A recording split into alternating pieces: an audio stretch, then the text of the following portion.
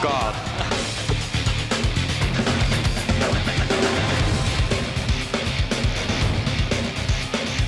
You can't let Alex H have Kha'Zix, and he's showing again why. This is a payback week. It's the barrel that gets the kill, and Roccat here surely going to pick up that. Sorry.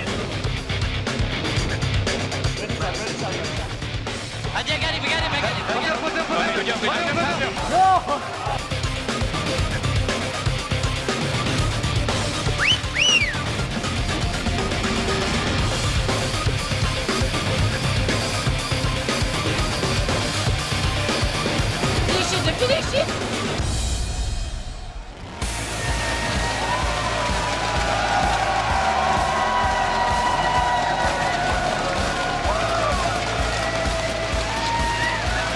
Welcome, ladies and gentlemen, to week 4 of the League of Legends Championship Series, coming to you live from our studio in Cologne, Germany. I'm Joe Miller, and joining me at the desk today is Trevor Quickshot Henry. Thank you very much, Joe, and it has been quite a ride so far for the European LCS teams, and with each squad playing twice this week, I expect a lot more surprises. After the wild events from last week's games, I cannot wait to see what's in store for us here today. Well, let's get right into it and recap what's happened around the league since we last saw you guys. Over in North America, well, it's all about TSM. They're still at the top of the table. Yeah, and Team Solo Mid earned that position by taking down Cloud9 for the last game of the week. It's actually great to see more teams challenging for that top spot, considering Dignitas took down Cloud9 the week prior. Well, Gambit were the first team in the European LCS to secure a victory against Fnatic here during the spring split as well. Fnatic were completely outclassed by Gambit last week. Gambit took every single dragon in the game. They got both Barons. They had 11 towers to the only 3 of Fnatic. And even though the kill score was close, Fnatic never stood a chance in winning that game. Yeah, we also saw some turnaround performances from last week as well, with the Super Hot Crew and SK having fantastic games. SK in particular on Friday. For Super Hot Crew, 3 of their players made the OP player list. Yeah, I think both of those teams really stepped up. We're going to start with the Super Hot Crew. They turned around their terrible KDAs from week 1 and 2 to claim the top spot for week 3. They were in 8th place at 0.89 in week 2. They had 5.83 in week 3. That just shows, as a team, they stepped up. That Pantheon and Impaler definitely did some work. Definitely did. And SK themselves have MVP Candy Panda from last week, but it was a team that stepped up their performance as well. Jesus talked about the team being too afraid of making mistakes leading up into week 3. Yeah, and they played without fear during Friday's games. It showed in their gameplay. They dominated both Alliance and Roccat in very one-sided games, and every single member of the team stepped up and played brilliantly. In my mind, Sven Skjern did a little more work than everybody else. He went 9, 2, and 15 in both of their wins on Friday, and I felt like his ganks and counter-ganks were phenomenal. I'd have to agree with you on that one. I don't think there's anyone that could disagree, to be honest. Let's take a look at the table, though, and see where the teams are currently in the rankings. And despite that Gambit victory, Fnatic still commands first place with 7 wins and that single loss. But hot on their heels are exactly that team that handed them their first loss, Gambit Gaming at 6-2. Then we have Roccat in 3rd after losing the match to Fnatic last week. They now stand at 5-3. SK Gaming managed to haul themselves out of the basement last week with their 2 wins, and they are now in 4th position with a 4-5 record. Copenhagen Wolves have found themselves in a bit of a slide. They're now tied for 5th with a Super Hot Crew, and both of these teams are at 3-5. Millennium is sitting in 7th at 2-5, and we're looking to improve that ranking now that they've returned from IM Sao Paulo and will be playing some games. And despite what looked like an all-round improvement in week 2, Alliance lost both of their games during last week's matches. That puts them in 8th place at 2-6. Not looking great for them, that's for sure. And let's have a look at today's matches for you, though. And kicking off the first game, it will be the first place versus a last place as Fnatic take on Alliance. And then after that, Millennium have a go at Roccat. Yep, following that game, Copenhagen Wolves will do battle against the surging Gambit. And then the Super Hot Crew will take on Millennium once again. As the 4th LCS game of the day. And the European Challenger Series comes down to the wire as a semi-final spin-up this week. The winner of both of those semi-final matches will face each other in a best-of-3 final that will take place next Friday here on our studio stage, immediately following the regular LCS broadcast. I'm looking forward to the offline matches, and of course the first of those semi-final games takes place right after the matches today. So do stay tuned to catch Jat and Freak calling all the plays between Ninjas in Pajamas as they take on Tick, Trick, and Duck. Well, let's take a look look back here at the LCS, here are the 5 players that we expect to make a big impact on the games this week. I'm going to cheat a little bit here, though, quick shot, and take 2 people from SK Gaming. First of all, Candy Panda. He was last week's MVP. And he and SK, to be honest, marched to a perfect second day from their side of things. He's got the highest CS total in the LCS overall at 3,455 and has only died 3 times in the 4 games that SK Gaming have won. On the other side, their mid laner, Jesus, he seems to have found a newfound confidence after what he described as a bit of a team talk, a bit of a powwow last week. And in their perfect second day of last week, he looked brilliant, to be honest. He brought that confidence back into his play, which made him a lot more effective in the SK team. And for me, both players have been a deciding factor in games that they've won. And if they're going to be able to keep on that unbeaten streak that they started last week, they've both got to be on form. Yeah, we'll have to see if Jesus can keep up those roams. I'm also going to stick with the mid lane for my first pick, as it's going to be Xpeke. He's currently leading the EU LCS in average CS at the 20-minute mark. 186 across all 8 of their games. He's extremely strong in the laning phase, mid-game and team fights, and he's a large part of why Fnatic are at the top of the table. Going to do a little bit of a negative slant on my 4th pick. It's going to be Shook. He's a player that gets banned out often. In the 8 games Alliance have played, 12 out of the 24 bans have been targeted at junglers, meaning Shook is in trouble. And in 3 of the games, enemy teams have actually first picked champions that he plays. So Shook really needs to find something that he can do for the Alliance team.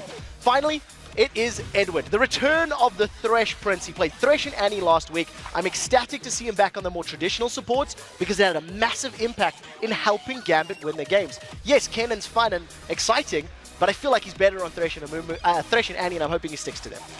Anamumu. Which he has. I saw where that came in from. Well, man, who knows what Edward's going to bring to the table. He surprises over and over. If you guys want to do your own stat tracking, though, head over to lolesports.com. You'll also be able to find schedule information, VODs, recaps, articles, and much more. You can also vote on today's games and let us know who you think will be victorious. Yeah, this is a really easy way for you to chime in with us. Just click on schedule and then thumbs up for the team you think will win. We'll check in throughout the show to tally all the votes. We'd also love to see you in one of our seats here in the studio. To find out how to join us live in Cologne for all of these games, just click on tickets and you'll get all the information there. And whether you're in the studio here or watching these matches from your couch, and we want to hear from you. So follow us on Twitter at LolEsports and tell us which team or player do you expect to surprise the European LCS this week and why.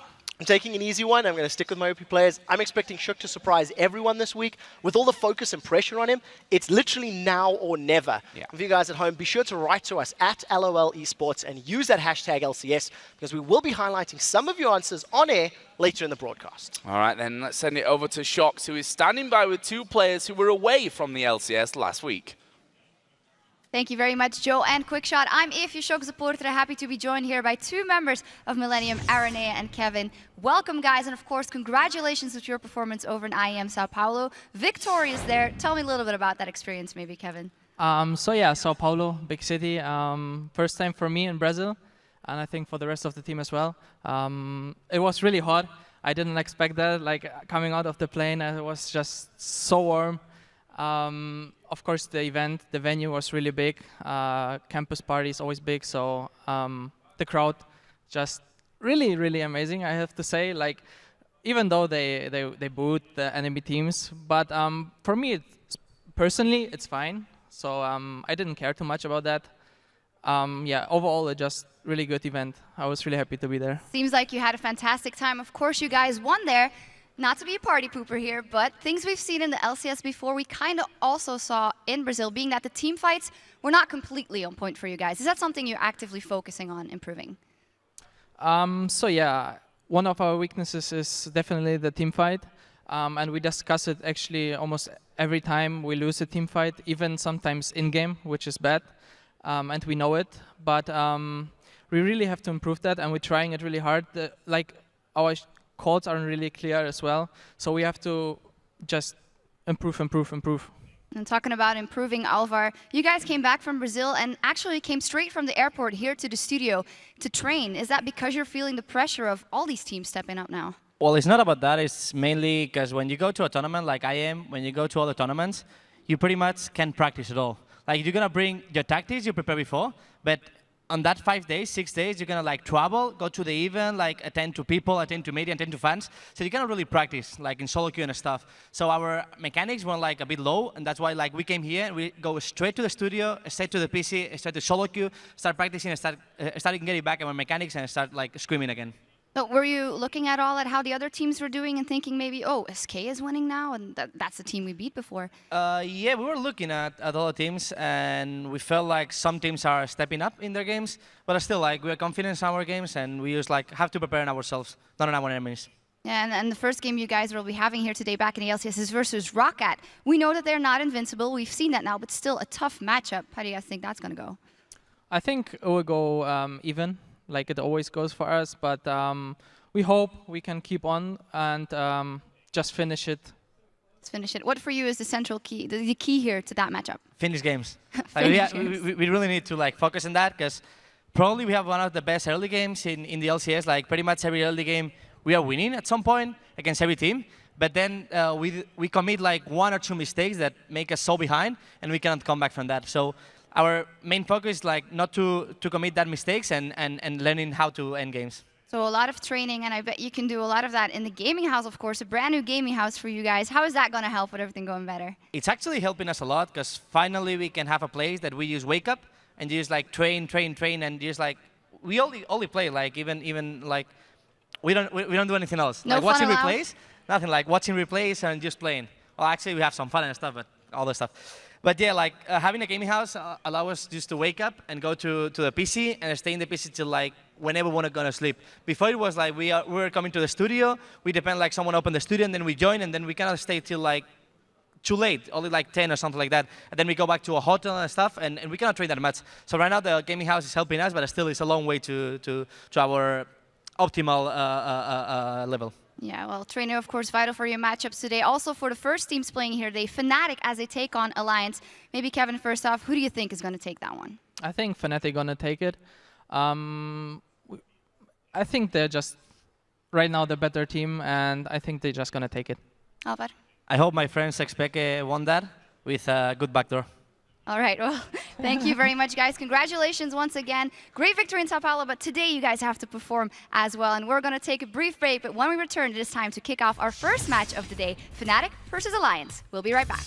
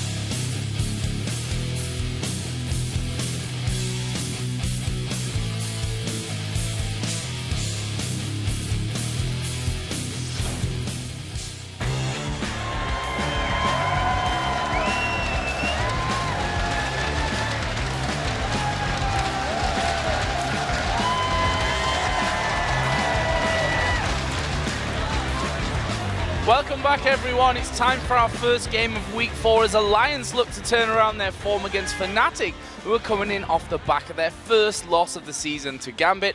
Both teams actually lost to Gambit last week, but Alliance also got smashed by SK Gaming. Now, with Fnatic losing their first rematch of the split actually against Gambit, you have to wonder what went wrong for them there. But we have to say as well, on the flip side to that, it was a super chaotic game. Yeah, and during the course of that loss, Fnatic did a few things which are surprising. They ran a double AP comp, which I think is a little bit risky considering the strength of the tanks and the bruisers in the top lane right now. And the comp didn't pay off despite the early double kill that Fnatic were able to pick up. One of them actually going to their top lane, Gragas. I also want to highlight that Peke struggled in lane against Alex, and he didn't impact the mid game at all. I feel that it may have been a little bit of overconfidence. He picked Fizz into Zed, and there's been a lot of theory crafting about which is better at different stages, and nobody can come to a clear agreement. But I almost think that Fnatic wanted to play the Gragas, and Peke may have made a call later and picked some bans and said, hey, I can beat Zed, give me Fizz. And it didn't work out. Didn't work out for them at all. And their opponents in this one, Alliance, they reverted from the improvements that they made in in week 2, when they came here in week 3. They looked uncoordinated and, to be honest, a bit individually lacking when it came to their games against both Gambit and SK. Yeah, last week's games were lost before team play could even become a factor for Alliance, which is what cost them previously. Not a single member of the Alliance roster was capable of going even in lane or winning it. And in those losses, they got picked apart by Gambit's even Kha'Zix, who roamed. There was no answer to the roaming. SK Gaming led from the bottom lane. Tabs and Nif couldn't deal with it, and Svenskeren was omnipresent. There was no question that their opponents asked that Alliance had an answer for. They lost individually, they lost to rotations, and team play wasn't even a factor. And I have to say that Shook looked incapable of interrupting those ganks or helping the lanes, in particular that bottom lane that was camped heavily against them. And truthfully, he's not been particularly impressive the entire split so far. Yeah, he was arguably the most hyped player coming into the beginning of the spring split, and I think he is getting targeted very heavily during picks and bans. He hasn't been able to snowball the lanes. We've mentioned this already. 12 bans out of 24 that are targeted at Alliance are jungle bans. They are removing it from Shook, and he has not found anything that he can get into the rhythm of the game with. He was counter-ganked by Sven heavily. I felt like Svenskeren read him, and we'll see if Cyanide can do the same. Well, coming into this match, Alliance will be looking for some crazy picks as they attempt to shut down Fnatic, but for Yellowstar and his first place crew, the game plan remains exactly the same. I'm looking forward to playing Fnatic because they always pick weird stuff. They usually perform very well on all lanes, so you need to come up with something crazy to shut them down. I think now with the new team, they don't really have a weak link anymore. They still have this kind of problem of like making calls and transition into mid-game. To me, Nif doesn't really play a lot of Leona, even though he practices her a lot. I think Leona's not a hero where you can outshine, like with other heroes like Thresh, for example. I don't know if we're actually gonna play her, because I know that he likes Thresh really much, and Thresh is a counter of Leona, so we'll see. I mean, he plays it, I plays it, he plays Thresh, I play Thresh, he plays any, I play any, so it might be anything. All the teams are really strong right now. You know that every team can beat anyone, so we just play 100%, we just focus, we just give our best. To quote Nif there, I play Annie, he plays Annie, I play Thresh, he plays Thresh, I play Leona, he plays Leona. Who's going to pick what in this one? We heard also Yellowstar saying, I don't know about Leona because Thresh is a counter to it. It's a very difficult pick ban phase for both of these teams. I feel like Fnatic has a slight edge, though, because of the fact that Alliance are on red side, but we'll see how it pans out when we get there. Well, let's have a look at the starting lineups for this one. On the blue side, it's Fnatic with Soaz in the top lane, Cyanide in the jungle, Xpeke in the mid lane, Rekkles the AD carry, and Yellowstar the support. Of course, on the red side for this matchup, it is Alliance. Wicked up top, Shook in the jungle, Froggen in the mid lane, with Tabs and Nif as your AD carry and support. So as we move towards Champion Select, we talked earlier on at half of the bans targeted at Alliance have been towards Shook in the jungle. Is that going to be a continuing trend here today? My gut tells me it is. I think for this matchup, we heard both Yellowstar and Nif talking very heavily about the champion, the support bans, and I think the fact that they've been able to shut down Shook, every other team in the LCS, by banning him out, I think that that's most likely where we're going to see the bans. With the exception of Alliance being forced to ban Kassadin, being on that red side and knowing Peke plays it, I think this is going to be a very interesting pick ban for these teams. Yeah, and with the fact that the support said, you know, he plays this, I play that, for 3 different champions, I wonder if they're just going to leave them all up completely, or maybe take one away and then first pick a support into this one. It could also be a first pick jungler because of how heavily the junglers have been banned out in the past. Yeah, we'll see how the actual banning phase plays out, but I've got it in my head that there's the possibility of seeing the likes of Wukong a little bit more here in EU because we're seeing more trends towards jungler bans by many of the teams. We've already seen Pantheon 6 times in the jungle this split by a number of teams. We've seen Wukong working over in NA, and it's been banned against SK. So I want to see whether or not Shook or Cyanide have picked up additional junglers to supplement the Holy Trinity that we keep talking about, the Lee Sin, the Elise, and the Vi, because they've been very heavily targeted banned. Definitely an interesting pick ban phase, this one. Not 100% sure to what to expect in this one, but we don't need to expect anything because we are going to be getting into the bans and the picks here very shortly. In fact, it looks like one of the players maybe has just dropped out of Champion Select, so we're going to restart that one. We're going to give it another go, but that gives us a little bit more time to actually think about that one because as you said, Kassadin has got to be banned out here by Alliance, which kind of makes it as though, you know, that's a ban that has to happen, so you only have 2. There's other alternatives to this one as well. Kassadin has been banned against Froggen, and you know, as a team they could decide, let's leave it open. Maybe we've got a counter. Maybe if Kale's not banned out, we can give somebody Kassadin, we can take Kale, and we can say wait for him to jump in, you know, have a reactive team comp, and we'll have to see how that works out. Well, you talked about Kale, and as we get into Champion Select, first ban for Fnatic will in fact be Kale, and there is the Kassadin ban over for Alliance. So we were kind of right on that one. Wukong is going to feature in this one, as you said, banned out by Fnatic this time. Annie taken away by Alliance. That's an interesting one there. Extremely importantly, we still have Thresh, Elise, and Leona available. We know Yellowstar likes to trend towards it. I don't know if Fnatic are going to ban Elise now and let Lee Sin through, maybe try first pick that. We'll see how this pans out, but as we've said so far, Yellowstar and Nif, they spoke very heavily about that Annie and the Leona matchup, and Alliance are much more afraid of Yellowstar's Annie than of any other right now. And they actually ban out Yasuo here, Fnatic, as their final ban. And that's, again, we talk about Elise because it stands here in this point as well. Do Alliance ban out Elise, or do they let it go through with a risk then? There it is, the ban. Elise taken away. I'm almost expecting... Wow, okay. So, very quickly, Yasuo has been banned 5 times against Alliance. Froggen has obviously been playing it a lot in solo queue, and I was very surprised by this LeBlanc pick because I thought the safe pick or safe option would be Lee Sin or Thresh. That way allowing yourself to be comfortable. The one thing that LeBlanc does very well, she counters basically every single assassin. Because of the mobility she's got and the silence and the immense burst at 6, she's a great counter to those all-in assassin types. Which, for me, against any other team would be okay, but this is Alliance. This is Froggen we're talking about, who plays more of those standard mid laners. Just to go back quickly, we've seen once already this season that LeBlanc has been with Xpeke. That was in their win against Millennium, 6-5-6. Not incredibly impressive statistics with that one, but he gets it nonetheless this time around. On the other side, we talked about the junglers and where they're going to go. Currently hovering over that Pantheon, but to touch on the Trundle, Wicked has been going for it fairly regularly this season. Yeah, Wicked's Trundle has actually been his most impressive champion, I think. You know, he played fairly well in Shyvana back in week 2, and I think his Renekton is still pretty strong. But the performance that has impressed me the most has been on his Trundle. Pantheon is a surprising one for me because with Lee Sin being available, I would have expected Shook to have gone for that, but it's not 100% certain that it's going to be in the jungle. It has been used there 6 times, it's been mid twice. It's not exactly a champion I associate with Froggen, but to have that versatility, to have that option available, is quite nice for the side of Alliance. So, Caitlyn in there as well for Fnatic, and you know, the AD carries these days, we can see there the pick and win rates for Caitlyn on your screens. The fact is that the AD carries we're seeing Caitlyn, Jinx, Lucian pretty much exclusively. Obviously we have seen a little bit of Ezreal here and there as well, but they're basically what they're fighting over at this point. So Caitlyn in for Fnatic, now over to Alliance. I'm really intrigued to see what Froggen is actually going to bring to the table of this one. We can see that Leona is being hovered over as well, which would be very interesting if they pick Leona up right now with Thresh still on the table. If I'm honest with you, I almost anticipate Alliance to go for the Orianna pick.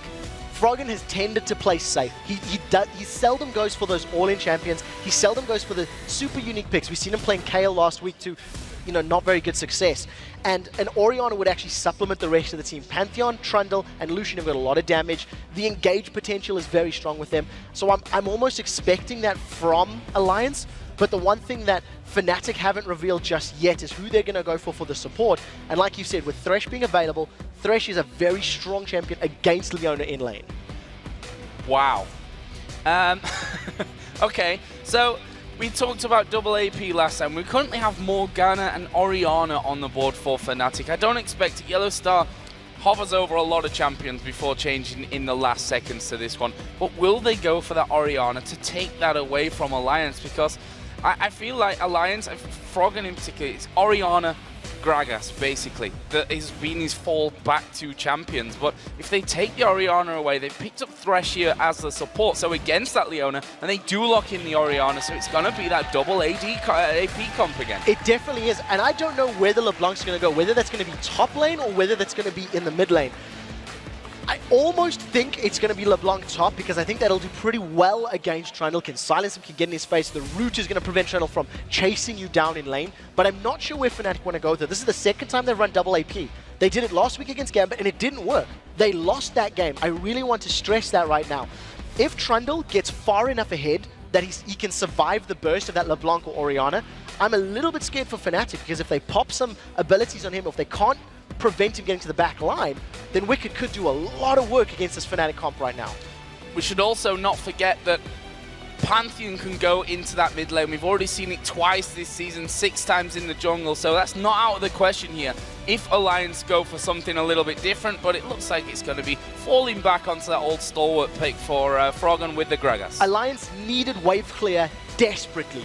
With the melee champions of Trundle, Pantheon, and Leona, if they ever get sieged upon, because there's a Caitlyn sitting there, it's going to be very difficult for them to hold onto towers. So the Ziggs or the Gragas would probably have been the best pick in that scenario. It allows them to defend. It also allows them to set up some sieges for themselves if they want to go in. So Gragas, like we've already said, it is one of the champions that Froggen has been defaulting to. It does well enough against either LeBlanc or the Orianna in lane, can farm fairly safely. So I quite like that pickup from Alliance. And I think Alliance's team comp is a little more current meta, if I can use that sort of term. Yeah, we talk about the fact that double AP was the way that Fnatic went against Gambit. It didn't work for them there. Was, however, a chaotic game that for a lot of the time could have gone either way. And we also have to say, to be fair here, that Alliance are not the same caliber as Gambit Gaming right now. No, definitely. They have simply not performed. Week 1, it was team play that cost them games. Week 2, they won their games. Week 3, they lost on their own individual mistakes. So I think for this game right now, Alliance really needs to get on the ball. Shook in particular, with his Grand Skyfalls on that Pantheon, is going to be a massive determining factor on whether or not his lanes are going to be able to keep control against Fnatic. Definitely a comp that needs a lot of team play and the right calls, which is something that they've been struggling with so far, Alliance. But you guys have heard from us, so let's check in and see what you think will come out on top here. According to the votes on LilySports.com, 90% of you have Fnatic down as the winner. 90% is a lot, but it's also hard to disagree with that one. This is first versus last place, let's not forget. 7-1 versus 2-6. It is first versus 8. It's David versus Goliath. I think every single weakness that Alliance has demonstrated over the course of the split so far, Fnatic has been praised for on how well they're doing it. So it's literally a chalk and cheese matchup here between these two. We do have a very brief pause as one of the Alliance members, I believe, has quickly just rushed off the stage for an emergency, but not serious. Yeah, I'm going to be coming back here shortly, but that gives us just a bit more time to talk about the picks in this one. And I want to touch on the LeBlanc in the top lane. Up against Trundle, do we expect lane switches to come out here from either side because of how these picks have gone down? Let's not forget that last week the Gragas got an early kill, 50 AP body slam as it was to get that one. Are they going to switch it around again? And who's going to have the advantage if that happens? Truthfully, Wicked is once again going to be in a negative position. Whether he's against LeBlanc or Orianna, I think he'll struggle more against an Orianna than he would against LeBlanc.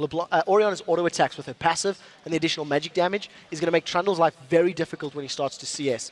A little less so for the LeBlanc. I don't think Fnatic will want to lane swap necessarily because their 2v2 should be stronger. They should be able to bully around in the early game until Leona gets levels, until Leona hits level 6 where the all-in potential is there. The one thing that Fnatic cannot afford to do is push their waves. the closer that Shook gets to level 6, the more likely we are to see a Grand Skyfall gank coming into effect. So I think Fnatic have to be very careful with controlling the tempo of their lanes. One thing they have in their favor on that one, though, is if it is going to be, obviously, Orianna in the mid lane, the shortest lane, he's going to be able to escape from that most likely. Top lane, you've got LeBlanc, who is so incredibly mobile, it's going to be hard to lock him down. Yeah, and I also expect, because of the lane matchup in the early game to be a little in favor of Fnatic, that Shook should send some ganks or some attention to that bottom lane. So here we go then, in-game Fnatic versus Alliance, first versus 8th in the LCS Spring Split of 2014. And Alliance, as we said before, they improved in Week 2 after a disastrous Week 1, but they seem to default back to the Week 1 style when they turned up last week to play. And it's anyone's guess who's going to come here today and play. Yeah, we'll have to see which team actually does appear. Alliance have got a lot of things that can go well for them.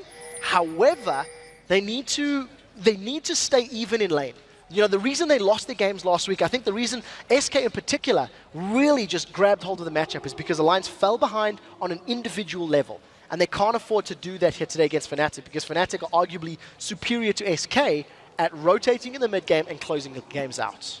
So looking at level 1 here seems pretty standard. In fact, everyone in their respective positions kind of matching up here. If you look at those lines across the map. Soaz in the top lane currently waiting there. Wicked is on the same side of the map. Both AD carries and support on the bottom side with the mid laners looking at each other in the eyes in that mid lane. Even the junglers are up at the same position. So looks like we're going to have a fairly defensive level 1 as Peke catches the first barrel of the game. Points for that. Advantage Alliance. They have the effective HP lead, as it were. But I think, you know, I think it's a smart choice here for these teams to go for the standard lanes, so to speak. The fact that Fnatic have got 2 sweepers on is also very defensive. They've killed both of the wards, actually. I think Cyanide as well as Peke got some auto attacks down. So vision advantage is in favor of Fnatic right now. That's a very interesting start as well. Something that we've not really seen. For me, that just points to pure research from Fnatic's side, knowing where those wards are going to go down. And look at this, an early invade coming on. Wicked is going to spot Soaz as they go into their first damage. Coming down from this as the wards get placed in. Soaz at half HP. Wicked actually takes the cue from Cyanide, who himself is falling low. He's going to have to flash away, and Soaz is going to have to do the same here. And in the end, using his spells to escape from that, keeps his flash for a little bit later on, but that was not the start that Fnatic were looking for. Definitely not. I think Fnatic maybe overestimated their early game strength in terms of those champions, and the fact that Soaz basically face-checked the Trundle, he got auto-attacked, he got chomped, he couldn't trade evenly because his auto-attack damage had been reduced. So I think a very good play for Alliance to respond. All of their team members got nice and tightly grouped, and Fnatic a little overconfident. That was a brave invade with only 2 members. It looks like actually could be a problem with one of the Fnatic players at this point. I see the admins were stood behind them from that. It seems actually to be Reckless, who is just left the game, and I'm sure going to be restarting in here to get himself back in and keep this one going. But you know, these kind of early problems, I mean, Reckless for me is only 17, but he's so experienced now. Obviously, he couldn't play in the LCS last year, but he played with Fnatic before that when he was even younger. So he's got the experience of this one. 4 weeks now he's been playing here on the stage in the LCS. I don't think he's a player that gets particularly phased from what we've seen. No, definitely not. I mean, when he burst into the scene at DreamHack Winter about 2 years ago, following that went to IPL 5 with the team, has spent all of last year being groomed by Fnatic. He's been to the different lands. He played competitively with the Copenhagen Wolves all year long on big stages across Europe. So this isn't going to fluster him at all. And I think more impressively, Reckless has really lived up to the hype. I think there are very few individual players who have maybe lived up to the performances you're expecting and actually outshone them. It took, I think, 4 or 5 games for Reckless to give up his first death in the LCS. And he's doing phenomenal right now as the phenom AD carry, I think we've called him a few times. And we should look at the other side of the coin to that one. Shook was massively hyped coming into the start of this season. Massively. I think that can't be underestimated. And he's not lived up to that one. And I'm wondering if that's the pressure of being so heavily hyped that's really got to him. That and the fact that every single team they've played against has said, we don't want you to play that, we don't want you to play that. This game alone, Wukong was taken away. We talked about how they may have been looking for new champions to play, and Wukong was removed, and we see Shook playing Pantheon, which is the current sort of trending junglers across both sides of the pond in the LCS. Yep, and starting off with that red buff that did come under a little bit of pressure early on. Actually, we did see him just smiting that one out. Wicked also had to recall, but he's got teleport, so he's coming straight back into this top lane where he is going to be facing up with LeBlanc. Definitely not a lane that we used to see in LeBlanc versus Trundle. No, definitely not. And I want to see how Soaz handles these first levels, where I feel the fact that he's ranged and got the ability to keep Trundle where he wants him is going to play in Soaz's favor. The one thing we haven't necessarily touched on is the immense mobility of Fnatic. You've got, you know, the distortion on Soaz, you've got Cyanide's Lee Sin that can hop, skip, and jump everywhere. Pekka's got a speed up, Thresh can throw himself around. When these team fights happen, Fnatic are going to be able to kite and dodge and avoid a lot of the barrels and the culling and the Pantheon damage from his Heartseeker strike fairly efficiently. Going to be a very interesting one from this one. We've just had tabs on both of the junglers. Speaking of tabs, down in this bottom lane, that wave pushed up to his turret already. We saw Yellowstar zoning both of them out very early on in this lane matchup, and look at the CS advantage already. That's pretty huge. When you pick a Caitlyn in lane, you want to win the lane. She's got the longest range of the AD carries. With a headshot passive, you have the ability to get an HP advantage and a damage advantage very early on. In addition to that, Thresh beats Lucian and Thresh beats Leona in the early stages as well. The fact that Yellowstar's got the sweeping lens as opposed to a ward, though, I think if Fnatic keep pushing the lane, it's going to become exponentially more risky because they don't have the amount of vision they need to protect against a Shook gank. So we'll have to see if Alliance can punish that decision. We can see that a lot of wards cleared out on this early stage of the game by Yellowstar, who went with that sweeping lens for his trinket early on. Mid lane, we should talk about that as well. Peke versus Froggen, an old classic. And, well, Orianna versus Gragas, just as classic as Wicked, actually going to go on towards Soaz here. Will take a bit of damage for his pleasure. Yeah, and that's basically the fact that LeBlanc's got range, got the root, got the silence. Wicked can't offer a whole lot, so it really just wants to back off, and maybe he's baiting Wicked to take some more damage. You know, in the mid lane, Orianna versus Gragas, I think it is going to be a very big farm fest until level 6. At level 6, there is the potential to kill your opponent, but realistically, we're expecting Pekka and Froggen to default to Season 2, farm up the lane, wait for jungle presence to help secure kills, because I don't think that Froggen is going to make a misstep or a misplay to get caught out. This bottom lane continues to trend in favor of Fnatic. 37 to 24 CS currently.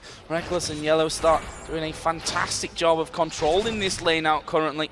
And Rekkles not really missing any CS that comes his way. Don't expect Tabs to have too many problems underneath the tower of doing exactly the same here. But you can see that Nif coming out just to assist in that CS and is actually losing a bit as he goes in on towards Yellowstar. Tabs going to get some damage off the hook, actually just flying by there. No real action, though. Yeah, pretty even trade. The Dark Passage from Yellowstar blocking some of that auto attack damage from Tabs. And it's great to see in that intro video how Yellowstar was saying, hey, Nif doesn't really scare me with that Leona. He's playing Leona. And Nif saying, hey, well, we both play Thresh. And, you know, we talked about how important the support picks were, and they've both got very powerful champions that can make plays happen. Shook going to try to jump on Pekka, but Froggen is a mile away. It's going to take some time for him to get there. Yeah, we do see that Froggen's still level 5 here. Peke is already up to level 6, so he's got that shockwave should he actually need it. And we are going to see them going in on towards this bottom lane. Yellowstar down below half HP, but Rekkles' damage coming in there will force Alliance to back away. Yeah, that was a great play. Now they've got a lot of damage onto Yellowstar. We talked about how Fnatic do not have the required vision to stay pushed up. Yellowstar senses they've been there a little too long. He's trying to get Rekkles backwards, and that could have gone very scary if they'd stuck around another 5 or 10 seconds. That is a good read, though, from Fnatic to start backing away. Shook already making his move down towards that Tribush, and they've got a ward less technically down in that bottom side as well, for the fact that he has gone for that sweeping lens. Be interested if and how he changes that as the game progresses. Shook just came over towards the Wraiths, actually, just in time for Peke's ball to come flying through. Spot him out, and he decides to back away. Better safe than sorry there. Yeah, Fnatic have been aware of Shook's positioning. They pinged him out. I see there's some wards at the top half of the jungle there, so Shook trying to come in behind Rekkles and Yellowstar actually was most likely spotted out by those wards. So Fnatic doing a very good job by strengthening the lack of vision in the bottom lane by supporting it in the middle lane. Having 2 wards up there is preventing them getting caught up from behind. So pretty smart decision making here from Fnatic. 7.5 minutes, they've got a small CS lead thanks to the fact that their lanes are stronger, but Alliance are not necessarily falling too far behind yet. Not just yet. We have, as you said, that 600 gold lead. Looking at the items, Chalice for both mid laners. Actually, Peke going in for the boots from this one, which you never know, could mean the difference between a life and death situation for him. Obviously, both mid laners still do have that flash available to them, as Peke just going to get a pink ward down there in that brush. Shook onto the second spawn of his red buff. Not going to be challenged as he was at level 1 from that one, because Cyanide is on his own red buff. Yeah, so it's a very slow start here for both of these teams. I think Alliance will be happy for this one. They want some time to scale up. They want to get Tabs enough to level 6 in conjunction with Shook to hit 6, so they can have that man drop solar flare death from above type of fight. And I think with Reckless and Yellowstar, they continue to push this wave up. They've held about a 15 CS lead for most of the game, but props to Tabs, he hasn't fallen further behind. There's a large amount of minions in front of him, so he'll close this 15 to about 8 or 6 or 8 as he starts to kill them out. So they're Wicked actually having a couple of problems in this top lane. Had to use his Subjugate on Soaz to try and claim some of that HP back to keep him in that lane at this point. He's, to be fair to Wicked, keeping up in CS at this stage of the game now. Yeah, and in comparison to last week's matches where Wicked fell behind heavily early on, going for the 1v2 first of all, and then in the second game, just that Malphite Trinity Force not working out, not to his favor. He's CSing very, very well. Shook is level 6 right now, and I think there's the Grand Skyfall. They're going on Peke! They're going in for Peke, who actually flashes. He's got to the turret, but a great barrel from Froggen. Peke pulled away from the tower. He goes down. First blood for Alliance. And that was just so well played. Even after the flash, Peke actually stalled out. He needed to flash sooner. A reply flash from Shook allowed him to get in range, use that cast from Froggen, and it's very well coordinated. For the second time this game, we've seen Wicked using his teleport to go top lane. So it means it's not going to be available for a dragon fight if it breaks out. But I don't think Fnatic can even challenge for this one. Cyanide's up top, he's nowhere to be seen, and there's no one else for Fnatic to help this out. Yeah, there's no dragon fight here. The best they can hope for is a lucky shot or hook from Yellowstar. Did land the hook, to be fair to him, but, well, in the end, that will be finished off. Alliance picking up the first dragon of the game, along with that first blood. Brilliant coordination. That was the weakness that we pointed out for Alliance. If they can continue to do that, who knows? They might be back to that week 2 form that we were talking of earlier. I also think that's the first time we've seen a Pantheon gank in the mid lane succeed for the first attempt.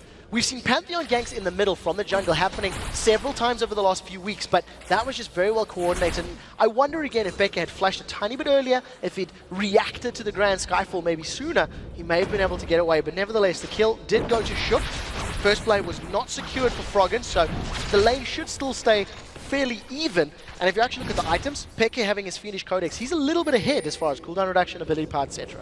Slightly up on that one, but Froggen, I think, is going to have a decent amount of cash. He's actually sat on about 1,700 gold for his next time that he goes home. And we talked about these two players before. In fact, the players to watch, he pointed out that Peke has the highest CS in the LCS at 20 minutes.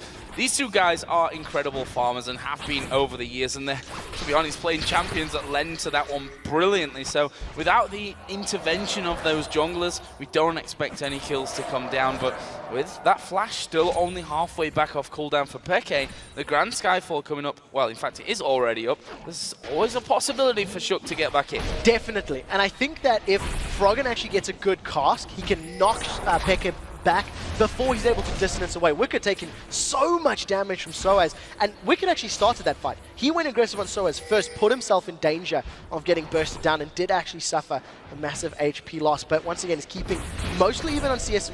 Soaz is really just trying to get some more lane authority here. And he can continue to do that now. Got that Morel and Omicron in there. Just want to make a point about trinkets here, because they did change. There's the Subjugate used once again by Wicked to get himself more HP in that lane. And he'll be quite happy if he can keep up and not die in that lane at all. However, Cyanide's there. Yeah, Cyanide, if he manages to get a good kickback, don't know if they're going in. They are going in. Oh, but Wicked flashes. That was a perfectly timed flash. Has caused Cyanide to take a good few turret hits as well. split-second reaction, Cyanide almost getting in behind him. Yeah, and he manages to get away. Now Froggen is going to go in on Peke. Yeah, throws the barrel out. That's a great body slam. Shockwave comes back from Peke, who's got the damage. Another barrel will land. The Grand Skyfall is available, but will Shook risk this one? We can see that Peke is actually taking a different route here to just get away from it. In fact, he's just going to farm up Wolves. So at the end of the day, they trade ultimates, but I think it's more impressive that Froggen is the one making those moves. He's jumping in first and trying to set something up. Shook has snuck himself down to this bottom lane, trying to maybe set up a kill. I don't know if you've noticed, but oh, now Cyanide's caught. Wow. That belly is slamming pretty hard. But yeah, I think you were going to touch on the fact that the Athene's Unholy Grail was finished off there by Froggen, slightly ahead on item build. Maybe why he felt, you know what, I'm stronger now, let's go for it. Yeah, it didn't work out. We actually see Shook coming in for the Wraith camp. One Cyanide. Wow, Cyanide forced a flash as well from this one. And this is the danger of this comp. Fnatic flashing all over the place as we are going to see Rekkles caught in a little bit of trouble. Exhaust goes down. There's the hook on towards Tabs. Everyone's low in that lane. Nif actually the healthiest amongst them. Well, here comes Gragas down to the bottom lane. Is he going to be able to get in there? No he cost. doesn't quite have his barrel ready here for this one. He slides in. Good damage onto Yellow Star. Will flay back. Ultimate is available. And He there gets it it. is. Froggen takes down Yellow Star. Rekkles takes a blast. They back off. But now Peke is coming down to this bottom lane. They've got minions, so no need to tank the turret. And Peke not going to have enough there to be picking up a kill. Just in time, Froggen manages to get that explosive cast. They get the flashes out of both Rekkles and Yellow Star. They pick up a kill onto Yellow Star. And by time the culling and the solar flare is available for Alliance, they can just rinse and repeat. We talked about how once Leona gets 6, she's capable of shutting down Thresh, and it seems to work out. So is going in on Wicked. Yeah, good damage onto him as well. We can see that Spectre's Cowl actually built there by Wicked, and we've seen most Trundles going for that Blade of the Rune King at the very start of things to get that sustained, to be feeling a little bit more confident in a 1v1 scenario. But we already see how much damage Soaz can do, and maybe even more importantly, he can keep his distance from Wicked the entire time. Yeah, we've been seeing the Blade of the Rune King when it's been Trundle versus Bruisers, Yeah. when it works against champions that stack that HP. I think rushing a Spirit Visage versus an AP top is a smart decision, but Soaz has already sort of countered that by going Morella Nomicon. Once Soaz bursts Wicked down low enough, it's going to reduce the effectiveness of all of his heals, from his Spirit Visage, from his Subjugate, from the Frozen Domain is W, so Soaz has more kill potential with the itemization. I think it's smart. Cyanide's going to try set something up again. It didn't work last time though. Didn't work last time, but that's because Wicked flashed away from it. Doesn't have his flash available now. Here comes Cyanide. He missed the Q. That could have been very different if the Q would have landed. However, it's forced Wicked away nonetheless. There's going to be some decent turret damage with another wave coming in. Fnatic might be able to put some good damage down on Peke again, taking a big blast. Here comes the Grand Skyfall. Peke not going to be caught inside it, but the air is a stun. The barrel will knock him away though. Peke out of danger. Flash for flash, and Alliance have been keeping Peke playing defensively. Yes, they've got one kill on him, but they haven't necessarily slowed down his farm. He is still staying as powerful as Froggen. This tower is most likely going to go down now, and Cyanide cannot really pick this fight. So advantage Alliance, they've got the first dragon, they've got the first tower, and I would say all of the ganks in this mid lane have succeeded for Shook. We asked questions, can he step up? And so far, he has. Not only that, the top lane turret didn't go down. Wicked's teleport had come off cooldown, so he got there before that turret did fall. However, Dragon's up, and Wicked won't have teleport if something happens down there. Fnatic have already got themselves in position. What I like from Wicked, though, is he's still pushing the top lane. He's trying to get some sort of advantage. Keep in mind, there's no Grand Skyfall either. So Fnatic have got all 5 members of their team there. Shook is a mile away. Alliance should just back away. Froggen should not be in range of even getting caught out, and I think they realize that as well. Fnatic even up the Dragons to go 1-1. 1-1 in Dragons. Let's have a look at that top turret though, see how Wicked's doing up there, and well, can chomp down onto that one. And to be honest, if you look at the minimap, I think Wicked will be able to have this one away, although the minions slowly but surely being taken down by that turret. It's going to be close, he's going to have to tank up a couple of hits, but he will be able to finish it off. That's 2-0 in turrets, a good reply on the Dragon take that Fnatic just took. I almost prefer the fact that Alliance got the tower. Knowing that that's not there, now allows Shook to even come in from behind, from the blue buff onto Soaz. If Soaz continues to stay pushing their wave up or remains in the top half of the map, the kill potential from Wicked and Shook is going to be much greater. Plus, Froggen can sneak in a little bit more. So, very good decision making. Shook and Wicked may try to double team Soaz, and Shook is looking for an engage. No Skyfall, but look at that. Soaz going in on towards Shook and saying, you can jump at me, but actually, I've got more damage than both of you right now. So Shook decides, you know what, you're right about that one. He backs away from it. There is a dive in again from Soaz. And again, Cyanide waits, but a Wicked flash is available. Yeah, they may just want to try force Wicked back for the tower. They're going to jump on a Wicked. Well, may or may not. They're going to go in onto him. The stun actually comes down. There's the kick. Wicked does flash there, and Cyanide taking tons of turret damage. Minions are going to time out. Here comes the Grand Skyfall. He's going to put the pillar in place. They end up losing one, and I have to wonder if they can finish off Soaz here. He can. Great play by Shook, and now Soaz is wholly out of position. There's not really anyone to come in, although we did see Froggen, or didn't see Froggen take down Peke in the middle lane 1 versus 1, but Cyanide is now running for his life. He's going to try the recall, and he's going to get away with it. Yeah, he's going to make his way out, but that was a very good reaction from Shook. The fact that he's got so much damage, he jumped onto LeBlanc who had no mana, and I talked about how Froggen and Peke would most likely not get kills 1v1, but look at the damage difference. Froggen has gone for a needlessly large rod plus that blasting one. I think this is just going to be a wombo combo. Flash body slam, connected with every single barrel, and even 3 caster minions helping out. One lost barrel. That was just outplay, straight outplay by Froggen. Doing incredibly well. I'll happily stand corrected on the fact that I didn't think 1 versus 1 they were going to go at it, but you know, 2-0-1 now is Froggen, has that slightly CS lead in the lane, almost got his death cap completed. Now this bottom lane, despite that earlier kill being fairly quiet, however, Soaz is now waiting behind the turret. He can make up big ground with this LeBlanc. Yeah, and he's already got the makings of that DFG, so there's a lot of ability power, 254 to be added in. If they manage to get on tabs, it's going to be the target they want. Grand Skyfall's not available for Shook, but you can see him and Froggen trying to move down. The roaming and the rotations that Alliance have not been really stellar at seem to be a little bit improved, but they can't get caught. Yellow Star's aware of it. That was a great ward from the double golems. Yeah, they were doing a lot of pinging onto that position. There is a flash and the hook. Wow. A flash and nothing really from Yellow Star. You see his player cam there shaking his head. That was not as intended from him. A hook and the box actually landing might have meant trouble for NiF. As it was, a lot used. In fact, everything used from Yellow Star. That could have even been worse. I actually think if Yellow Star connected, Grand Skyfall was available, Alliance may have even been able to respond to it.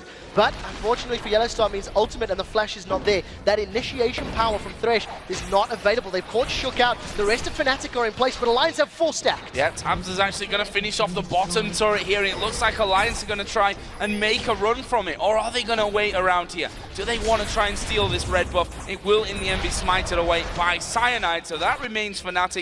Alliance backed off, but they've picked up the final outer turret that was left standing for Fnatic. So once again, tower advantage or objective advantage is sitting with Alliance. The fact that they had 2 sweepers on their side, and I think a little bit of bravery from Alliance. They invaded, they cleared some of Fnatic's wards, and they wanted to challenge for red, but they weren't stacked up tightly enough. They had 3 members sort of dilly-dallying around red. You've seen Tabs was a little bit away, so unfortunately by the time he would have got in range, would have been in trouble. I want to point out that Tabs has already got himself a Spectre's Cowl. Against the double AP, he's gone for a defensive item first, and I think that's a very smart decision, because if he can survive some of the burst, he's going to allow himself to lifesteal back during the course of a fight with that Bloodthirster.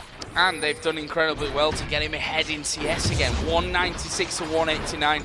He was double the CS behind that of Reckless a little bit earlier on in this game. Wicked, well, in this top lane, he's had pressure the entire game. Cyanide spent a lot of time in there. They've been trying to get that LeBlanc rolling, but honestly, 0-1-1 for Soaz. Obviously, he is still going to be able to do a lot of damage going forward, especially once that DFG gets finished off. I'm interested to see how that all develops here. Again, the double AP comp from Fnatic, leaving, I think, a lot to be desired so far. There's a scary fact that Fnatic have to play with. The Golem doesn't get, or the Wraith doesn't get stolen away. I think if Soaz doesn't kill either Pantheon, Gragas, or Lucian instantly, I think Alliance overall have more sustained damage. LeBlanc is burst only, she needs her spells. Orianna, has a lot of sustain, can constantly cost, but there'll be seconds of safety, so to speak. And, you know, Caitlyn is some good DPS, but in general, I feel like Alliance will do better in a sustained fight. So as long as they don't get burst out instantly, teamfight should actually be in favor of Alliance right now. Fnatic are trying to play the reactionary death bush that we keep seeing from them, but I'm not expecting Tabs and Nif to carry on pushing without vision. Now, so I said to us last week that Fnatic's playstyle is to be playing the pick game, to be getting people one by one, catching them out of position. You can see that Alliance already moving in wards over the back of the Dragon Pit, and rightly so. That's up in 3 seconds. They're in position for it.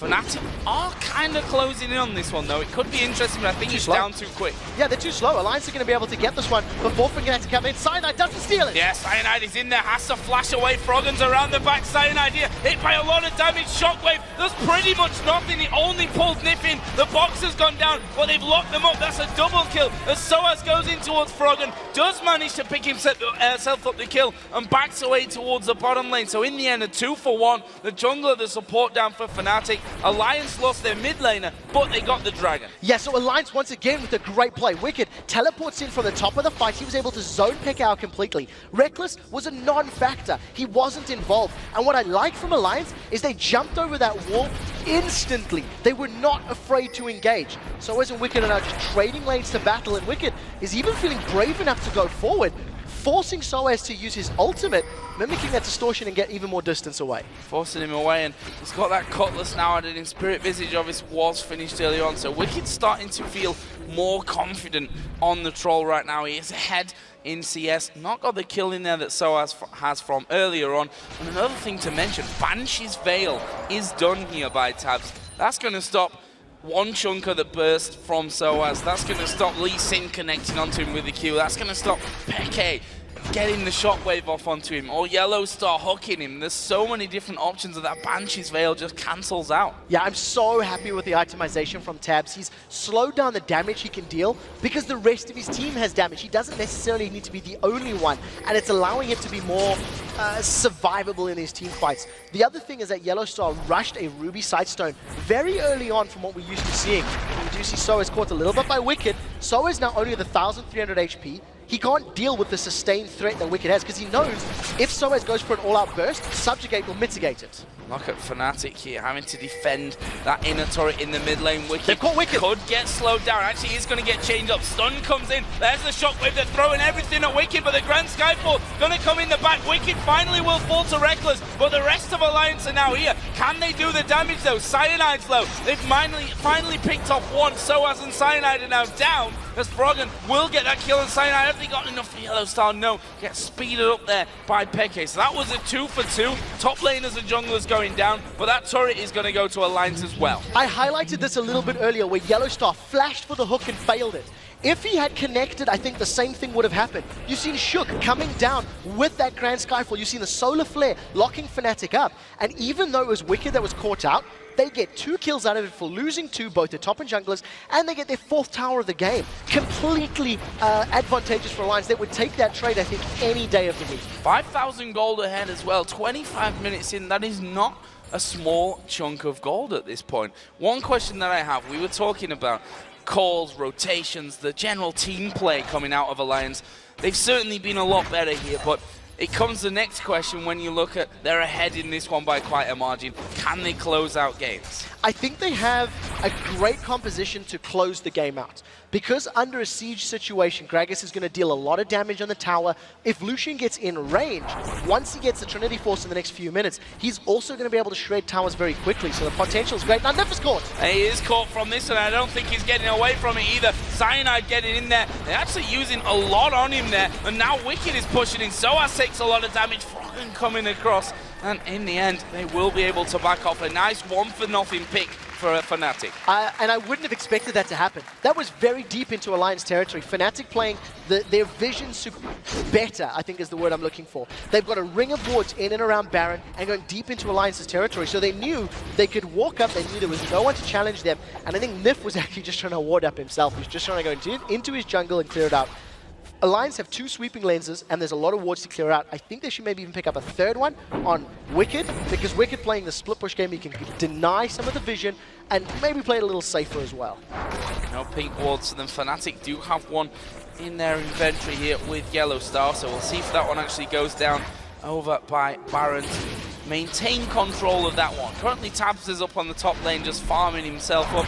Is still ahead of Reckless despite that early game disparity that he really did well to bring back. We've got 1.5 minutes until the Dragon comes into play as well from this one. Alliance have done well to control it for the last couple of spawns coming in.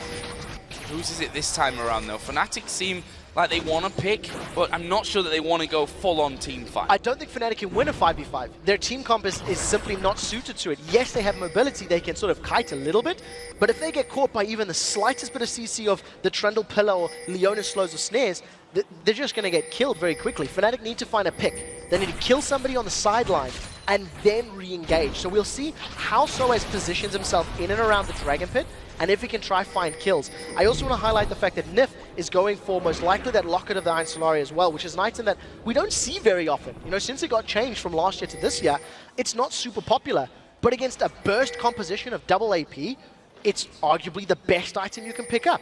All of Fnatic now may get caught out by Alliance. Alliance have a little bit more vision. They're trying to find members of Fnatic, and Fnatic on the way out, they get out cleanly. Fnatic getting the zoning power in there of the Orianna as well. You see that Alliance starting to get themselves back in. Here comes the Grand Skyfall. Are they going to be able to catch anyone? They go on towards Xpeke. The barrel will knock Soaz back. Didn't quite finish him off, but the rest of the team may be able to here. We see that Shook already down. Cyanide will fall, but it's a double kill for Reckless. He's gone untouched through this fight. It's now a 2-for-1, but Alliance, they're not done here. They feel with Tabs and Froggen that they've got the damage to finish it off. There's another pillar. A good play back, but the body slam will hammer them down. 2 more kills coming in. Reckless still alive, and in the end, a 3-for-2 in favor of Alliance. It's not over because Soaz is coming there. Tab slowed down. Can Reckless finish him off? Wicked's going to speed them all up. I think they might be able to escape from this one. The barrel and the pillar will definitely make sure that happens. A chaotic fight there in mid lane. Very chaotic. Alliance come out a little bit ahead with that additional kill. I think they misplayed their ultimates a little bit there. The Gragas explosive cast knocked Soaz to safety without actually killing him. So he was able to come back to the fight and help defend against the tower. Crucially, neither Tabs nor Reckless were touched during the course of that fight, so they were able to just lay so much damage down. Soaz might catch Shook. We'll see if he goes in. Ooh.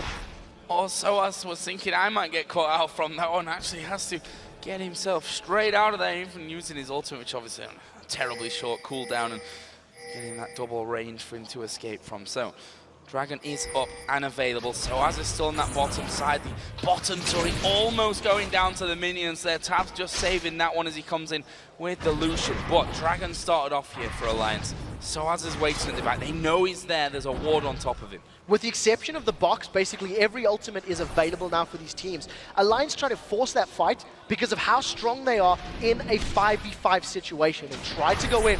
Gonna catch Wicked. He's gonna insta-flash. Insta-flash away from that one. He's been on his reactions in that one. I'm not going to say anything about that one as the Dragon did go down there for Alliance. And here comes the Grand Skyfall. It's going onto the top side. There's a great ulti coming out of Nif, and Xpeke destroyed at the start of that fight. That's a pick back for Alliance. Will they be able to go for any more? They're going to start to siege a little bit further down the map, or even go Baron. Yeah, well, Explosive Cask is still available here for Froggen. If Alliance start the Baron off, they need to ensure they peel away and pick the fight when Fnatic comes to challenge. They don't have a sweeper just yet. Oh, they do use a pink, I believe. Not sure how they got rid of that ward, but nevertheless, it has been denied. You see, Fnatic, they want to try and interrupt Baron, and I think Alliance are smart not to rush Baron down. They don't want to run the risk of it being stolen or losing players to Lee Sin LeBlanc combo. Smart call by Alliance to use it as bait, but not actually commit to it, which we've seen many teams losing games for in the past. Yeah, top lane was also heavily pushed. Froggen decided to go up there and clear that one out, give him a good chunk of farm. He's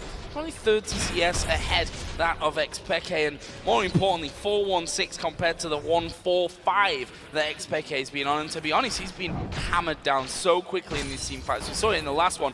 He could hardly blink before he went down. Yeah, and Yellowstar threw the Dark Passage into the team. Cyanide and Xpeke were standing next to it, basically saying who should go, who should grab it. And whoever grabbed it could potentially have gotten out, but with the single target stuns and lockup that Alliance offer, if they do catch you, if they do get a Leona or a Trundle onto you, you are most likely going to get caught out and die. And I think Alliance, once again, they are forcing these fights. They're forcing the 5v5s because their composition does better at it. And with Shook grabbing himself a Warmogs now as well, he's going to be able to survive the burst that Fnatic are putting out when he engages in those fights. You see that Nif now, with that Locket also in there, going onto the Talisman, which against a team that's got so much mobility on them is going to help so much coming into these fights. We actually already have that over on the Fnatic side, so it'll be interesting to see how Chasers really develop through that one. Interestingly, even though Alliance are ahead, they've got a 8,000 gold lead, they've up on towers, they're up on dragons, you almost feel like Alliance are forcing fights. They don't have a clear way to engage, even though, yes, Leona is just solar flare and you go in. If that doesn't catch the mobile members of Fnatic, there's nothing more that they can offer. So they're trying to force these Grand Skyfalls to work for them. Whereas, when we watch Roccat play Pantheon against Fnatic, they would allow the rest of the team to engage and Grand Skyfall to follow up to chase them down. So we'll see how Alliance plays these next few minutes, because I kind of feel like those fights are almost desperate, but it's a bit of a harsh word. Saw the ace in the hole coming through there, nicely blocked out by Nif Soaz. Getting close, but doesn't want to risk things. Cyanide actually was forced to back away there with the safeguard as well. And we play this game continuously here. The ward coverage being battled over on the on the Baron side of the map here. There's actually one still on the corner there, but again, Alliance have weeded out quite nicely. Going to head to the Baron pit themselves. They don't have a pink ward to actually put down there, but they're fine with starting off. They have the ability to scan the pit. Fnatic are coming though. Yeah, the vision is in favor of Alliance. They've used those sweeping hits. They've got Cyanide! Oh, and that's a big burst onto him. Will they be able to keep him away though to go for the steal? Baron is down to half HP. We still see Froggen waiting at the backside. He throws in the barrel to get the kill. Grand Skyfall comes into the Baron pit itself, and there is a shockwave coming down. Didn't really do anything. Alliance are going to pick up the Baron. Yellow Star's trying to escape from this one, but Alliance are chasing them down as Peke gets stunned up. Can they chase through from this one? This is where the Talisman would have really come in handy for them. Fnatic get away, losing just the one man, but the Baron was picked up by Alliance. Alliance can carry on sieging if they want to. They know there's no shockwave available, and without having Lee Sin there, the threat of losing your AD carry to a kickback is going to be mitigated. The one thing that I think Alliance did a little bit overzealous there is Shook actually flashed over the wall to try and kill Cyanide. He had his Skyfall to go back in the pit, but a little bit of miscommunication as Froggen just blew him up with that explosive cask. And talking about Froggen, he's grabbed himself a Guardian's Angel. Alliance are going to siege there on the bottom bottom inner turret, and Fnatic can do nothing to stop that going down. No, nothing whatsoever. The pillar came down. We've also got a Warmogs here on Shook, so it went in there for a bit of damage. He's now nice and tanky, and that's going to allow him a little bit more freedom when he jumps in there, not to get instantly popped down by them. And also got decent damage in there with his Brutalizer as well. So Alliance very much in the driving seat in this game. 13-8 up in kills, more importantly 5-1 in turrets, and that Baron buff picked up on its last bomb. We're going to have a Dragon coming up here in a minute as well. We'll see if Fnatic are feeling any kind of confidence in terms of challenging for that one, but I think it might just be more free gold for Alliance. I think Alliance can teach a lot of teams how to play in that Baron pit. The 2 times they've gone there, they've used it at bait. Pulled out the first time. Second time, Froggen was sitting around the side, expecting Cyanide to come in from his side of the jungle, so he was zoning correctly. And if you've got vision control, you need to force the jungler away. Do not let him get in smite range, and that is exactly what Froggen did. Now with the Baron buff up, teleport available on Wicked, a 4-man Alliance are trying to siege this inhibitor turret. Culling goes down, it's not really to great effect, but that's 30% of the HP on the turret already taken away. Yeah, and the fact is Wicked's now coming in. Obviously went more the magic resist route earlier on, laning against Soaz. Played with the Ruin King, came second. He's going to have a Sunfire cape in a while, which means that he can stand under those turrets even more effectively and tank things up for them. Right now, though, Alliance keeping them back. Yeah, Alliance have got better. They've got Peke! They've got Peke. They're going to go all in. He's dead. Nothing to offer up in this fight. Alliance now going to go straight towards that inhibitor. Cyanide getting caught out. A good hook from Yellow Star will keep him alive. Well, the inhibitor does go down. That was finished off by Tabs. 1 kill for nothing, but Alliance got the turret and the inhib. Solar Flare landing bang on Pekka's head. Even though his flash, he's got distortion boots, his flash was not available. And that's the only real way the Alliance have to initiate right now. Catch somebody out with Leona or the Trundle and then just pop them, and that is exactly what they did. Culling once again used to zone Fnatic away, and Alliance won another inhibitor turret. Such a great zone, and Team Tab's actually going to get hooked on. Box goes down. Cyanide was in there, but Nif dove right into the middle of them. Wicked coming across the side as well. They need to get away. He's tanking Nif, and he went very low. The inhibitor, though, is going to start to be focused down here. I don't think Fnatic can do anything about that one. Alliance will get it, the second one of the game, and back off. Even with Tabs getting caught by a perfect death sentence, Fnatic could not string enough damage together to pick up a kill. Largely in part because of Nif landing a great stun, throwing himself in there, interrupting Fnatic and preventing them sticking to Tabs. But a great play by Alliance. They've got 2 inhibitors, grabbed themselves another Dragon, they've got a 12,000 gold lead, and there's very little that Fnatic can do right now to pull themselves back into this game. Yeah, the problem is that they can't hold on to turrets and inhibitors. The fact that the barrels roll in there, the culling, and then you've got the option of that Trundle throwing his pillar down right in the backside to catch someone out, to make it even easier for Nif with the slow to land his combo in there as well. Just to quickly touch on the items again, Guardian Angel is now there for Wicked, so he's even more confident of diving straight into that backside of things. I thought with the Giant's Belt chain vest that he was actually going to go Sunfire Cape. In the end, went for that Guardian Angel and has that Giant's Belt as well. On the other side, look at Froggen's Gragas with that GA from earlier, also now adding in another needlessly large rod and the Void Staff. The AD carries another BF sword added in to what's already the Bloodthirster Trinity Force last whisper there for Tabs. Fnatic needed to get further ahead in the laning phase. For their composition to have beaten Alliance, they needed to win and smash Alliance in the laning phase, and they didn't. Alliance held completely even. Now, with super minions in the middle and bottom lane, Alliance are just going to siege up in this top lane, wait for the minion to become a threat for Fnatic, and potentially just tower dive. They've got so much armor, so many lives to revive and come back into this fight. Alliance can throw themselves at Fnatic under the tower. So as avoid the damage of that barrel from Gragas, but I think it's really just a matter of time before Alliance decide to jump in. Learning a little bit from Gambit here, stacking in those Banshees and Guardian Angels as we saw from them last week.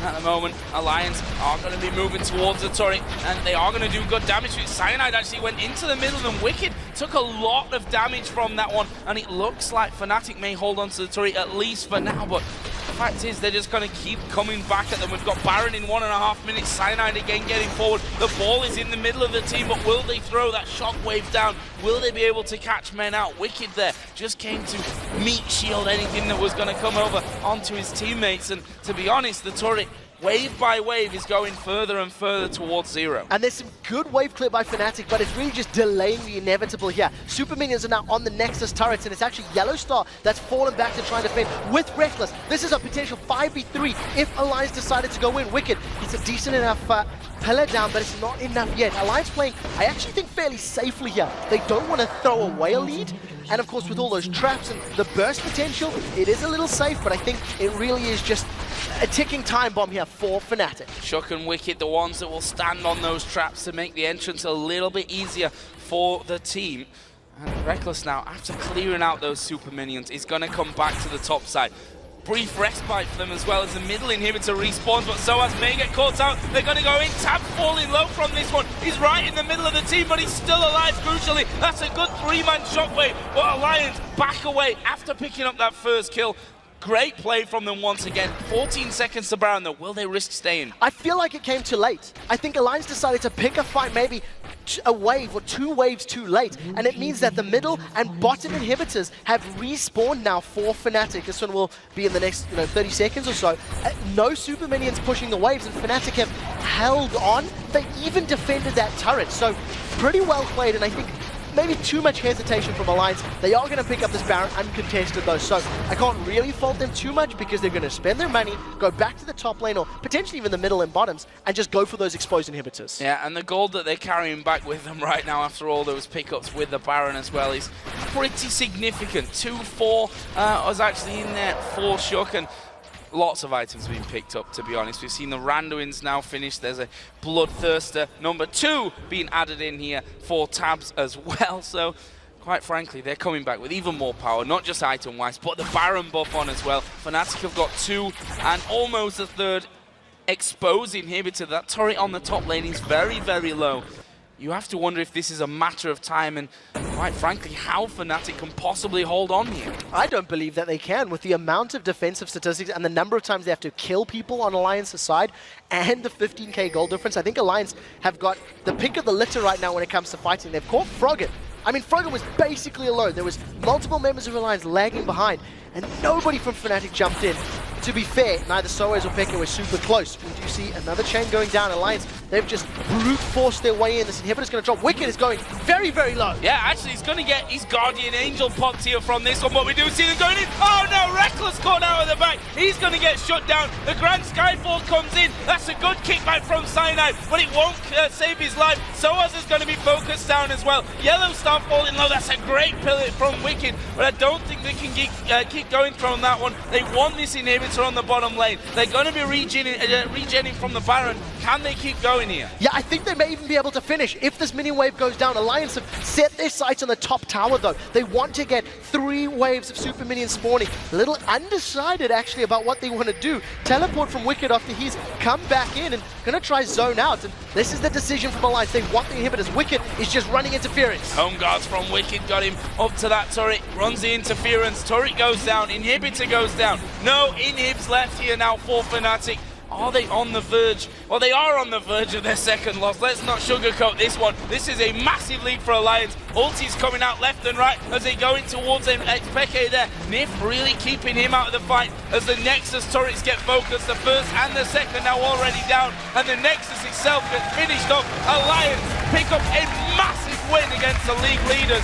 First against 8th place. You guys at home said 90% chance of Fnatic win this one. Alliance going against all the odds to pick up a great win. And every single member of Alliance stepped up there. You cannot fault an individual play. They held even in lanes when they should have been falling further behind.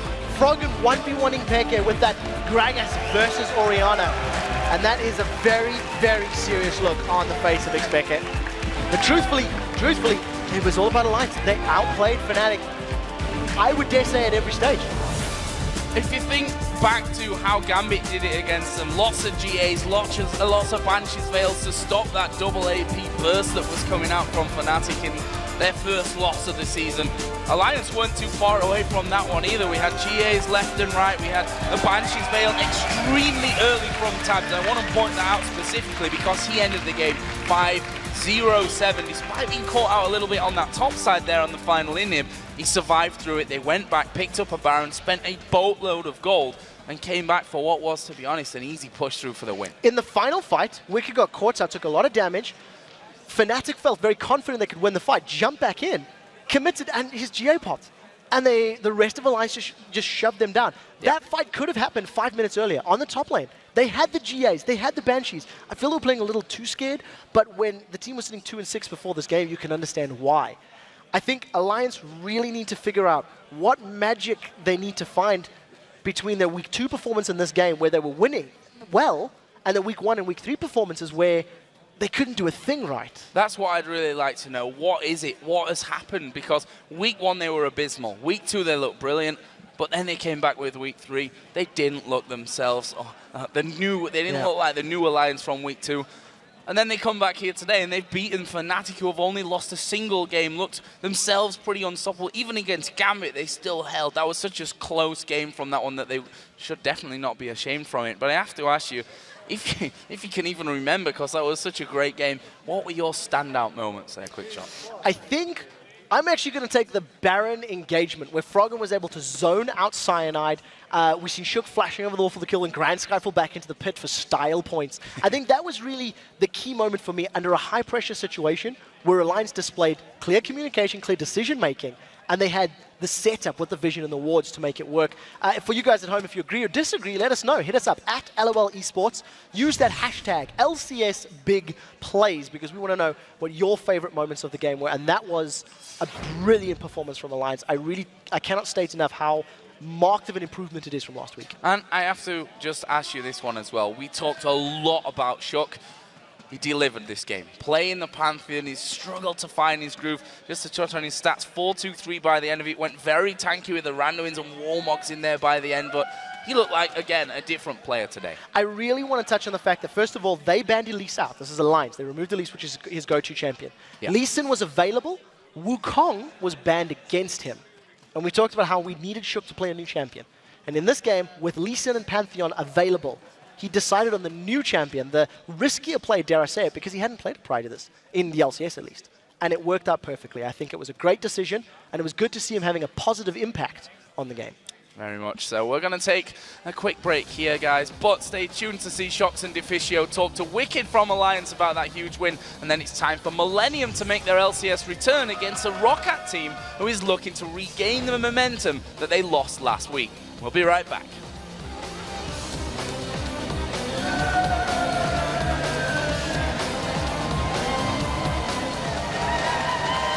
They've got the damage to finish it off. There's another pillar. A good play back, but a body slam will hammer them down. 2 more kills coming in. Reckless still alive.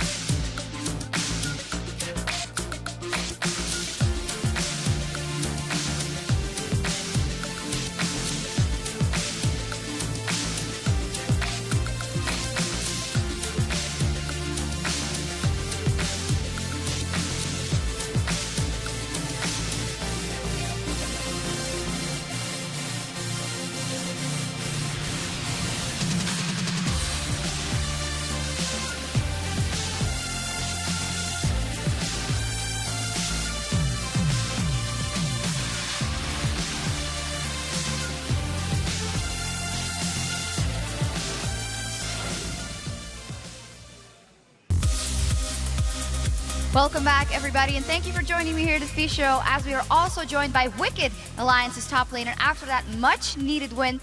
So let's break it down. Starting at the beginning, picks and bans. How did that go for you guys? Well, we just wanted to take picks that we knew they couldn't counter pick early, so we started going for top lane picks early now, because top lane doesn't have that much of an impact anymore. And then we can just late pick bot lane and mid lane, which are the most important roles right now, in my opinion. So that's what we did. Now, you were laning against LeBlanc. First of all, did you expect it? And how is that lane for you? I mean, how is it laning versus LeBlanc as a Trundle? It was fine laning it because I've seen Sora and Source played a lot in solo queue and we scrimmed against them. And I played 20 games with LeBlanc and my Smurf. So I knew the matchup very well and knew what she could do and how much damage she had. So I knew it was comfortable playing it, I would say.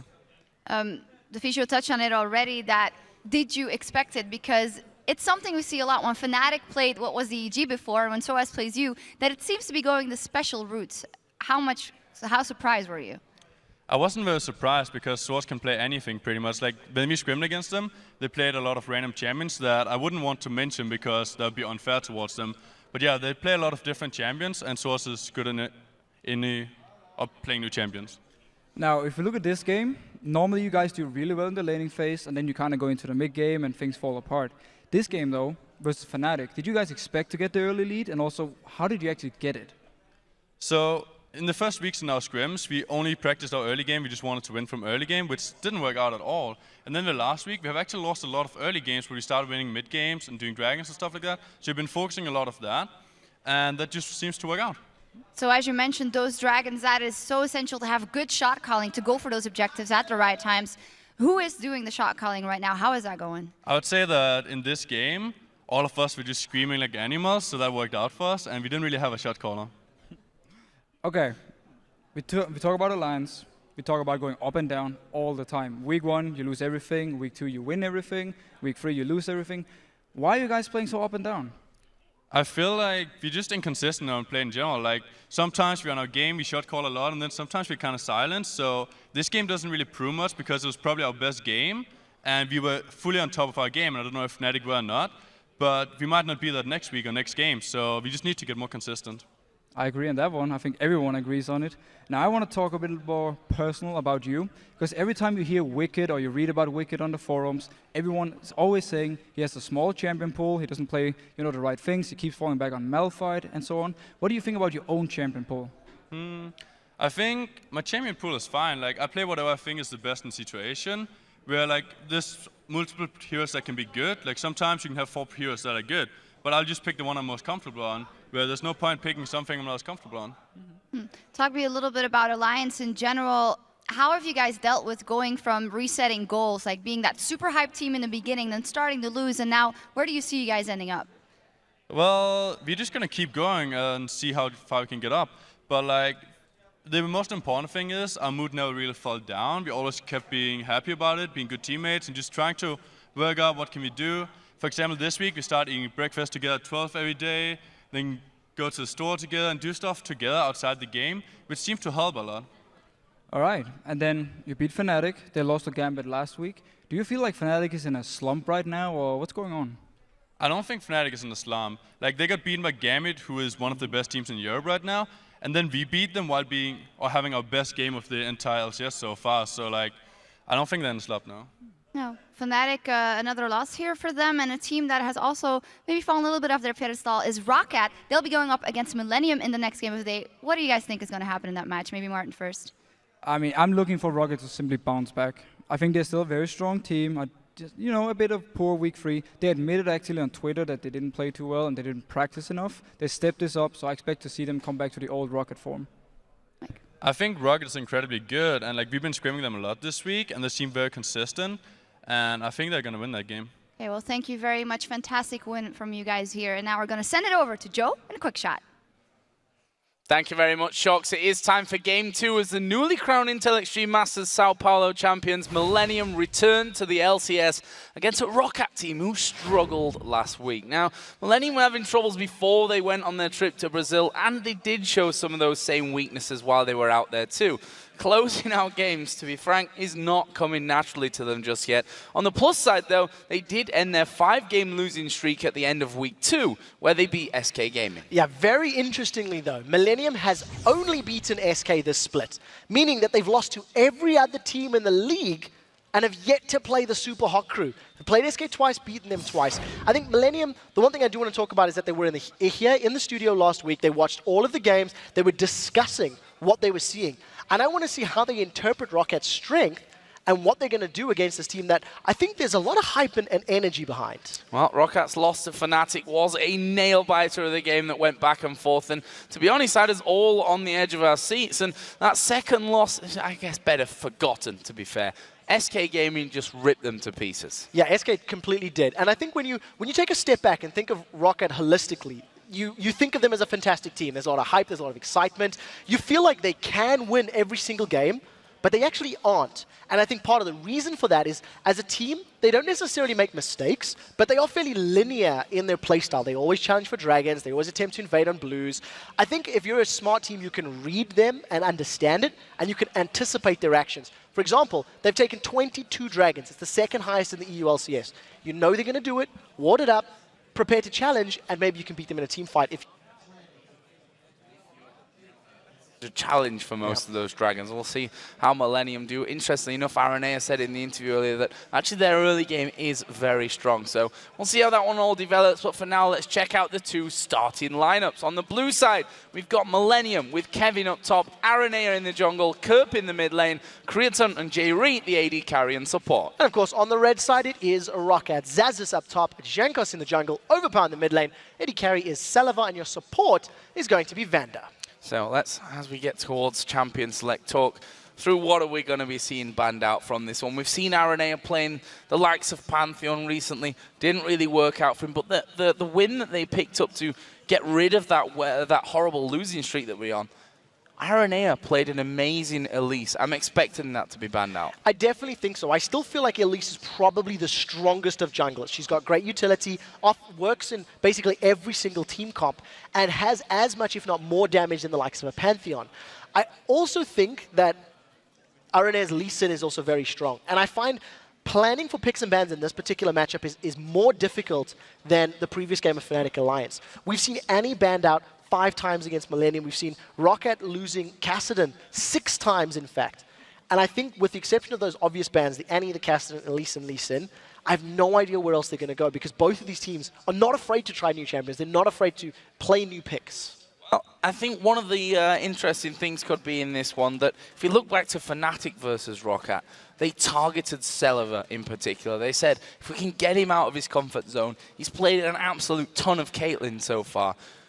And it seemed to rock the boat a little bit by Roccat. We'll see if that works out this time, though. I think it's definitely an option. What we've seen from a number of teams is they focus on one particular player in picks and bans. And against Roccat, you really have to pick wisely because they've got a lot of depth in all of their players. Vander in particular is a man who can do amazing things on multiple supports. I actually think, I'm gonna go out on a limb, I actually think he's the strongest Thresh in the EU LCS right now. I feel like he's had more impact on that champion than anybody else has. And I think that also has to be something Millennium need to consider. You know, do they want to get rid of the playmaking ability that Celaver and Vander have if, you know, they're scared of that one? Do you go towards Overpower, man, who has honestly been so very dominant with the likes of the Kayle, for example, and we can touch on that one. The other problem is that you've got with the likes of Overpower is that he pulls out stuff like Mordekaiser. So the one thing I do want to touch on just before we get into picks and bans is that at Sao Paulo, Kerp played Fizz, a phenomenal Fizz, and we've seen Kevin running Shen in the top lane. So I really want to keep those options available because Millennium could run it. I don't think it'll be ban-worthy. So look at Millennium's first bans. Caitlyn straight in towards Celaver. Overpowers Kayle, gonna be banned out here straight away. On the other side, Annie taken away from Jerry. They don't want Kerp on Yasuo as well. second AD carrier ban actually coming in there for Millennium as well, so they are aiming towards Celiva as Fnatic did. Final ban out for Rockham was Kassadin. That left Elise open, and Millennium have picked it up. That went pretty much exactly as we expected. Both of these teams, I think, maybe predicted that this was the action that was going to go forward because those bans came in very, very quickly. Yeah. We touched on how impactful J-Ree is on Annie. It was taken away from him. We know that Kassadin cannot be let slip through. It's actually been targeted against Roccat multiple times, but knowing Kerr plays those assassins, Roccat couldn't take the risk of it being locked in, even if they could get their hands on that Elise. With Pantheon, Wukong, and Lee Sin available, I want to see what Jankos decides to play, because I think he can play all three very, very well, and we'll see what Roccat prioritize. Thresh could even be a possibility here for Vander. And as we say that, it is going to be Thresh and Pantheon by the looks of things here from the first round of picks of Roccat. Now, two strong champions, the Pantheon in particular. We did see their win against the Super Hot Crew was the first time that Jankos actually brought that one to the table. Not played it actually since then, but still, very strong champion. I also want to highlight the fact that Overpower has played it multiple times. Champion, yeah. He's played it twice as well, you know, so we'll see whether or not this Pantheon lands up in Jankos' hands or whether it lands in Overpower's hands, and it makes Millennium's decision-making a little bit more difficult here. They need to be more aware of the option of that coming into place. We'll see how they decide to lock in their mid laner. Well, Gragas has also been a choice that Overpower's gone for a couple of times, but let's talk about the Lulu pickup here. J-Ree actually played it in their last loss against Roccat in the support role. So the Lulu being locked in, I'm going to throw an oddball out here. There is the potential of it being a mid lane Lulu. It is something that has been discussed and is happening in scrims right now in EU. I believe the number 2 and number 3 players in Korea are running mid lane, high CDR Lichbane Lulu as a mid laner. And since the changes in the 2014 season, the slow on a Glitter Lance and the speed up on a Whimsy scales with AP. We've seen Kevin run tank Gragas in the top lane, and he has defended it vehemently. He likes it. He thinks it works. So it is a possibility. Just keep that in mind as we see the rest of these picks and bans happening. And that's the interesting thing at this point, that Roccat as well have a dynamic first couple of picks where that Pantheon could slot into the mid lane role or into the jungle role. However, that might just be kind of refuted here as Ziggs is being hovered over by Roccat. Also the Jinx for Celiva. Now, he has played that Jinx, in fact, in their last game, the loss against SK Gaming. I think it's a difficult decision to make right now, and you see they opt to go for the tank instead. I wonder if Roccat are thinking similarly to what I am, in that it might be a top lane Gragas, in which case Renekton should be able to make his life very difficult early on if he gets very aggressive and gets into his face. Seeing the current hover from Millennium makes me think otherwise it's most likely going to be J-Ree on that Lulu. But so far Roccat have got good versatility. They've got fairly good initiation. They've got good range on, you know, Pantheon. They've got Ziggs as well. And if they do go for the Jinx, they've got a lot of global damage that can come down fairly quickly.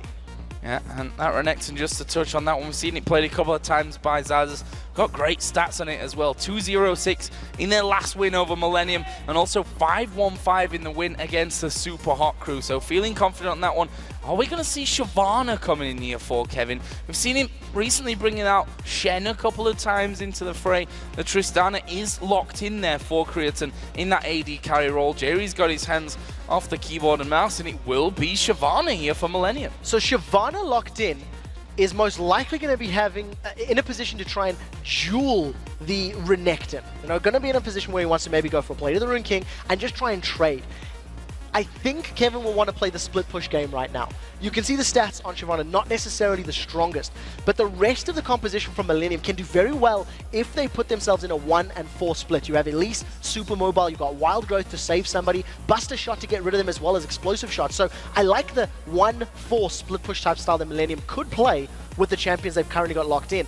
It's just going to be quite difficult to control waves when you've got Ziggs, who's going to have that global super mega inferno bomb, whatever it is, to blow people up.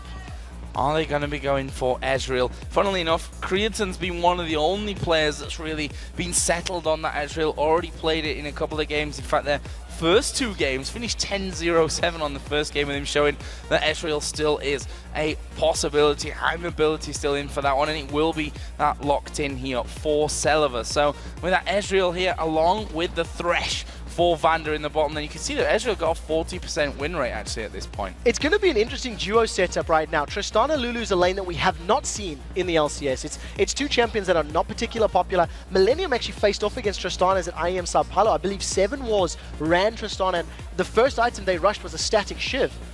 I'm not expecting Creatine to go for that. I think he's more likely going to go for Blade of the Ruined King into some attack damage. We'll see whether or not he agrees. But the early levels of sort of 1, 2, and 3, I feel like this Tristana Lulu lane can both push very quickly and has a lot of early damage thanks to the explosive shot if Creatine goes for it, meaning Salavan and Vander need to play a little defensively in the opening minutes of the game. What do we think to the top lane here from this one then? Shyvana coming in. We've seen I wanted to say relatively little Shyvana recently, but to be honest, since the changes, we've seen hardly any Shyvana in that top lane. I think the Shyvana pick for Kevin is going to signal a play style decision. I don't feel like this is something that he wants for the lane. Shyvana versus Renekton, I actually think that whoever gets their items first is most likely going to get ahead. I feel like it's a bit of a skill matchup. Renekton should have a little bit of advantage in the super early levels. But once they hit 6, it's just going to be a farm fest. You know, the tanks up top really struggling against one another. Yeah, doing some interesting picks in this one as well. Really interested to see how that Tristana comes out. Creatine obviously really interested in getting that one. But as the game gets underway, we'll see which side you guys gave your thumbs up to over on lolesports.com. And it's another big margin, I can tell you. 84% going for Roccat. Not quite the 90% that were wrong last time around for Fnatic, but still a big number. And nobody is giving the IEM Sao Paulo victory any credit.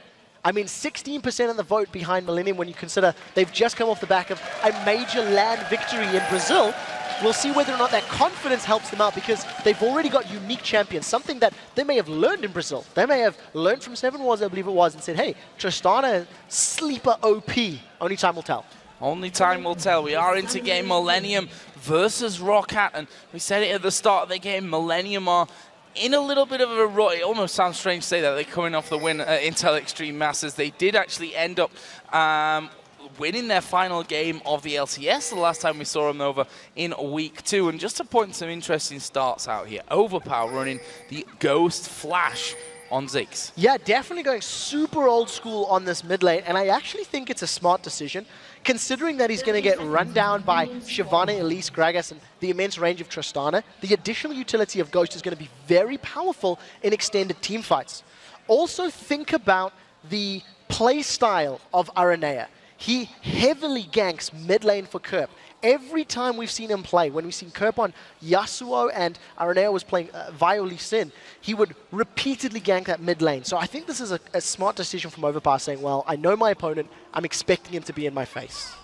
Jerry having a little bit of a laugh here as we see the first wards going down. Slightly different approach to the trinkets as we saw in our last encounter where Fnatic actually ran 2 sweepers right at the very start of the game to counter that level 1. See that Jankos actually starting top side of the map will have some help from Xaxus. On the other side though, Aranea is going to be kicking off with his red buff as well, with Kevin just defending that entrance over on towards the blue buff. I really like both of these teams' compositions. I feel that they've both got good wave clear, they've both got siege and counter siege potential. I also like the fact that you've got 2 very aggressive junglers with Elise and Pantheon.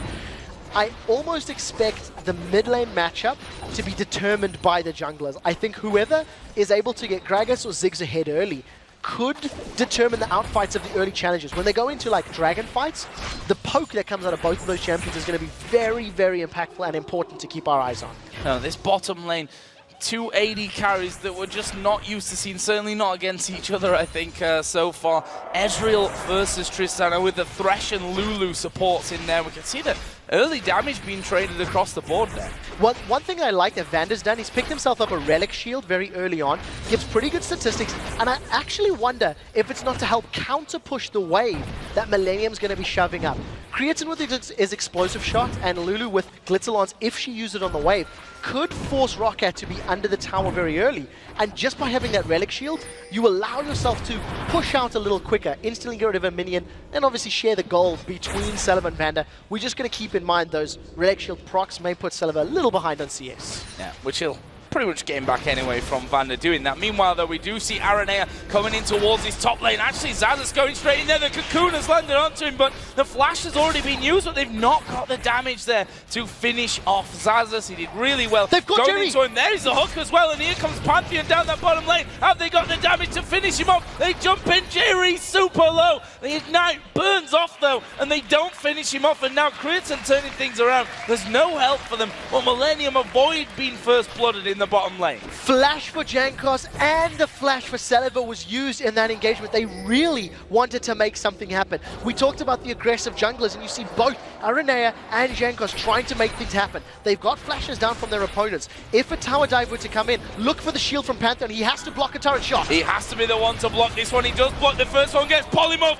Oh, takes a lantern out there. I was worried a second there for Jankos. Meanwhile, Overpower in the mid lane does get himself off a great satchel that saved his life there.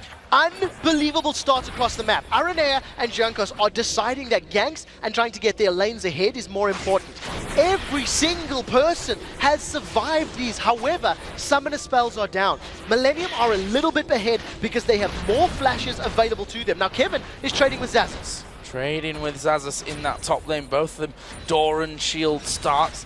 We'll see if anything really happens. Interestingly enough, in this 1v1, which we just have come to not expect. However, Aranea is on the top side of the map, but he does have Jankos coming around from this one. He'll spot that Aranea's there, pings onto the top of him. Xaxus are already started to back away, but Aranea's hanging around. Yeah, I think Aranea, if he gets the help of Kevin, may actually get some good damage down.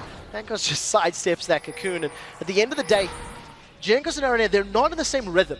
You know, you tend to see some of the junglers at this level counter-ganking their opponents if you understand the pathing they're going to go for. And this time round, it's slightly different routes. When you see Aranea may get caught by Jankos here, is in Spider form, could repel the stun. We'll see how he times this. A little bit risky there. It's a big amount of damage onto him, but as you said, Repel was available if he needed to get out of there. Kerp actually came across to give him the cover as well. And got a faceful from Jankos. So, this mid lane in terms of CS, actually, Overpower is leading on that one, something we come to expect anyway from these Ziggs, but he's up against Kerp, who is a fantastic Gragas player. Yeah, and we'll see how, once again, the ganks work out, because remember that Aranea ganked mid first. Aranea was able to force the flash from Overpower on that attempt, but they didn't have the damage just yet. Now with the double Doran's rings and some more mana regen, Kerp should be able to counter-push the wave from Ziggs, and he's keeping up fairly evenly on the CS. We'll probably see it stick to the same numbers as this game progresses. Now, bottom lane there, Creatine was alone for quite a while. He's actually ahead in the creep score at this point. 39 to 34, but they've both got waves to be working on. Meanwhile, Kerp here onto the outer turret for Rocket, and he's actually flashed in here, throws down the big barrel, body slam lands, first blood coming in from Kerp. How the hell he does that with a trackball, I've got no idea. Aranea there repelling over the wall, onto the race, save. Brilliant from Millennium. I don't understand what Jankos was doing. He actually used his stun on Aranea to prevent Aranea getting into the fight on Overpower. If that stun had been used on Kerp under the tower, they may have been able to pick up a reply kill. But advantage Millennium, they managed to tower dive, pick up a kill very early on. That's a good play from Vander, but I don't know if they want to pick this fight. Look for the polymorph from Jerry. Decides not to use it in that particular engage. Very interesting start to this one. See that the top lane is actually starting to get a couple of items in as Aranea going very low here. That was very close from him, almost going down to the golems on the top. That's not something you want to do in this level of play. I must admit though, Aranea's been doing fairly well at counter jungling. Every time that Millennium have one of these sieges or trades, he's gone in for the wolf camp or the double golem camp, and he has gotten away with it till now, almost going down. Very quickly, I want to touch on the fact that J-Ree has gone for the Ancient Coin very quickly, very early on. We tend to see those GP10 items being secured later on after the Sightstone. I think that's been the trend by most of the supports. Doran's item into Sightstone into GP10. And this time around, both Rocket and Millennium getting the GP10s. I almost wonder if it's anticipation of a longer game. Anticipation that this is going to get drawn out, and we'll see if it does come to be. Well, Millennium have been honest about the point that they are absolutely not in good shape when it comes to closing out games here, that they need more time on that one, and that may just be right on that front. We just actually saw the big bomb coming out from Overpower just to clear that lane as he went back to do some shopping from this one, and he's going to be coming back in with a Spirit Stone. Interesting. I'm not quite sure what Overpower is planning on doing with that Spirit Stone. We'll see as this game plays out, because the Spirit Stone isn't going to add damage to lane minions. It works on monsters, things in the jungle. So maybe if Overpower is going to start trying to, you know, counter jungle and assist Jankos in some movements around the map, that could work. But I have no idea about that right now. We're just going to see how it plays out. We're talking about the guy that brought Mordekaiser in. I feel like I say that every time when we look at Overpower, because there always seems to be a little bit of a question mark over the approach that he uses. I'm quite happy for him to see something coming out, but look at Aranea. Yeah, he's going to come in from behind. If the cocoon lands, Xaxus is in trouble. Oh, it landed, but on the minion for them, but they still got good damage here. There's a dragon coming out from Kevin. Have they got the amount of damage that they need to finish off Aranea underneath the turret? Kevin actually tanking this one. Xaxus is still alive. Aranea almost goes down to the ignite there. He's going to try and escape, but Ziggs is coming up. There's the Grand Skyfall. Ziggs doesn't have his ultimate off cooldown right now, so they can't finish that off. Jankos couldn't get in position. Aranea and Kevin going right down to the wire in terms of health, and look at Xaxus. He's quite happy. Crocodile under his tower survived it. That was a great play. He anticipated the repel to land in his face, and he managed to stun Aranea up. So Aranea took 2 additional turret hits that he was not banking on. Xaxus gets away by outplaying Kevin and Aranea perfectly in that situation. And it's great jungle presence from Aranea to constantly gank. It is rewarding them. He got the flash down, the ignite down, almost got the kill, but just great counterplay from Xaxus to survive that engagement. So bottom lane, as we saw that kill, I saw that kill coming in early. That's obviously a lie, because everyone in the bottom lane is 0-0-0 at this point. Both AD carries actually still only on those Doran's blades, so no one wanting to give up any kind of advantage and go home from this one, as Fana takes a big hit from Creatine and J-Ree, but they're quite happy to sit and farm. The junglers have been concentrating elsewhere up till now. So Creatine is quite far behind Celaver right now. If you add Vander's 14 CS, assuming that the Relic Shield hits have actually landed, it means Celaver is securing much more gold. It has equated to about 450, 500 right now. Creatine playing a new champion Tristana. The question is, how much has he practiced it? How experienced is he at dealing with the explosive shots, splash damage around the minion wave? If Rocket can keep Millennium on the defensive and now shove this wave to the tower, it makes it even more difficult CSing with that explosive shot, because it is going to damage the minions and make it so the turret actually kills the minions in one shot as opposed to you are. So we'll see how this wave works out for them. Overpower just farming up. Spirit of the Spectral Wraith is his first item. It's for Jankos. Jankos getting caught out here. Aranea actually has to repel. He's going to have the range there to get over onto the Wraiths. And you mentioned it, Spirit of the Spectral Wraith for Overpower actually manages to steal away the Wraiths, doing blasts of damage there to Aranea and to Curb as well. Very interesting itemization there from Overpower as well. And I'm going to say he managed to steal it because of his jungle item that he's playing. Because he's got that in there, he's got some lifesteal as well. I think what this is going to allow Overpower to do is just sit in lane and push. I wonder if they're going to use Overpower to potentially counter the split push of Millennium while allowing Overpower to just farm up the jungling and try, you know, generate this gold lead. It's an interesting tactic, and we're willing to see how it pans out. I didn't see if Overpower stole that camp, but again, more poke, more damage on Curve. Yeah, it's certainly been an annoyance here. Is Overpower on that Ziggs, staying in there at the back and able to clear out those waves so incredibly quickly. Bang on even is the CS there in that bottom lane. The top lane, mid lane. Top lane is 97 to 94 as well here. We can see the workings of the Sunfire Cape coming out from Kevin. Xaxus actually gone for the Spectre's Cowl and that Chain Vest to kind of deal with both edges of the sword once Aranea comes up there with Elise as well. Yeah, and I think right now the fact that Kevin's got that big health advantage over Xaxus is going to allow him to outtrade in these 1v1 situations. He seemed to be in control of the lane, and Xaxus once again is under threat. Aranea is sitting around looking for a gank. We can see that Curb is even moving his way up from this mid lane. they're going to go for another tower dive, I think. Here comes Arane on Xaxus. Yeah, they feel that they can't do it with 2 men. They're going to try it with the third as Kerp comes into this one. Xaxus spots him coming in now, but the damage is going to be too high for him. Xaxus actually managing to escape for now, but you have to feel this is just a matter of time. Great long-range Cocoon. Kevin's going to get the kill here. It's going to take him a while because Renekton can get that health back, but he does get it in the end. That's 2-0 Millennium. But that time that they've delayed has allowed ROCCAT to go for the Dragon. Yeah, the amount of times Xaxus kept Millennium busy has just opened the door for ROCCAT. They've got so much damage, and with 2 jungler items sitting on their side, it's just going to allow them to shred that Dragon so quickly. They keep themselves even in gold, despite being 2 kills down, and I think that's the most impactful to keep our eye on. I also want to touch that Celaver has had his completed Bloodthirster for a little while, and as we talked about, Creatin is going for that Blade of the Rune King as his first item, but advantage to Celaver as far as damage and sustain is concerned right now. Millennium are stealing away jungle buffs though. Aranea has just picked up the red. We can see that Kevin is on the top side here, just taking out the golems. He's not going to go quite as low as Aranea did earlier on. He'll take that away. All the merrier for him. Kerp, meanwhile, will be receiving the blue buff from Millennium's side of things. Over on the other side of the map though, ROCCAT will give their blue over to Overpower. And once again, 15 minutes in, we've seen 2 kills, we've seen no real pushes for towers. The fact that both of the supports went for an early GP10, I think these teams are signaling they want to go to the late game. They want to push this till later stages. This is the first time we've really seen Vander and Celaver getting very deep, and it's because they've got the support of Jankos.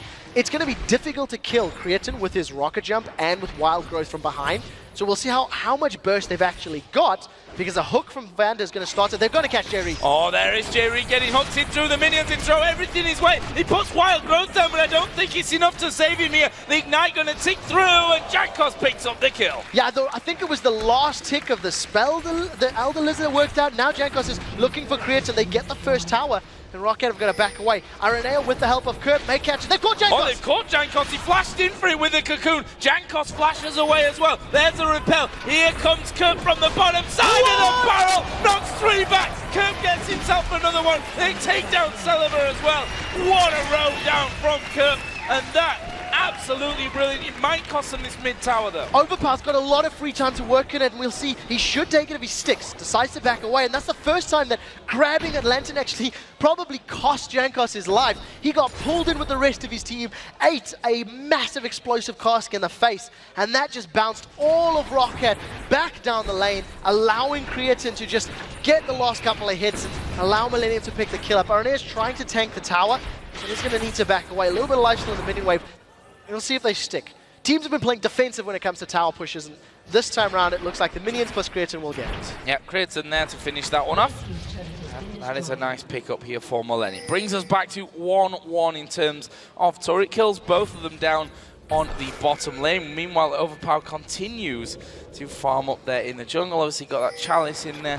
You see that the Brutalizer, that's the word I'm looking for, added in for Jankos as well now. I love it when a name just says, just disappears. No, I'm not coming. It just disappears. It's actually the same build that we've seen from Shook in the previous game. Spirit of the Elder Lizard into Brutalizer, and I think it's something that's becoming the norm on jungle Pantheons as we're seeing them more. This is the 8th time that we've seen Pantheon in the jungle in the European LCS, and we tend to see players going for like the Warmogs as their next big item. Did you see that Jankos is sitting there in his lane? No red buff available. I actually wonder if Kevin stole that away or if it was Aranea. I missed it. They've caught out Overpower, and there's a lot of damage just from 2 barrels from Kerp. But almost the same back from the turret in that one, and Overpower didn't use anything on that one. Kerp not got his flash available, doesn't have his Ignite available here as well. So he needs to be careful of any outside interference, which might come from that bottom lane. Celaver and Vander have both worked their way up from bottom towards the mid lane. We can see that Dragon heavily warded from both sides of this game at this stage as well. In fact, Jankos is there, and the entirety of ROCCAT outside of the top lane are hanging around that bottom side of the map. There's still 2 minutes to Dragon though. I think look at the vision that Millennium have afforded themselves. I'm expecting Millennium to challenge for this next Dragon, and that they've got a ward in the blue buff for ROCCAT is going to tell them 100% where their opponents are. We've also seen Millennium rocking 3 of those sweeping lenses. So we'll see how they make use of them. The cooldown's not available for either Aranea or Jerry as they've already been used. And with 1.5 minutes to go, we should most likely see Kevin moving down and probably Xaxus in reply as well. The Athene's Unholy Grail was done for Overpower. Same over the other side for Kerp. With a needlessly large one added in there, yeah. Ooh. Well, they caught Jankos, might be more to the point from this one. But here comes Overpower from the side. Jankos gets that kill. Can he get away? Yes, he can. Kevin flashes over, but I don't know if he's going to be able to get it from this one. The damage coming out is too high. Celaver picks up the kill in the end. That's a double for Roccat. Positioning from Millennium has to be called into question there. Yeah, I think a little bit of overconfidence. They had some decent wards, but look at the Roccat wards in all entrances to their jungler. Roccat were completely aware of where Millennium were coming into play, and you've seen Jankos sliding back and forth to actually avoid being caught out, so I think that's very good play from them. Now that they've got a little bit of an advantage, we'll see who's going to start off on the Dragon right now. Oh, Kerp actually caught out Wild Growth going into that one, but Overpower down to less than half HP, but the hook and the play comes around. Oh, Jerry sidestepping the True Shot Barrage out of Celaver, and he will walk off. Well, that's a 1 for 0. And we'll see how it affects the rest of this game, because with Kerp being down and 20 seconds on the Dragon, Roccat should have the advantage if they rush it very, very quickly. It doesn't seem to be the focus for their players right now, though, as Xaxus is actually moving up to the top lane, and the rest of the team is just sort of hovering around in the lane. So maybe putting a little bit too much focus on the Dragon, considering all of the wards have timed out, and it's basically reset that situation. Now, Overpower headed down here. Blue buff has spawned into it. Dragon is also live. This could be an incredibly tense period of this game. Tied on turrets, tied on kills. Almost 20 minutes into this game as the wards come out. Scans coming in there as well. Millennium in the better position of the two teams right now, but Roccat not far out of it. This is going to be so important for how this game shapes up in the next few minutes. And remember the global reaction that Roccat could have. Grand Skyfall can come in, the Mega Inferno Bomb as well as True Shot Barrage. It's almost available. It's something that Roccat can try combo to steal this Dragon. Millennium have started, the bomb is coming down. They're going for the fight instead. But it's going to be taken there, Millennium. They pick up the Dragon. Can they get kills from it as well? Jankos going in towards Aranea, who goes low, has to repel out of things. And there is Creatine diving into the back. He's got the kill on Celaver. He's going to do a good job on the rest as well. Jankos did pick up one kill. He will fall straight after. The barrel will actually zone them out, but Creatine, he's still right in the middle. Overpower hammering away on him. Has he got enough damage? No, his bomb misses. And now it's Kevin that could be in trouble on the top side. He will speed off away. Xaxus can't catch him. And what a tense fight in the end. The Dragon went to Millennium. Yeah, Aranea was able to secure the Dragon for his team, and Roccat were a little too split. They had 3 members going in to start a fight, but it was into the center of the Millennium team. So unfortunately for them, they just got outnumbered and shut down. So, it did allow Millennium to win the fight, come out with the additional kills. Celaver is now trying to find Kerp out. That's a Skyfall! Yeah, Skyfall coming in. The stun will go on to Kerp. Can they chase him down? They've got the hooks, they've got the follow-up here, and the bomb actually coming in from the mid lane in the end. Overpower secures that one. He's now sat at 2-1-2. Just a simple case of Kerp being too far up the lane. Yeah, 6 kills to 6 gold is 1,000 different right now, as we do see Millennium with just a little bit of extra CS across their lanes. Overpower's doing very well with this sort of unorthodox spirit of the Spectral Wraith that he's picked up. He's got that spell vamp, and he's been sustaining fairly well. But to generate a 40 CS lead over Kerp, that is some very, very good numbers. In Millennium, we see Kevin split pushing the top lane. He's almost got that Blade of the Ruined King, playing that Shyvana like we talked about in Picks and Bans. Roccat here, though, going to get that turret. 2-2 that is now.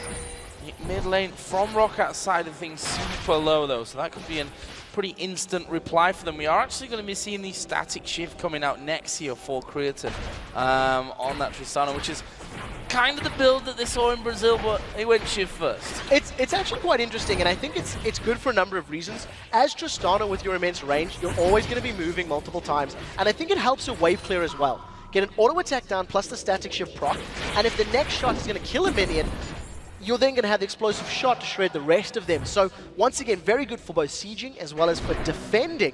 And in the previous fight, Creatine went super brave. He rocket jumped in to get a kill on Celaver and get the reset on his rocket jump to continue chasing onto Roccat. It worked out in that fight, but Creatine's going to be a little bit more hesitant as this game progresses. Yeah, that's always the dangerous way to go. You feel you can secure the kill and jump straight back out. If that goes wrong for you, though, You're in the middle of a team with no cooldown to escape. But we are 22 minutes, let's call it 23 into this one. We're tied on turrets. The gold is 1,000. It's not a massive lead that Roccat have here. However, they have been in the past. When they have a lead, they've been able to really push that lead out and been able to push objectives with that. Millennium have been the team that, to be honest, they've not been able to push the objective so well when they've had that lead. That could be part of the reason where Tristana comes from. As she levels up, she gets to be the longest range champion in the game with her auto attacks. It allows you to attack turrets from a safer range. She's gone Blade of the Rune King, which means if Xayzas and Jankos go for a lot of HP, she can kill tanks. She's also fairly safe against tanks. Knock them away, and Roccat jump the opposite direction. You can stay very far back. So we'll see if this helps Millennium, if they decide to start grouping up to Siege, because that seems to be the signal that we're seeing right now. Millennium all grouped, 4 members in the mid lane. Kevin is very close by. They might want to grab their last out of town from Roccat in this mid lane. Well, it's about time. It's been up for...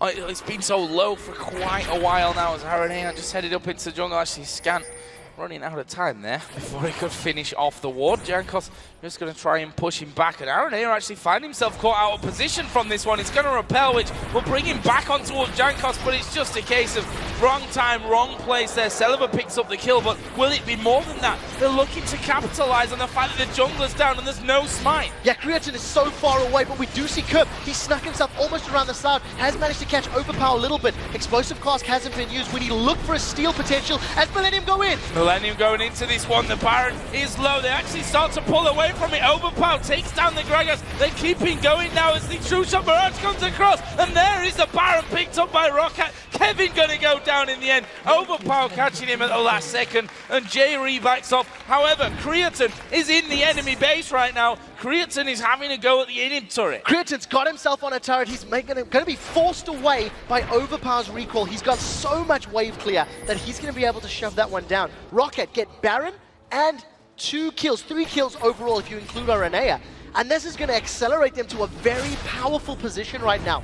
Yes, they lost an inner turret, but I think they'll be very happy with the amount of strength that they've gained from the statistics of that Baron.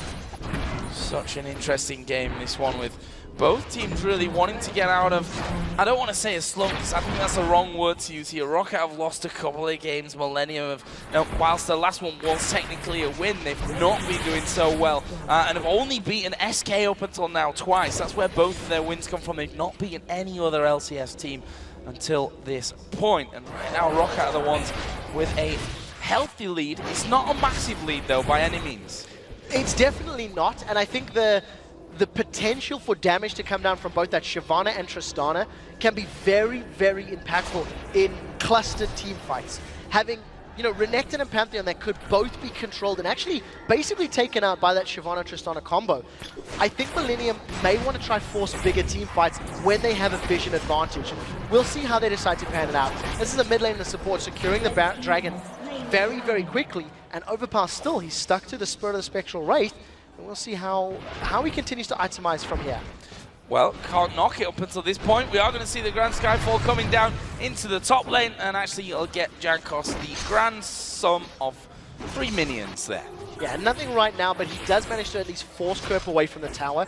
I think Millennium are a little nervous right now. Kerp has been split pushing fairly often. He's been trying to shove the waves down, pushing himself to the tower. He actually got killed when he was in the bottom lane about 5 or 10 minutes ago, if you recall. He manages to get away with his life this time around, but I would have expected it to have been Kevin the one that was doing that. This time around, Millennium a little bit disjointed, so we'll see how they regroup and gather themselves, because they are 5k gold down and they've got a couple minutes of Baron buff to burn through before they really want to look for an engage. Yeah, I think the problem for Millennium as well is that they've actually got no real answer if whoever's split pushing gets pushed away and a team fight kicks off, because none of them carrying teleport, none of them can move around the map quite like Jankos can, who will be the man to stop that one. We can already see that Roccat trying to make the impact on the enemy jungle. They're going to steal the blue buff away. That will go to Overpower just in time for that wave that was just a second ago pushed onto their inner turret. He's now pushing right back on them, and they're going to face some pressure on their own end. Now we'll see how well Millennium can defend from this siege. The AoE damage from from Gragas is going to be good, and I actually think that Creatin's Tristana will be very effective in this situation. The wave is already destroyed, and Rocket, wisely so, are playing this very, very defensively. Creatin, Celaver rather, has to get in quite close range with that Ezreal, and there's the potential of being caught by a Cocoon, by Shyvana, as well as that Gragas explosive cross. Look at the big damage on Celaver already. That's just from one barrel. Yeah, barrels come down. Creatin actually takes a bit of a blast, and that's something Overpower going in there, obviously. That Spirit, the Spectral Wraith, gives you a little bit of cooldown as well, 10%, which with a Ziggs can never underestimate, really. Xayah here takes a big blast from Aranea at the side. That's half of his health gone down already. But look at this, Jankos, as we expected, he's going to be the one to push all on his own, can always join the fight later with that Grand Skyfall available. Yeah, and we've actually seen how effective it can be for for Rocket rather. I remember against Fnatic, a fight in this very similar area went in favor of Rocket thanks to that Grand Skyfall. That was a flash Cocoon from Aranea that didn't catch anyone out, and that means there's no summoner spell now for Aranea if he's the victim of a Threshold or something similar. And there is Jankos going in to that middle inner turret. Kevin coming around, but he's already lost half of its health. Meanwhile, Millennium trying their best to hold on to this middle tower as well, which has been constantly pushed by the other four men. There was Kirk's ultimate. It's not done anything for them, and that will be the turret going down. Aranea takes a big amount of damage as well, and actually, that will be Celaver finishing that one off. So let's see how this one works out, because they're going to rotate to middle now, sure. Yeah, at this point inside, Millennium, knowing that they've lost all of their HP, needed to back away. I think Kerb tried to catch somebody out, and unfortunately, his explosive cost just didn't knock Rocket towards him. So, you know, the gambit didn't pay off. And as far as initiation is concerned, I think it's a lot stronger for Rocket here. They've got the hook that can set it up. They've also got Pantheon and Renekton, who I think are... I prefer them in an engagement potential to a Shyvana and an Elise, purely because of the disruption that they can cause. There's a lot of stuns, there's a lot more AoE. Yes, you know, Shyvana's going to do a lot, but you can just sidestep, Arcane Shift away, put a minefield down, and it makes it very difficult for that dragon to get in your face if you are Millennium. A couple of big items added in there for Rocket actually on that last trip home. Last Whisper for Celaver. There was the Aegis picked up by Vander on Thresh, the Void Staff for Ziggs, and actually Pantheon really starting to ramp up his tankiness a bit more as well with that Spectre's Cowl.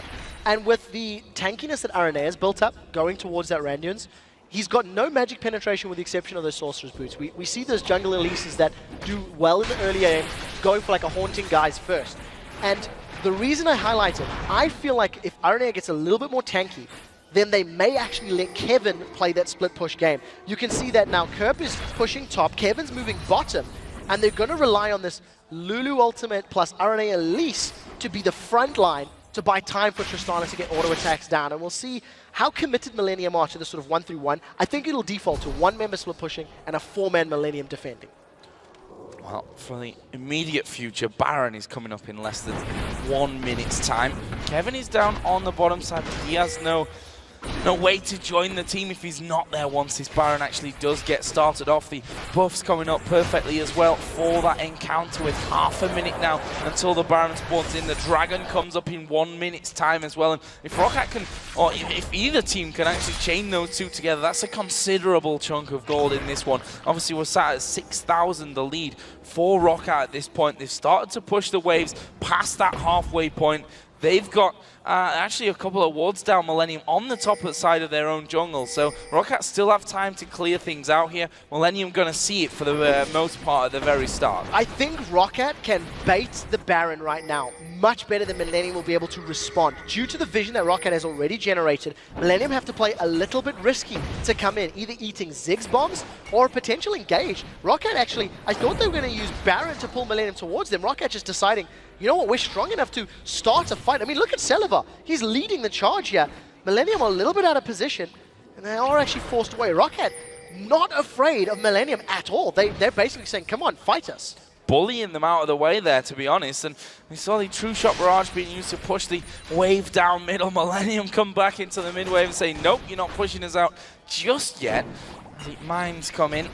Bit of damage onto Kevin, but Rocket hold firm on that position there on the Baron. Millennium have, as far as I can see, no vision at all on that Baron area right now, which means they need to move. They've caught Jankos. They've caught Jankos, but have they got the damage here? He turns back around, Jankos falling low, but there is a Lantern coming in. Big attack coming in from the side as well. Aranea focused down. Wild Growth wasn't enough to actually keep him alive, and now they continue to chase through. Here comes the Grand Skyfall. They got the stun onto Crit, and that was cleared off by the Mikael's Crucible, and Overpower continues to push in, gets the kill there onto Creatine, and now they're chasing the rest down. Xaxus can kill Kerp out of this one. Body Slam will get him at least away for now as they chasing Kevin around and around the blue buff. Jankos comes in from the side, slams down on him. That's 3 men down now for Millennium. Gragas still alive on the top. He's pretty much the only one that can stop Baron now. Yeah, there's no explosive cast going. He's going to be up soon. I don't know if he's going to be able to go for this one. There's not a lot of vision here from Millennium.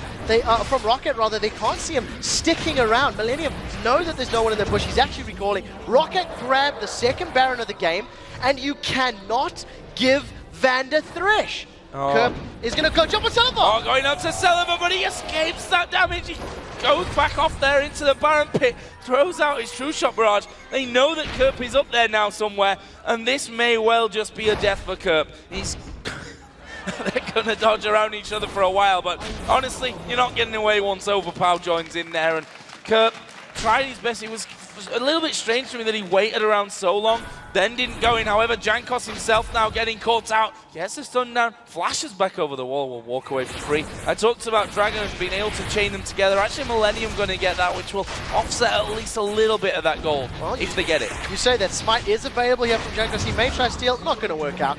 I think Jankos is just going to walk away. The rest of the team is coming in. Wild Growth just to save Aranea. I think that was a smart choice, but I want to touch on the fact that Vander is just doing so phenomenal with his positioning on Thresh. When Jankos was caught out in the river, a cocoon landed, the rest of Millennium collapsed on him.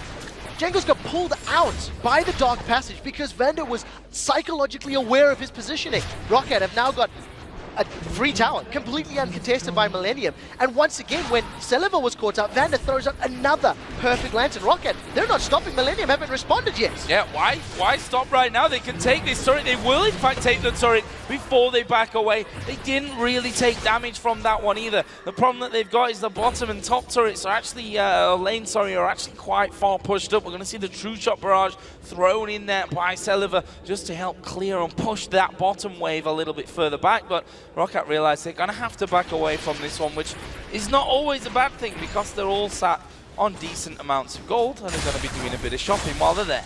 Rocket are so good at realizing what objectives they can take when their opponents either make a mistake or are caught out of position. They've taken a Baron this game after getting a single kill onto Millennium. They've realized Millennium were out of position and grabbed 2 towers, completely uncontested.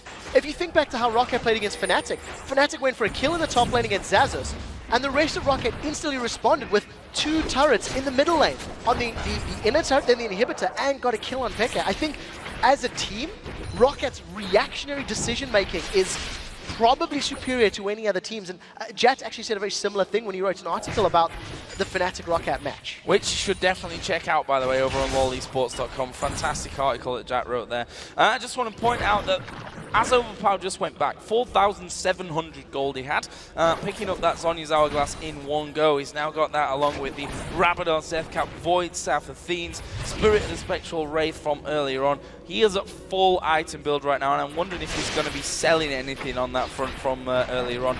He is on form at this point, 455 CS, which you can expect from a champion like Ziggs that is going to be clearing things out very fast. He's been using his ultimate multiple times during this game to clear things out as well, but if we look at how that gold has now developed before that last Baron fight and the kills that came from it, the gold actually was pretty level still, around about 6k, but it's now taken a massive jump. Yeah, very big. And I wonder if Overpower has actually looked at the high CS records and decided he wants his name on the fastest to 500, because it's definitely something that our statisticians will have to be verifying. Right now, Rocket, realizing how strong they are with Baron, with the immense gold lead, and the fact that it's equated into items, they're just going to challenge on this inhibitor. Millennium can't fight. They cannot pick the spot. They've caught Aranea! They've caught Aranea. Wild Growth goes on to him, but will it be enough to save him? Box went down. A tad too late there from Roccat, but they don't care. They've taken that inhibitor. The top wave is actually pushing halfway down there on the Millennium side of the map, so they're going to clear that one out, push it right back onto the turret, and do a similar thing with Overpower. So strong right now.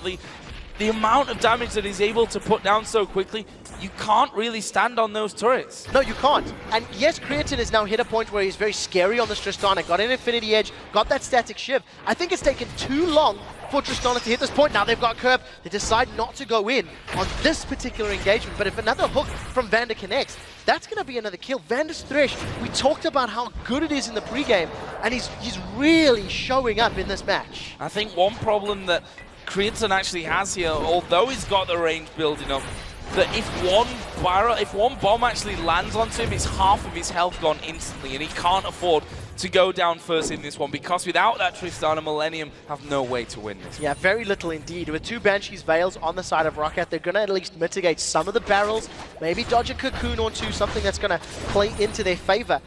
Overpower just basically 2 shots that blue buff. The rest of Roccat still staying grouped up on this middle lane. Now the Super Minions are in the base of Millennium. This is the time to go or no go. We'll see whether or not Roccat decide to tower dive. There's the big bomb. This may signal the engage. Yeah, a lot of damage coming in. Kirk going to get low as well. Kevin is at half HP, and Roccat here not really looking for the kills. They wanted to force him away. Creatine was the man that actually defended there. He did all the damage over onto his opposite number, Celiver, and Roccat decided to back off. 1.5 minutes until Baron comes up once again. Wouldn't surprise me to see Roccat waiting for that one to come in. There's another 2,000 gold to spend, by the way, on Overpower when he goes home. Believe it or not, I feel like Creatine could potentially turn a team fight. If Roccat engage poorly, if Roccat engage in, 1 by 1, or they get caught a little bit out of position, the amount of damage that a late game Tristana can deal, who is level 18 at max range with that IE, I think is very, very high. So Roccat cannot afford to make a mistake. Part of the thing that's going to help Roccat avoid being caught out of position or avoid making a mistake is now that Rylai's Crystal Scepter. Overpower sold the Spirit of the Spectral Wraith. He's now got, splash damage slow in conjunction with the Minefield and those bouncing bombs. Not much more he can do with his build at this point, apart from get rid of those boots and see what else he can squeeze into that build. On the other side, we see Haunting Guys in there for Kurt, but he is, well, 2 items basically behind at this stage of the game. We see there Roccat just waiting it out. There's 18 seconds until Baron comes up. Realistically, Millennium can't even challenge for this next Baron. They've got no vision. There's Super Minions pushing down their base. If I were Millennium, I would love to see an Oracle's Lens. Go for the blue trinket. You can scan ahead of time. You're not blindly face checking, and you're setting yourself up to potentially get in somewhere where you couldn't before. Roccat completely uncontested on this Baron. Nobody can respond, and they're going to pick this one up. This is the definition of free, although they did invest in wards and control and 13,000 gold lead to get it. Yeah, I think the blue trinket would have only helped to watch Roccat finishing off Baron at that point, because Millennium weren't even thinking about leaving their base to go for that. But now, once again, they have to weather the storm. Creatine did great damage last time it happened. He's got that Infinity Edge now in there. He's working up to what looks like it will be a Banshee's Veil by the time he actually completes it. And as long as he's got vision there, he can safely attack from behind the wall. When I say safely, he has to be so careful that Vander doesn't have vision of him and hooks him.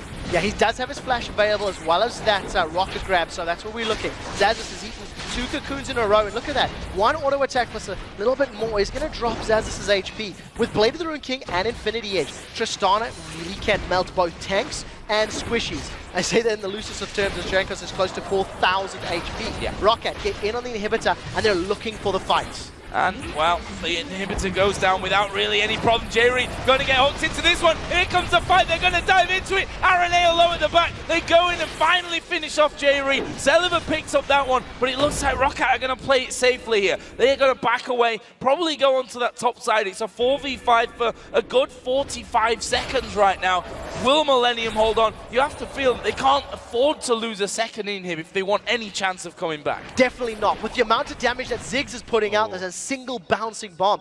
If Millennium are forced into a position where they have to defend Nexus turrets from Super Minions, as well as that ranged poke from Roccat, it's going to be very, very difficult times. There is no J-Ree. That's a flash flip. They've got it! Oh, they've got Curb. Flash on comes in. Curb going to be focused down here. Jankos picks up that one. Zazas is at the back as well. Aranea got no chance to survive this one. Actually, funnily enough, he does with the repel and the flash away. Creatine, the only one that was really keeping them away from pushing back. But that's what Roccat came for. That's what they're going to leave with here. Inhibitor going down. Aranea comes back. He's got no escape mechanism this time around, and he will go down. And that is the inhib, number 2 of the game going down here for Roccat. They're so close to victory. And Creatine actually did a very good job. The flash hook comes out from Vander, allowing him to get the kill on Curb, and then setting themselves up to grab the tower and the inhibitor. Creatine survives the engage, backs away, picks up a kill onto Jankos with all of that armor and HP, and only expended his flash. Now that is very important, because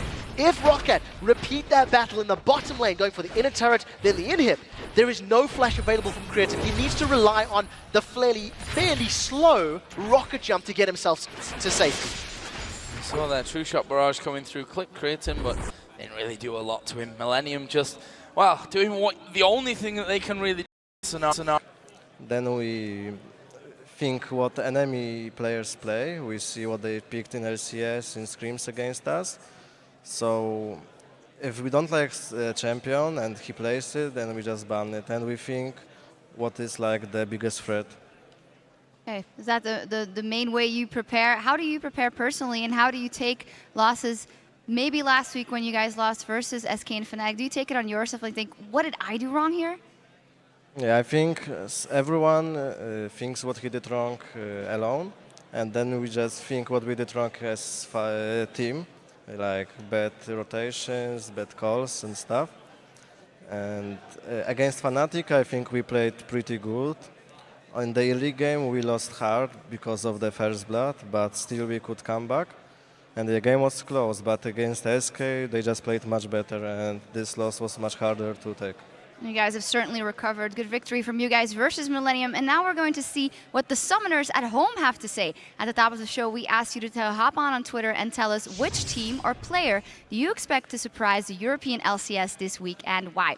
And here are some of your responses. The first one is from @MonopolyGuy776. I think Jesses will really step up. Last week he did really well and he has big potential. He will surprise this week. And I know you were impressed with him last week. Yeah, I was very impressed by Jez's play on the Friday in particular. I also loved talking to him in the interview. He seemed very humbled. He seemed actually quietly confident after their team chat. And SK playing 2 games tomorrow, so there's going to be a lot of pressure on Jez's to repeat those performances. Absolutely. And then the last tweet is from @DiscoCharlie. I think it will be Nif finally stepping up in Crepo's shoes and making the hype real. You, of course, played against Nif already. Where do you think he's at right now? I think he's doing good, but not as good as before. I saw he was training Leona a lot, and he played really good today, I think. So yeah, it's hard to say if he will do good or bad, but today he plays much better than before. And those are some sweet tweets, but we still want to hear more from you. Be sure to find us at LOL Esports and use the hashtag LCS to join in on the conversation. Now we're nearly ready to head into the next battle, so let's send it over to my favorite Wombo combo, D-Man and Deficio. Thank you very much, Sox. I am Lee D-Man Smith, and I'm joined here by Martin Deficio Linger. I am determined to pronounce that last name right by the end of this split. So, it is the Copenhagen Wolves facing off against Gambit Gaming. This is a battle that has already taken place once this season, and the Copenhagen Wolves, well, they're coming into this tough game after losing both games last week against Fnatic and the Super Hot Crew. Yeah, they did lose the games, but the early game from them was good. Like, the laning phase was strong. They managed to get out there, at least be even, but then they made some questionable decisions. We have to say it like that. The Baron call versus Fnatic, where they actually got a few kills and then pretty much threw it away again. And it's been the issue for them, at least last week. And then we have to touch on Youngbok. He's been the weak point of Copenhagen Wolves. It's very harsh to say, but he's not having any impact in the games. He picked Trundle twice last week, and both games he lost, and Trundle had a win-lose ratio of 1 to 5. And he picked it over Renekton, Dr. Mundo, all these kind of things. So he really needs to step up his game. And of course, last time these teams did meet, it was not really that close. It's got to be fair, because Wolves were just wrecked by Gambit. So what are they going to do to change coming into this game? First thing is, you don't let Alex Yish have Kha'Zix. And if you give him Kha'Zix, you don't pick Zyra into That's it. for sure. That was a giant misplay by Copenhagen Wolves. They admitted it afterwards. Also, the item build didn't help him at all. And then we have to look at Diamond Prox, because he was out jungling Amazing that game. He had Lee Sin versus Olaf on Amazing. And you know, Diamond constantly set up kills early game, and he was all over the map. And Amazing, he couldn't respond to it. They need to make sure this doesn't happen this time. Yeah, and of course this is total contrast to the Copenhagen Wolves, because Gambit are looking great right now. They swept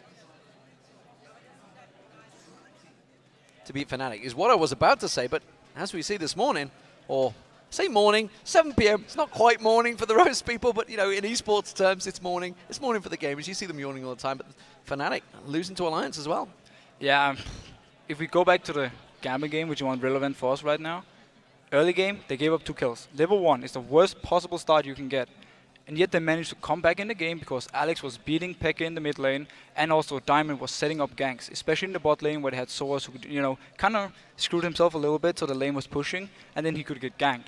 And we have to highlight Edward on this one, like Indiana Jones, Edward here. The hooks he managed to do in this game, he set up a lot of early game kills, and also the engages he had on Annie the game before that week.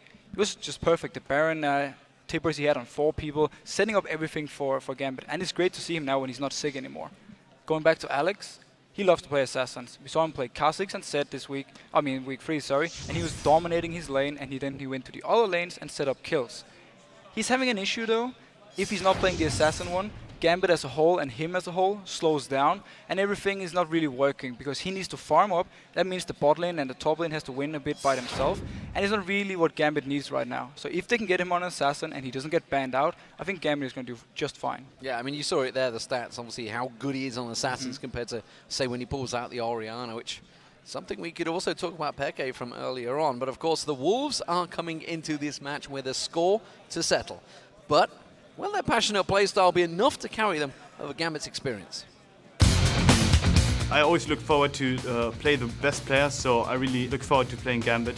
I think Copenhagen was totally like top 4 team right now. First of all, this is a payback week. They destroyed us last time and they picked Wolf against Wolves to disrespect us. Overall, they're good, they're stable. I think that sometimes they're doing their rotations wrong. Yeah, I got the feeling that they're preparing some particular part of the game, and that's why their other parts of the games are suffering sometimes. Both of the teams have some good sides and bad sides. They're more experienced team and we have more passion. We want to prove ourselves in LCS, so we will go all out in every game. They're just humans, they're just another team. You don't really need to make a big deal out of them, and I don't think they're the strongest in LCS either. I don't think it's gonna be like a huge problem for us to step up and take the game. I'm not sure Gambit have a particular weakness, but if there is, we will reveal it. Very contrasting opinions between Amazing and Forgiven, or Unlimited, sorry. Just like one saying they're just amazing, the other one's like, they're not beatable, they're not great. Yeah, of course. Well, we'll see how it works out, ladies and gentlemen. Let's check out those starting lineups. On the blue side, it is going to be the Copenhagen Wolves. So that means Youngbuck is in the top lane, Amazing the jungler, Kautard the mid lane, and Forgiven and Unlimited are the duo lane. And on the red side, we have Gambit Gaming with Darren in the top lane, Diamond Prox in the jungle. We have Alex Ish in the mid lane, Genya as the AD carry, and Edward on support. Of course, Edward just mentioning at the end of that video, I don't think it's going to be too much of a problem to step up. We will see, because Gambit, of course, already won both matches last week. Can they make it 3 wins on the trot? Whereas Copenhagen Wolves, well, they're facing a possibly a 0-4 run right now. That's not a great run for them. You know, they came into this 121 wins, 30 losses in the amateur scene. So they were big in the amateur scene, but they haven't been able to turn it in the LCS. No, they kind of need, you know, the next step. They need to make sure that once they get out of the early game, they make the right decisions. They don't have to take these chances. They're all good players. The team fights work well for them. As long as they don't make a risky move and get punished for it, I think they will be fine. I was talking a little bit with Youngbuck, though. They're actually starting to lose a little bit of, not motivation, but confidence in themselves. They're feeling a bit unsure, especially because they have lost these games on these stupid mistakes. And I know for a fact that they're not quite as a team in a gaming house right now. There's 3 of them, I believe, staying in Cologne. Yeah. but the other two are traveling. That's not too sure whether that's actually a situation is going to change throughout the season. We'll see how it develops, of course, because these gaming houses is something that these guys value a lot in the League of Legends. I mean, in all games, honestly. I mean, and you have to have a gaming house on this level because you won't be able to get the same amount of practice as a team with a gaming house. Also, the fact you can watch replays together, you can watch OGN, for instance, learn stuff there, discuss everything with it, and just the bonding you do as a team together, it helps a lot. Well, here we are, picks and bans getting underway. As you can see, what are we thinking from the bans here? We do see LeBlanc being taken out. We saw Soaz running LeBlanc top lane, not something any of us were expecting, and Cassidy, of course, being banned out. Yeah, instantly 2 assassin bans versus Alex. We talked about how if he's not playing the assassin types, he's not having the same impact in the early game. Copenhagen Wolves knows this. They're gonna ban him out. Jinx has the last one. Genji has been playing 7 games of Jinx and 1 game of Lucian, and he's won 6 of his Jinx games. So it's a very smart one. Get him a little bit out of his comfort zone. Maybe early pick a Lucian for Forgiven, who loves to play him. Well, we do see, of course, the Lee taken away as well. We did see Aranea playing that last time around. Lee Sin being taken out as well. So, first pick, what will it be? Will it be that Kayle? I mean, this is an interesting pick straight away. Kaltad's done very well on Kayle already in the LCS. He's been doing very well, and Kayle itself has been such a strong pick overall. We normally have it banned away, but this time, due to Gambit focusing so hard on banning out Amazing and maybe giving their edge to Diamond Procs, the Kayle is left open. If they early pick this one, they will give Lucian though to Genji if he decides to pick it up, and then they have to go with the Kaylin. It's actually not a bad trade, so I think for Copenhagen Wolves this is the best move. But of course we have seen Alexis playing Zed to great effect last week. Will he counter with that? I mean, the intervention is a good block to that. Kayle is more or less the direct counter to Zed. So right here they put the Gambit in you know, the decision making of saying, do we want this assassin or not, even though it's not optimal, or do we just want to go with something safe? Orianna normally works very well versus the Kayle, so right now Copenhagen Wolves is more or less baiting Gambit into, you know, we want you to pick this Orianna, we want to have Alex not doing too much early game. We do have to touch on one thing though. All supports are open, we normally have at least one of them banned away, so you can pretty much take whatever you want. If you take the Fresh, he's the counter pick to Leona, so you more or less put Copenhagen Wolves now on something like an Annie. So maybe they're going to force him onto Annie, maybe they have something in mind. Ordinarily it would be Chompers from Jinx to lock in the stun there, but instead they're not going to be available. Does mean that Kaylin could be available, not sure whether he's going to go for that at the moment. I think in 2 supports. Whoa! This okay. right here. You know about this. I know this pick. High chance we're going to see a Lulu mid lane. The reason it's very strong mid is the fact that your scalings are so good. Your W scales with AP so you move faster, and your Q, when you hit the slow, scales also with AP so you slow for more. It's more or less like an AP Cillian right here. So much mobility and utility giving to the team, and you have so much tower push potential. The issue about Lulu though, in a straight up, you know, 5v5, he doesn't bring too much damage to the table, and they kind of need to kite it out or make sure they avoid these bad fights. And of course, League of Legends connoisseurs will know that we did see Lulu at the International Wildcard Tournament. It was the Australian team, and I can't think the name of the guy in the mid lane. He plays all sorts of wild stuff. Pulled it out there. That was a Gamescom that qualifies to get to Season 2. Of course, we saw Gaming Gear EU making it for that one. As it is, it's been locked in potentially for the mid lane.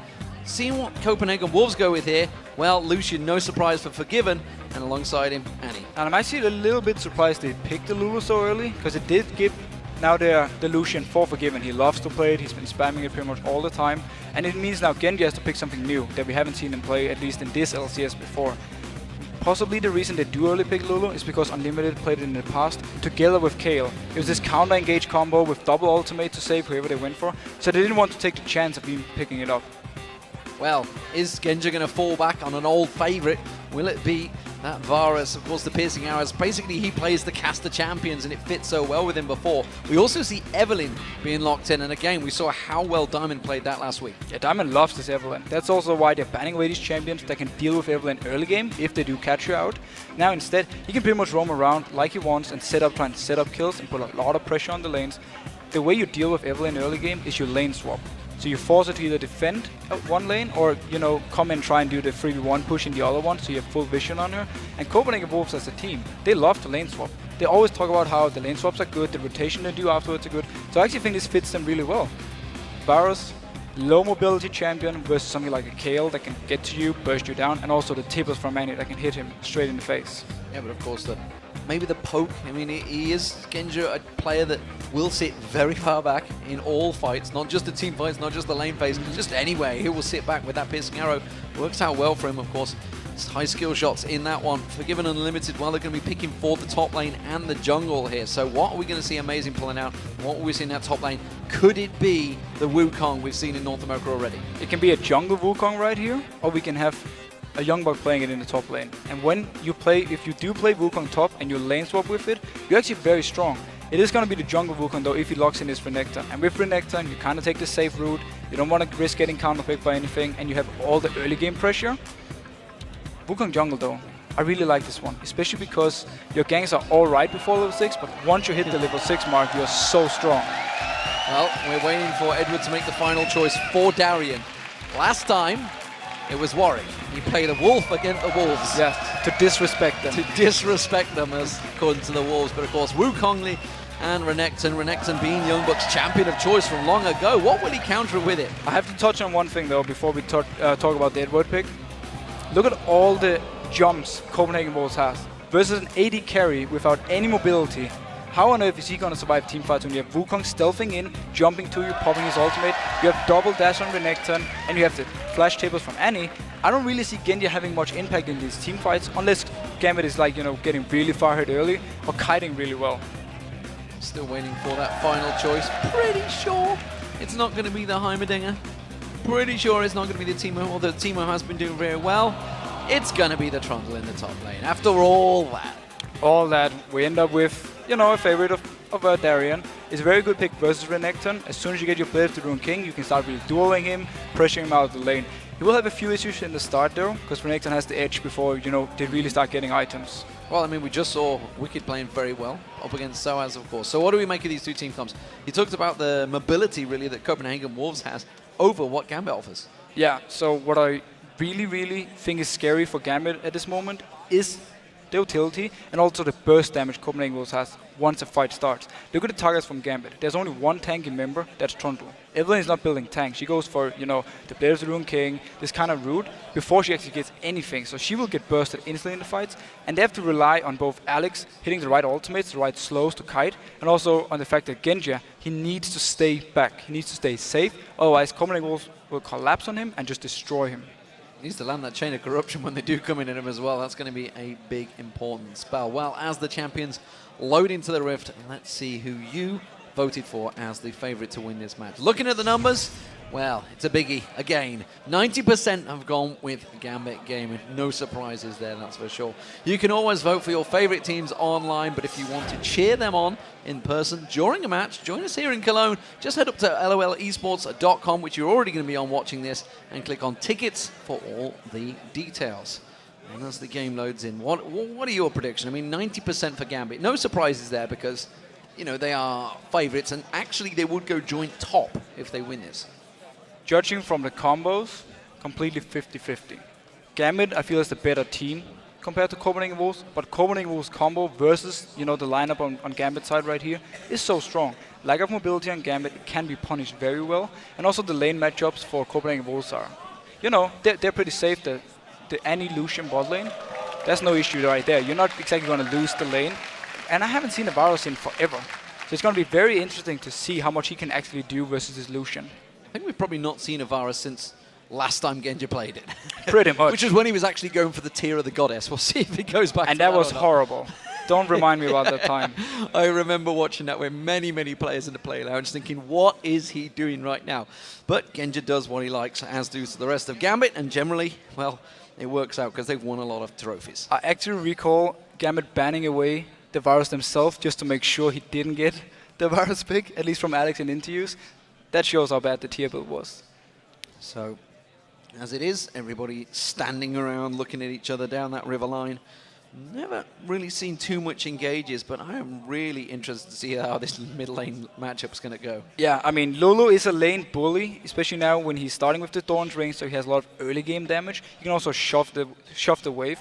Kayla, on the other hand, is very good at shoving back, so I don't expect to see too much action, more farm-wise. And I'm not really sure how gank is going to work with the Evelyn coming in. You don't really provide any hard CC, and you don't really have too much early game damage. If Alex, though, goes with the Korean style of build, it's going to be something like an Athens into a Lich Bane or Athens into Death Cap and Lich Bane, and you have a lot of focus on, poking turrets and getting you some starting damage. Edward swinging his chain. We saw his Indiana Jones-like styles lashing in on Fnatic last week. It worked out very well for him, so no surprise that he went with that as one of the first picks for Gambit. As it stands, we are having a rotation here. It looks like it's going to be Forgiven Unlimited heading towards the top against Darien. And this was the lane swap we talked about in Champ Select. Copenhagen Wolves love to do it. They trust so much in their own lane swap abilities. So for them, swapping up here, giving them full vision of Diamond, or at least trying to force Diamond out in a lane where he can only defend, is pretty smart, because Evelynn, in a 2v2 scenario bot lane, she won't really be able to do much.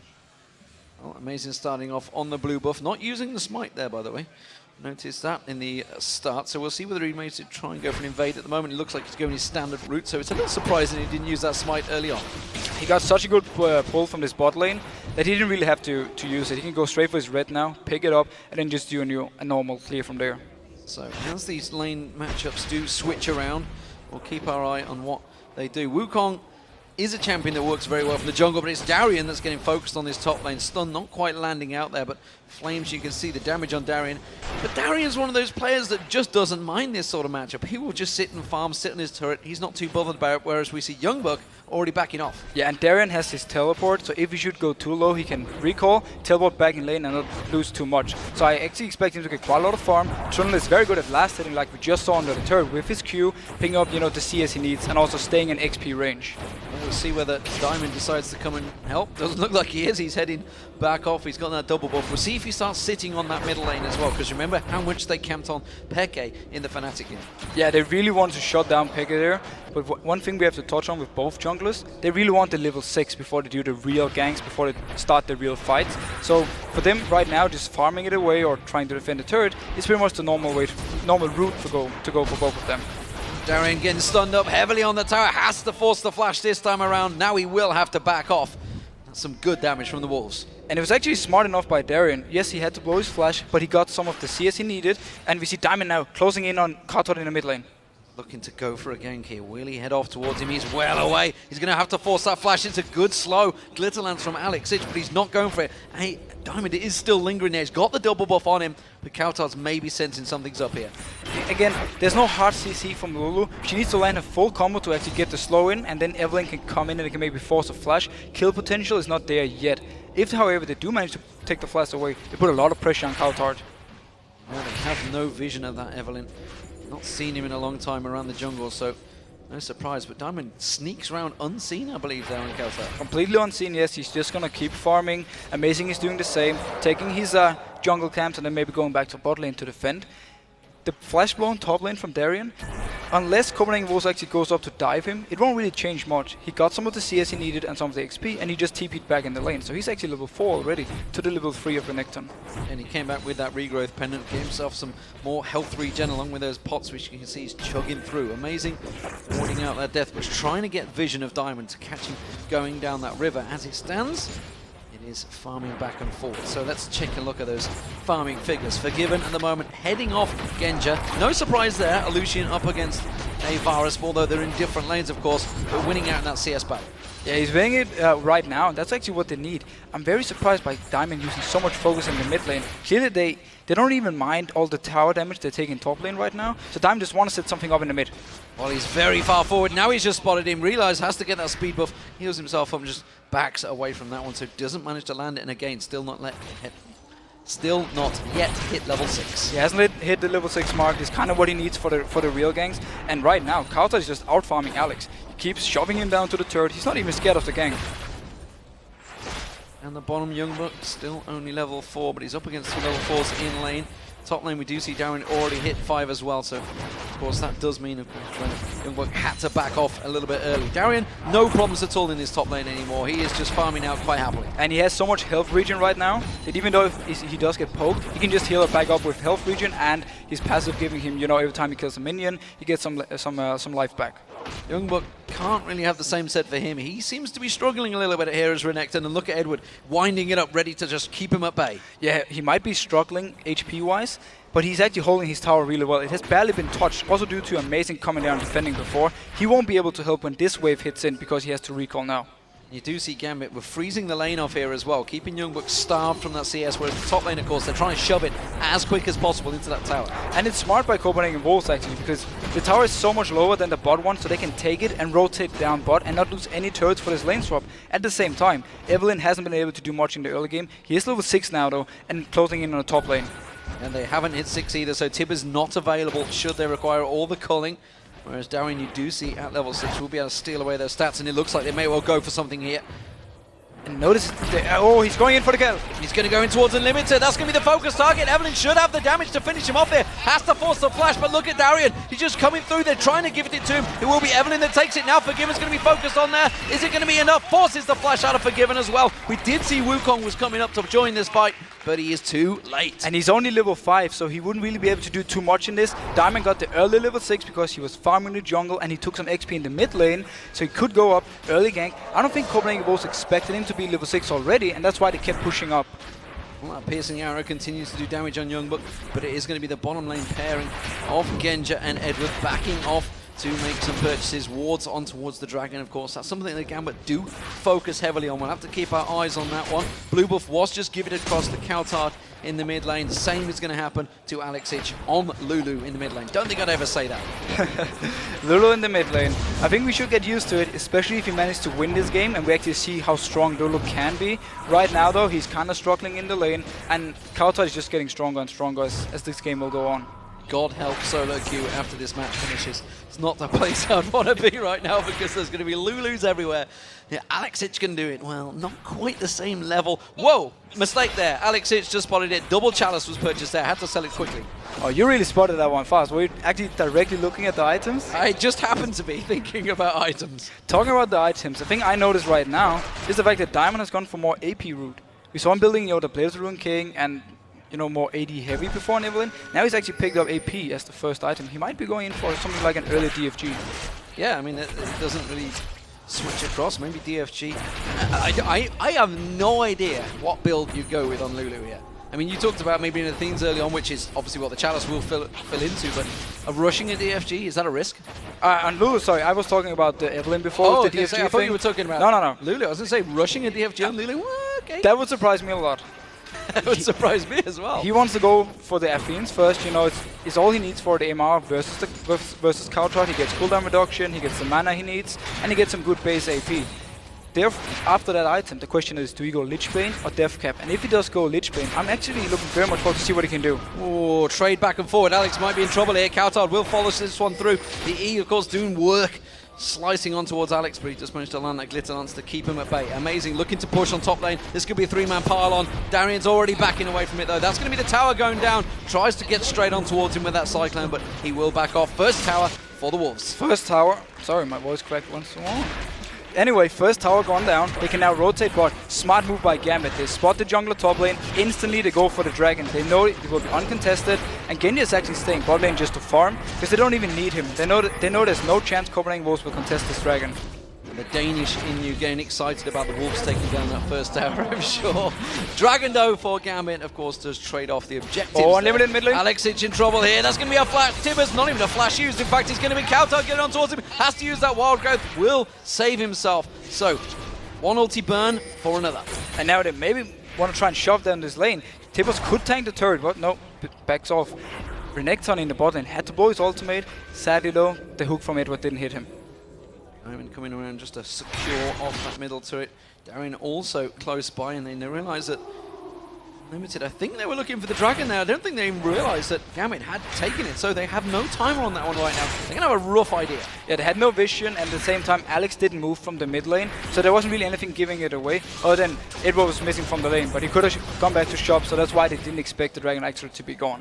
So we do see the lanes on the bottom lane matching up once again. Forgiven and Unlimited has got that BF sword. Bloodthirster almost completed by him. Meanwhile, we do see Genji. He went a very different route here. He has gone for that Banbrick Scepter. Had to go for the double door into the boots. Yeah, Genji's gone, I don't have enough money for BF sword route. Yeah. And just safe laning. And we see Diamond again closing in on countering in the mid lane. Keltard does get polymorph, but they're not going to chase on through it. Instead, they will back off, and is taking some damage. We see Amazing maybe also stepping in towards his mid lane. Maybe going to try and set up a gank. They realize Alex was low, which is why he's backing off. Touching back on the items from the AD carries, it's actually quite an issue for him that you now have a BF Sword on Lucian. He has a lot more damage to bring out, and Gambit will actually have to rely on maybe Diamond coming down, landing the chain from Genji, and then setting something up. Well, Spectral Wraith was picked up by Diamond, of course, and also Athenes was taken by Alex Hitch. So expected items for those two. We'll see which way Darian goes in that top lane, because it looks like he's going for the Hydra straight away. The Hydra's for more basically split pushing. He wants to be able to constantly shove Youngblood down. He's level 9 to level 7, so he doesn't even care about Youngblood being there. There's no threat for him actually dying to him, and if he can keep expanding this lead, keep shoving down the waves, he's going to be the constant pressure against Copenhagen Wolves, and this is what Darian loves to do. He wants to drag people up to him, up to gank him, and then Gambit do something else on the map.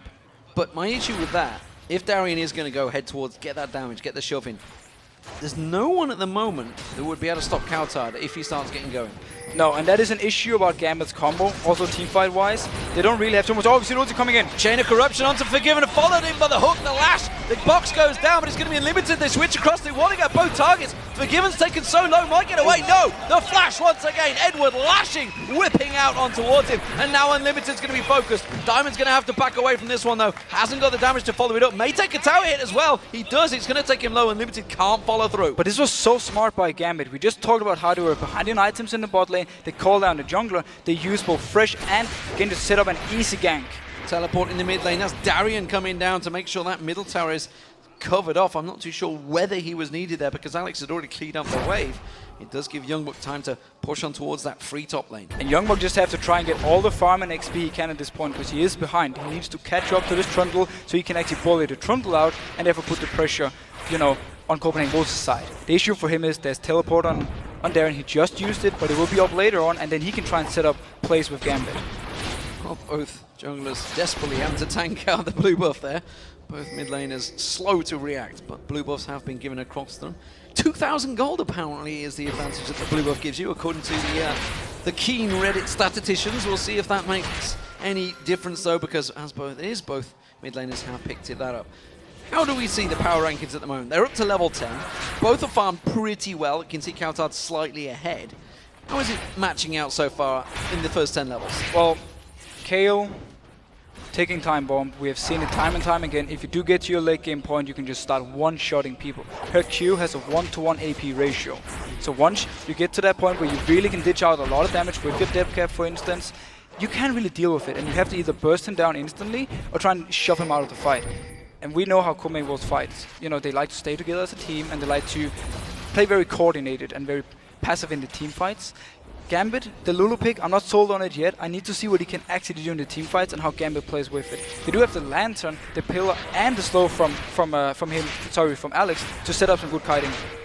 Amazing was looking to go for a gank in that bottom lane, but immediately Edward comes forward. And actually, I think he warded over the wall. Actually, if we look across just to the left-hand side, you'd see there's a ward gone over the wall. Didn't put it in the tri-bush because he knew there was a pink in the tri-bush. Instead, warded it further away. There it is, just on your screen there. Just outside of the range of the pink ward, so they will spot him coming in. He can still try and stealth in, but it will require Gambit to push up a lot more. And as long as they can keep the lane right here, they're safe. Oh, wow. Alex Hitch does get a kill. We'll check that out in a moment with the replay, but right now the bottom lane is the focus. We can see Edward maybe thinking of going for something. Not going to happen. Diamond is coming down to that bottom, but it seems they will back away from that one. Yeah, they do have the Lantern door on Edward, so they can set up a very easy gank with Diamond like we saw before. Alex getting the kill in mid lane. He didn't even use his ultimate. So that would have been a straight up, I'm not even sure how he'd burst him down too long. It had to be Keltard sticking around in lane for just a little bit too long, maybe on low health. Keltard must have completely underestimated the damage from Lulu, and just when we talk about how not sold on the Lulu pick yet, then he picks up like a free kill without even doing anything for it other than his ignite. Well, here's the replay. Let's check this out. Yeah, he has to say, he was already low on the damage. He was low, you know, Alex chopped him in, and then he stayed. Oh, the Pixie was on him. He activated the Q, picked up the kill. Well, that is... And in all fairness, how often in solo queue would he have come up against this matchup? We'll get back to that in a moment. Diamond was waiting in the wings, maybe looking for it. He's not spotted out by the ward, I don't think. No, because that's not a vision. The pink has been cleared out. The pink has been cleared, so they have probably seen him cleared, and then he you know, he went away and then he moves back in. That's kind of the bait you can do. Dragon is up again and he's starting it. No wards for Copenhagen Wolves in this area, so they don't even know he's starting it. He should be able to focus it down solo as well. Hasn't got any help at the moment. We'll see whether he does get any help at the moment. Nope, it's going to be a straight solo kill. Diamond, no problems. And Diamond's going this completely mixed item build again, where he's going for some AD and some AP. He's now picked up a Hexdrinker to try and shut down some of the burst from both Kautard and also Unlimited. Well, the Ravenous Hydra has also been picked up in that top lane by Darien, or the Tiamat building into it as it is. And you can see in terms of farm, they are actually pretty close to two top laners, but it's the bottom lane we can see Amazing was waiting in the wings, but I don't think they're going to go for anything here. They're going to have to tower dive. Yeah, they will have to tower dive it, and if you don't know where Evelyn is, there's no ping wards from Copenhagen Wolves, so they have no idea where Diamond is. And if you do start a dive and he's there, you're pretty much going to give 2 or 3 kills to Gambit, and that can cost a lot in this game, so you don't really want to take the risk unless you know where Diamond is. Speedy reactions in that bottom lane, taking the Lantern the second that Forgiven moved in to try and get some quick burst damage down on towards it. So, Bloodthirster was completed by Forgiven, but he hasn't backed off, and he's lacking mobility when you look at Genja. He's lacking mobility, but that's also why Copenhagen Wolves was playing so passive. Every time something happens, you know, they're just moving backwards, pick up the CS they need, and then back off. The wards from them just got removed in this bush, so it's very scary for them actually to move forward. And Alex, he just keeps going for Kautard. Yeah, he's really focusing on towards him, keeping the pressure down, but Kautard's trying to give as good as he can get. But again, we see the burst that Alex has on Lulu. And there's a lot of burst, and the fact that he can put his E onto Kautard and then Q him twice. That's, you know, you can't really dodge it when the Pixie is already on you. So he has so much poke when he has this blue buff and solo cooldown. He's actually going for this. Intervention being used immediately by Kautard. Will he time it wrong? That's the question. Alex should have the bonus now. Puts the Wild Growth down. Oh, is he going to land the last Pixie? No! It's on him, but not quite going to be enough. Meanwhile, down the bottom lane, they're going to focus on towards Unlimited. Flashes out of it. Edward trying to get the lash on there. That's very low health on Genja. Alex also very low. Must have gone for a trade. Youngbuck came in to support. Wow, so much action going on right now. Alex almost picked up the kill. And we see Diamond, he's staying bot lane. He wants to fight for this one. He doesn't have his ultimate though.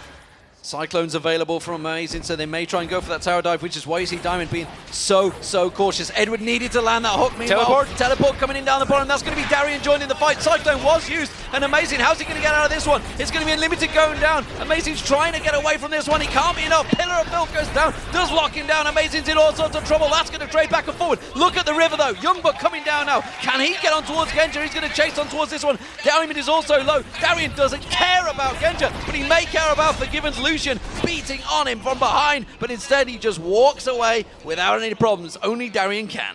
Alright, so basically everything starts with Unlimited going in with the Tibbers. Diamond is there for the counter gank. They pick up the kill, and then Diamond comes in from behind when actually Copenhagen Wolves chases up because Amazing went in there, got the kill. Teleport comes in from behind from Darien, sets everything up. You know, everyone is bot lane. Renekton is moving bot. The only one not there was actually Kautard, and then Alex because he had to recall.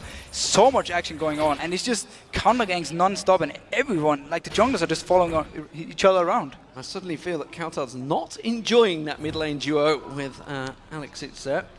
At the moment, he seems to be losing out on it every time there's a trade, but he's going to be getting a blue buff here, as will Alex in just a moment. Yeah, after the first few items for Lulu, she's having so much damage. Alex can't deal with, Kautard can't deal with this at the moment. He had the early game pressure, but now with the Fiends and almost a Lich being completed from Alex, he just can't do anything against him.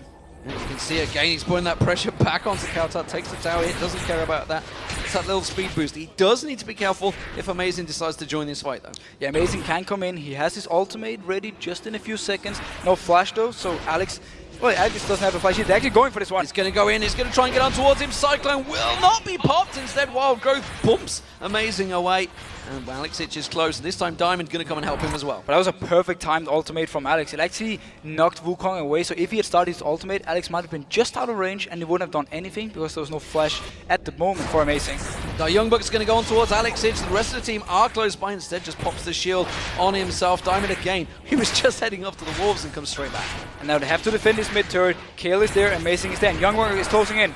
Darien's coming down the river as well. He's going to try and join this fight, but it is the Copenhagen Wolves putting the pressure on there. You see Diamond being a problem. Kautard does take a tower hit, and again, Gambit defend out the middle turret.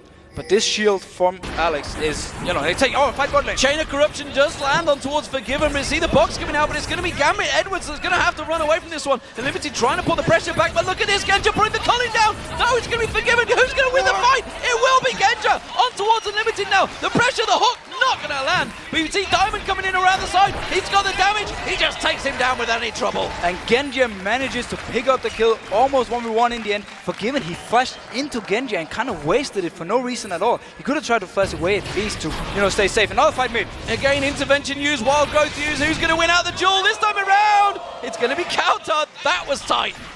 I don't even know what to say about this mid lane matchup, because they just keep killing each other back and forth. Now we see a fight in top. But I'm not sure. Well, you call it a fight, but I'm not sure how close it's going to be. Youngbuck is just going to walk away, doesn't need to pop Dominus. Standard top lane. All right, so back to the mid lane one. They just keep taking kills back and forth on each other, and they're just so even in the farm as well. This mid lane matchup is so weird to watch, and I'm actually really enjoying it. Well, Youngbuck again very low this time. He may have to pop Dominus. Darien happy to take a couple of tower hits, and look at it, he's just regenning more than he takes damage, but he's got to be careful because Kautard is coming around the side. Youngbuck trying to bait him into this one. It may well work. Dominus gets popped. In comes Kautard. Pillar does manage to cut him off the side, but the slow goes down. They should have enough, but Darien flashes away. Can he dice his way away from this one? Kautard should close him down. One more hit will do it. There it is. Darren, as we know him, he likes to overextend. He doesn't really care if he's about to get ganked. Kauta uses this. He goes up, picks a free kill. Getting a free kill on Kayle is a huge deal, especially right now when he's so close with Alex in the mid lane and you're just trading back and forth. Dragon though, Gambit picked up the first two. They're actually setting up for this again. Double pink wards, no vision for Copenhagen Wolves in this Dragon area.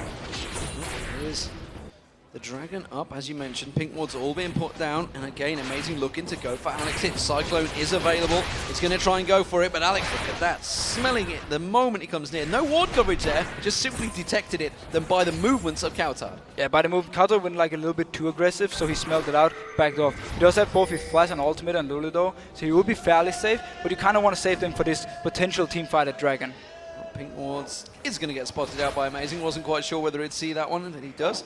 Take it down, no problem there. 30 gold given. Diamond with that red buff again. It's Alex X they're going to focus on. They're trying to drive him, trying to take him low, but I feel like every time they have this trade, Alex comes out on top. Well, they want to force a lot of his mana away as well, because Lulu is very mana hungry, and they actually started the fight down here. And they can see it's amazing. They tried to start out the Dragon. The Cyclone was popped. Is it going to be enough? Because you can see Alex is joining the party. That's going to be a great chain of corruption, but Genja with the wild growth on him should be safe. Amazing taken low. He's going to get dropped down. Edward comes in. He flashes away. Kautar's the next focus. Nothing he can do about it. Alex is picking up another kill. Can they land the Glitterlands on towards him? Edward's going to give chase here. There is a tower up. They've got to be very careful. Alex is really getting taken low there. Darien just quickly bullying them out, forcing them away. Alex will be saved. And a very messy engage from here from Copenhagen Wolves. They got touch on from both sides. Lucian wasn't even in the fight because Edward moved up together with Genja and they kind of collapsed on them with Alex and Diamond coming from behind and also Darien coming in. So it's a bit of a messy fight for Copenhagen Wolves and it's definitely not the one they wanted to take. It's another trade and another Dragon for Gambit, which means they continue to get that giant advantage. 7,000 gold now, still in the lane phase I feel here. It's been a very long lane phase considering they took that tower down in the top so early on, but it is Gambit that are ahead with 9 kills to 3. But try and notice the item builds from Gambit at this point. They're going full on magic resist. They really want to make sure that Kautar is not able to kill anyone with his burst.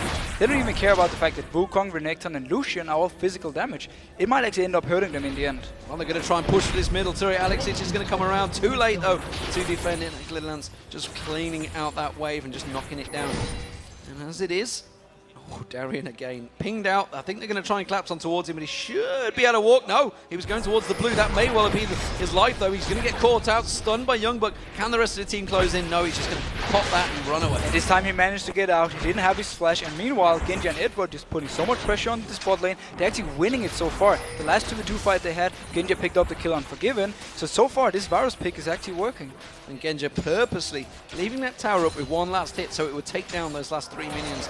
Clever play from Gambit as always. And it does mean the turret will go down. So Gambit pushing along the bottom lane. There's 3 members here. Alex is just lingering around that jungle area. Now maybe going to go towards the middle. And one thing we have to give Gambit a lot of credit for is the fact we talked about how Alex needs the assassins to roam around the map and set up kills. Right now, the bot lane and the top lane and Diamond Prox has actually been winning by themselves. They didn't need Alex to make plays. Alex has just been in the mid lane, fighting with Kautar back and forth. So very strong play overall, especially from the bot lane and also the jungle from Gambit. And you know, we talked about Diamond Prox so many times throughout the years of League of Legends, and again, he's 3-0-4. Evelynn working out. Nobody else is picking Evelynn right now. He's the only one that's going back with it, just like he did with Lee Sin way ago, just like he did with Gangplank, if I remember, of all things, in Shyvana. Again, he just figures out builds. Yeah, and well, he's also the only one who would ever think of this build. Look at it. He's going towards something like a Randuin's, maybe Spirit Visitor or Banshees. Also, he has, you know, the starting build for an Hourglass, and also he has a Hexdrinker. Nobody ever thinks of a build like this. It's so hybrid, it's both tanky and damage-wise, and it's working out for him. Just a lot of solo queue games maybe that's worked in towards this one. We did hear about their solo queue actions, their exploits. 5 members of Gambit here closing in on towards the middle lane turret. The Wolves are responding. Darien just waiting for someone to come around the side, but I feel Gambit may bully him away from the tower here. And we'll see how much Gambit's combo can actually do. Darien getting or catching out Youngblood in the back. Not much happening. It is the tank trade. But I'm really looking forward to see how much Gambit can do with this combo. Will they take like a straight on 5v5 and try and burst down one? And how much damage is this Lich Bane actually doing on Alex? And of course, Gambit, every time they keep pressure on, they do manage to start taking some jungle resources. The red buff will be picked up by Forgiven though, so that's going to be locked away. Genja completely left the lane once again. No surprises, something we always see from Gambit. He's just going to push out that bottom lane. And Copenhagen Wolves, they're going to try and capitalize on this. They're pushing through the mid. Yeah, they want to try and set something up while Genja is gone. At the same time, Darien also went out of sight. So they want to, you know, pressure where they can and try and get back some gold. They are continuing to push. Genja now coming up there. Look at Diamond from behind. Diamond's going to come around. Remember, if he can land that big stun, he's going to get caught out. Youngblood just keeping him at bay, but look at that. He feels he's got the damage to come around. In comes Chain of Corruption, doesn't land. Intervention missing as well. Piercing Arrow not doing the damage. And that's a great Cyclone coming out from Amazing, but have they got the damage? It's going to be Youngblood being taken down by Genja. The pressure on towards him. Caldon's going to get dropped by Alexic. They're going to continue to chase, pushing on towards that tower. And again, the Piercing Arrow forcing the Wolves away.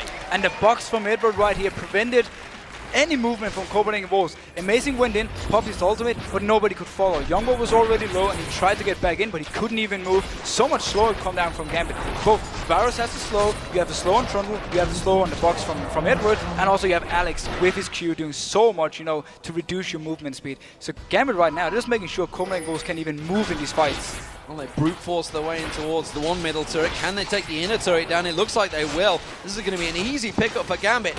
And wow, just like that, Copenhagen Wolves lose themselves the entire vision of the mid lane. And just out of respect for Diamond, obviously Evelynn also has a slow. So I guess 5 champions providing, you know, slow. Not too much direct hard CC, but more the fact that they can just make sure Copenhagen Wolves can never reach them in these fights and always move a little bit backwards, take a kill when they need it. And that was this fight they won with a missed Chain of Corruption. Yeah, but also the fact that they didn't have the vision at the side, so they were focused so much on the front 4 of Gambit, they completely ignored the AD carry at the side, Genja, who now has himself a Bloodthirster, Phantom Melter, and a Guardian Angel, doing the damage from the side for free. Yeah, pretty much just, they didn't even touch him, because Amazing went for both Edward and Alex in the back line. So again, you just shot a wave, and then we have to touch a little bit about Youngblood. He's actually very squishy at the moment. He doesn't have any MR to really, except for the Hexdrinker, to really prevent some of the damage coming in. So he got taken low so early and couldn't actually do anything in the fight. Wave clear on the bottom from Darien. Now with that Ravenous Hype complete, he is very fast indeed. He's just farming out. Spirit Visage picked up. Randy and Zoma may well be following. Genja's going on the hunt here, looking for kills. It's a champion that he's very comfortable on. You know, we wondered about who we would go with, but at 2-0-7, Varus is not a bad choice for him so far. No, I mean, the Varus have worked out perfectly, especially because when they needed help in the lane, Diamond moved down and they picked up the kill they needed. So he went back, bought a BF sword, and all of a sudden he was actually back in the lane and stronger than Forgiven. Or they may try and engage onto Edward here. Luckily for the Copenhagen Wolves, they didn't go all in because I'm not sure whether they realized all 5 members of Gambit were there. Diamond acting as a little stealth assassin, checking out the side there, and he may well try and come around the side. Gambit going to force in. It's a flash Tibbers on towards Alexic. Alexic dropped like you wouldn't believe it there. Now Genja's going to be the focus. They throw out the Lantern. Is he going to take it? Darien taken so low. This is a great fight by the Copenhagen Wolves. They've got to be careful chasing on towards this one. Gambit are going to run away from it. They should be safe. Oh, would they? Youngblood's going to go in. The hook. Youngblood might get taken down before the rest of the team come in. But the Culling beats him down on towards Diamond. Diamond now running away. Amazing trying to lock on towards him. Has to take the Lantern to back off. And Gambit, oh, very close trade. They may lose the Dragon. They may lose, or will they actually stay and try and fight for this one? They do have 4 people alive still, and Youngblood is gone. It is 4v4. Will they back out a fight? Diamond thinking about going in, but it's too dangerous to try and go for that engage. And the Copenhagen Wolves, successful tower defense, taking Alex very quickly, picking up a dragon. And this time, Copenhagen Wolves managed to land a CC they needed onto Alex, instantly shutting him down. He couldn't even ultimate himself. So this is what you need to do on their side. You need the flash tippers, or you need the Wukong to stealth him from behind and just instantly hit the back line of Gambit. Don't let them poke you, and don't let them, you know, get all the slows on you and start kiting you. If Copenhagen Wolves keep doing this, they can actually get back in the game, especially because they have KO, who just gets stronger and stronger. Wouldn't be surprised to see some Banshee's Veils suddenly start appearing on Gambit either after that engage. They're realizing the dangerous position they're in. Rabadon's Death Cap will be next for Alex Sitzer, so we'll see where he goes after that. And Genji has gone with his trademark Guardian Angel third item build. It's very smart against this combo from Copenhagen Wolves, because as we talked about in the Champ Select, they have so much to actually get to him. If he should get caught out, he has a Guardian Angel to help him out, you know, to stay alive a little bit longer. Or like at least get alive again, to stay alive a little bit longer. The two Randy Zonemans have been picked up now. We talked about the magic resist that was picked up earlier by Gambit. They have started to respect the damage that can come out from Youngbuck Amazing and Forgiven. So double Randy and Zoneman picked up by the two top laner and jungler. Yeah, they have instantly gone for, you know, double Randuins and also armor onto Edward. So as soon as they noticed the fact they pretty much only had MR, they just went back and from there on only bought armor. It's again, it's very smart, and I like this way of Gambit playing. They want to be as tanky as possible, not this full-on damage mode. It's more, you know, stay alive in the fights and just win by out-sustaining the enemy. 32 minutes gone in this game. You can see, of course, Gambit with that lead that they've developed slowly but surely throughout the lane phase. And as we've moved into these teamfight situations, they are struggling, and we talked about this. They're kind of lacking a little with the initial aid. Of course, Darien could be the one that runs in there. Diamond's always going to be waiting for someone to engage. Genja's always waiting for someone to engage, and technically Alex is always waiting for someone to engage. Yeah, Gambit needs to flank around to actually get a proper engage, or they need to land a chain of corruption from Genja, but that requires Copenhagen Wolves to stay very, you know, close together for him to actually get multiple people. If he only hits like Youngbuck, it doesn't really do too much. So right now though, Diamond has been doing a great job of coming around the enemy and trying to set something up. Genja trying to bait out something there as well with the ward. Oh, the nice. pillar being put down. Youngbuck just going to get focused on, but he is backed away. Pissing Arrow not going to find its target. So again, will be Gambit just bullying out the mid lane, just trying to keep the farm, keep the pressure on.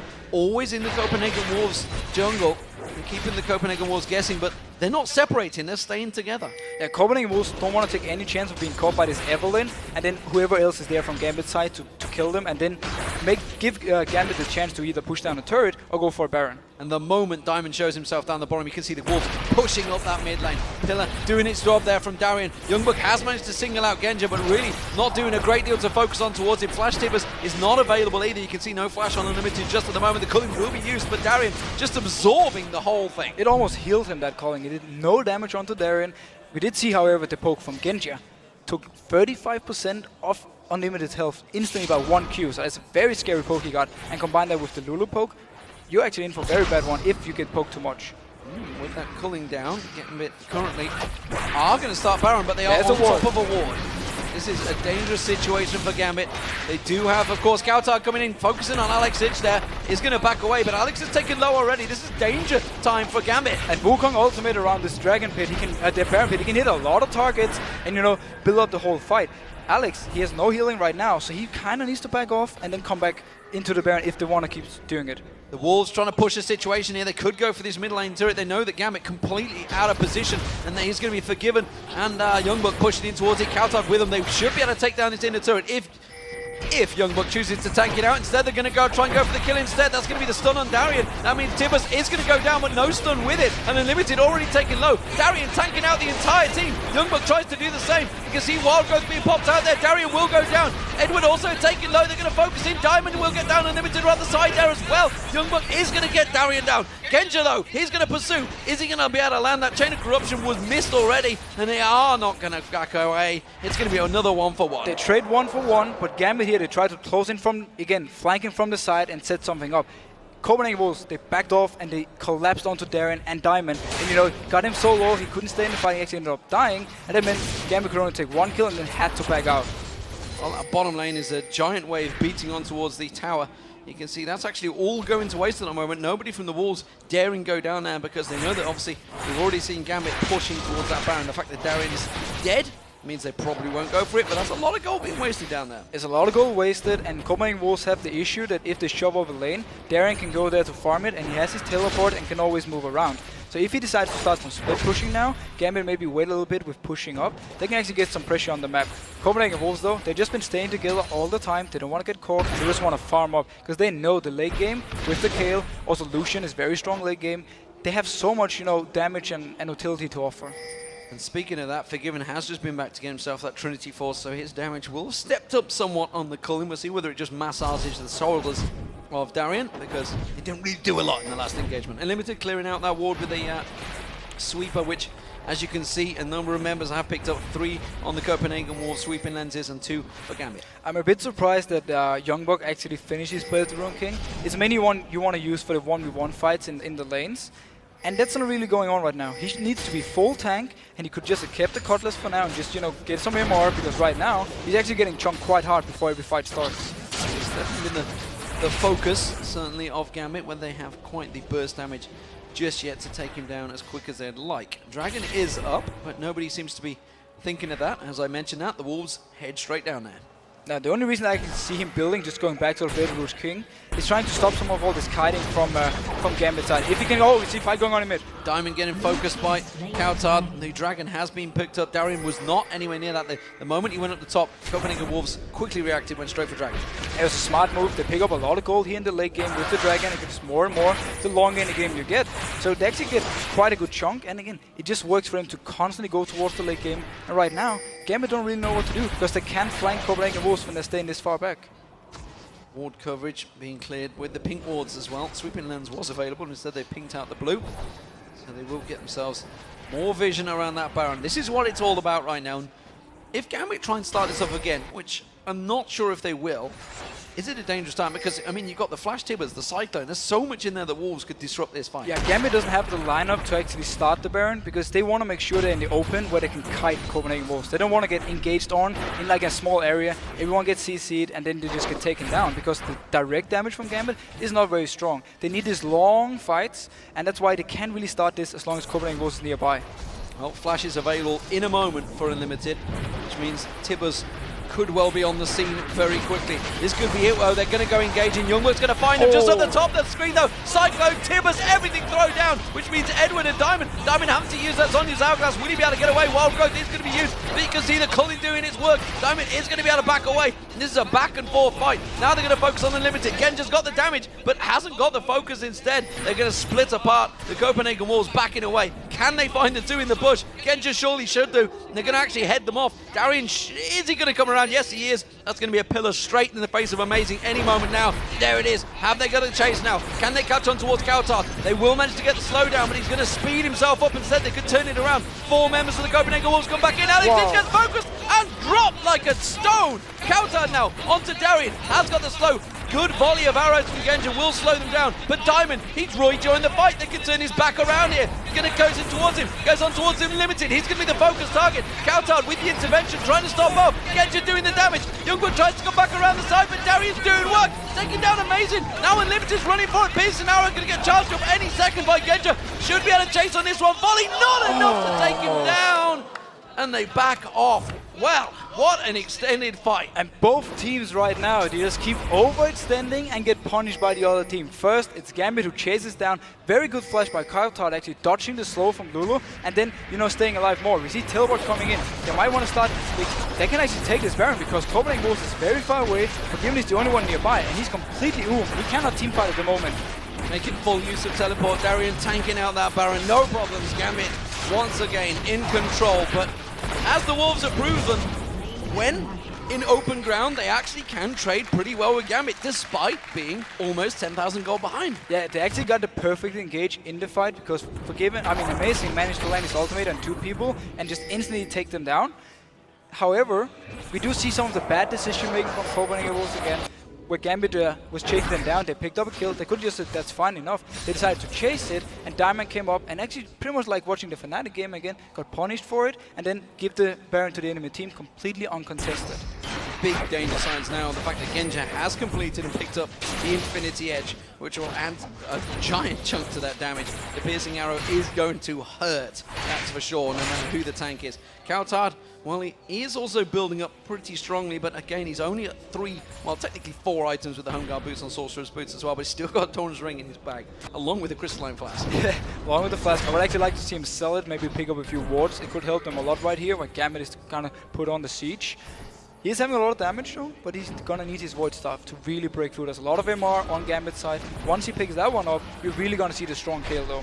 Diamondprox, however, 4, 0, and 8. He's so strong, he's tanky, he has damage, and every time he's there for the fight, it's just issues for Copenhagen Wolves. We also see a Banshee's Veil being picked up by Edward, noticing that he is the man in the front there, throwing out those hooks. Darian dancing on the steps of Copenhagen Wolves. Darian like you know him. And he's really hit the point right now where he's having the main items he needs, and he's going to be this big tanky troll that's going to be so hard to take down, because he's going to steal some of the tanky stats from either Amazing or Youngborg and just get even harder to kill, and he can even tank the turret. Yeah, you can see a rotation, I believe, down towards this bottom turret. Diamond thinking about going down there. He should just go in as that wave closes in, and he'll be able to take down this inner turret without any issues. The only risky part for him doing this is the hard engage on Copenhagen Wolves side. They need to, punish Gambit right here. They do spot, they don't spot him yet actually, because he's stealing the gold. Now they will see him. Will they try and engage him mid? Well, they see that he's going to take that turret down. They are going to try and clear the wave out. You can see they're looking to try and chase it, but again, just the glitter lance from Alex, it's slowing the entire team down. And very smart play by Gambit. As soon as Diamond is spotted, the rest of the team moves backwards and makes sure that they can't get engaged on. Copenhagen Wolves really wanted to go though. We do see KL going down towards the bottom lane. Kautard trying to deal with that giant wave, which means the Gambit are going to focus on towards that tower. They don't get enough damage down. It is a giant troll in the form of Darian in the mid lane with that wild growth on him, but they don't put damage on the turret. They don't really get it here, but they do blow at least some of the poke and ultimates from Copenhagen Wolves. The calling was used here, so now they'll try and go for this. They're going to go in towards it. Kautard's trying to beat them off. Youngborg goes in, but look at the damage on him already. Alex Sinch gets dropped. A great cyclone coming out from Amazing with the intervention bouncing on towards him. But have they got the damage to follow it through? Youngborg still getting taken low. Will back off just about in time. Kautard, you can't chase a kill. You've got to be careful. Once that Q is back up, he should be able to pop someone. But it is Gambit once again pushing in. Is this a mistake? They can be very risky for this, but there is Home Guard on Youngborg, so he can go back, go in for the fight. Gambit wisely enough though, they back off. They lose a member once again. Every time Copenhagen Wolves can hit Alex with some of the CC, they just take him down instantly, and he's not doing anything in the fights. If they can keep doing this, they can keep clawing their way back in the game, and that's definitely the plan for them.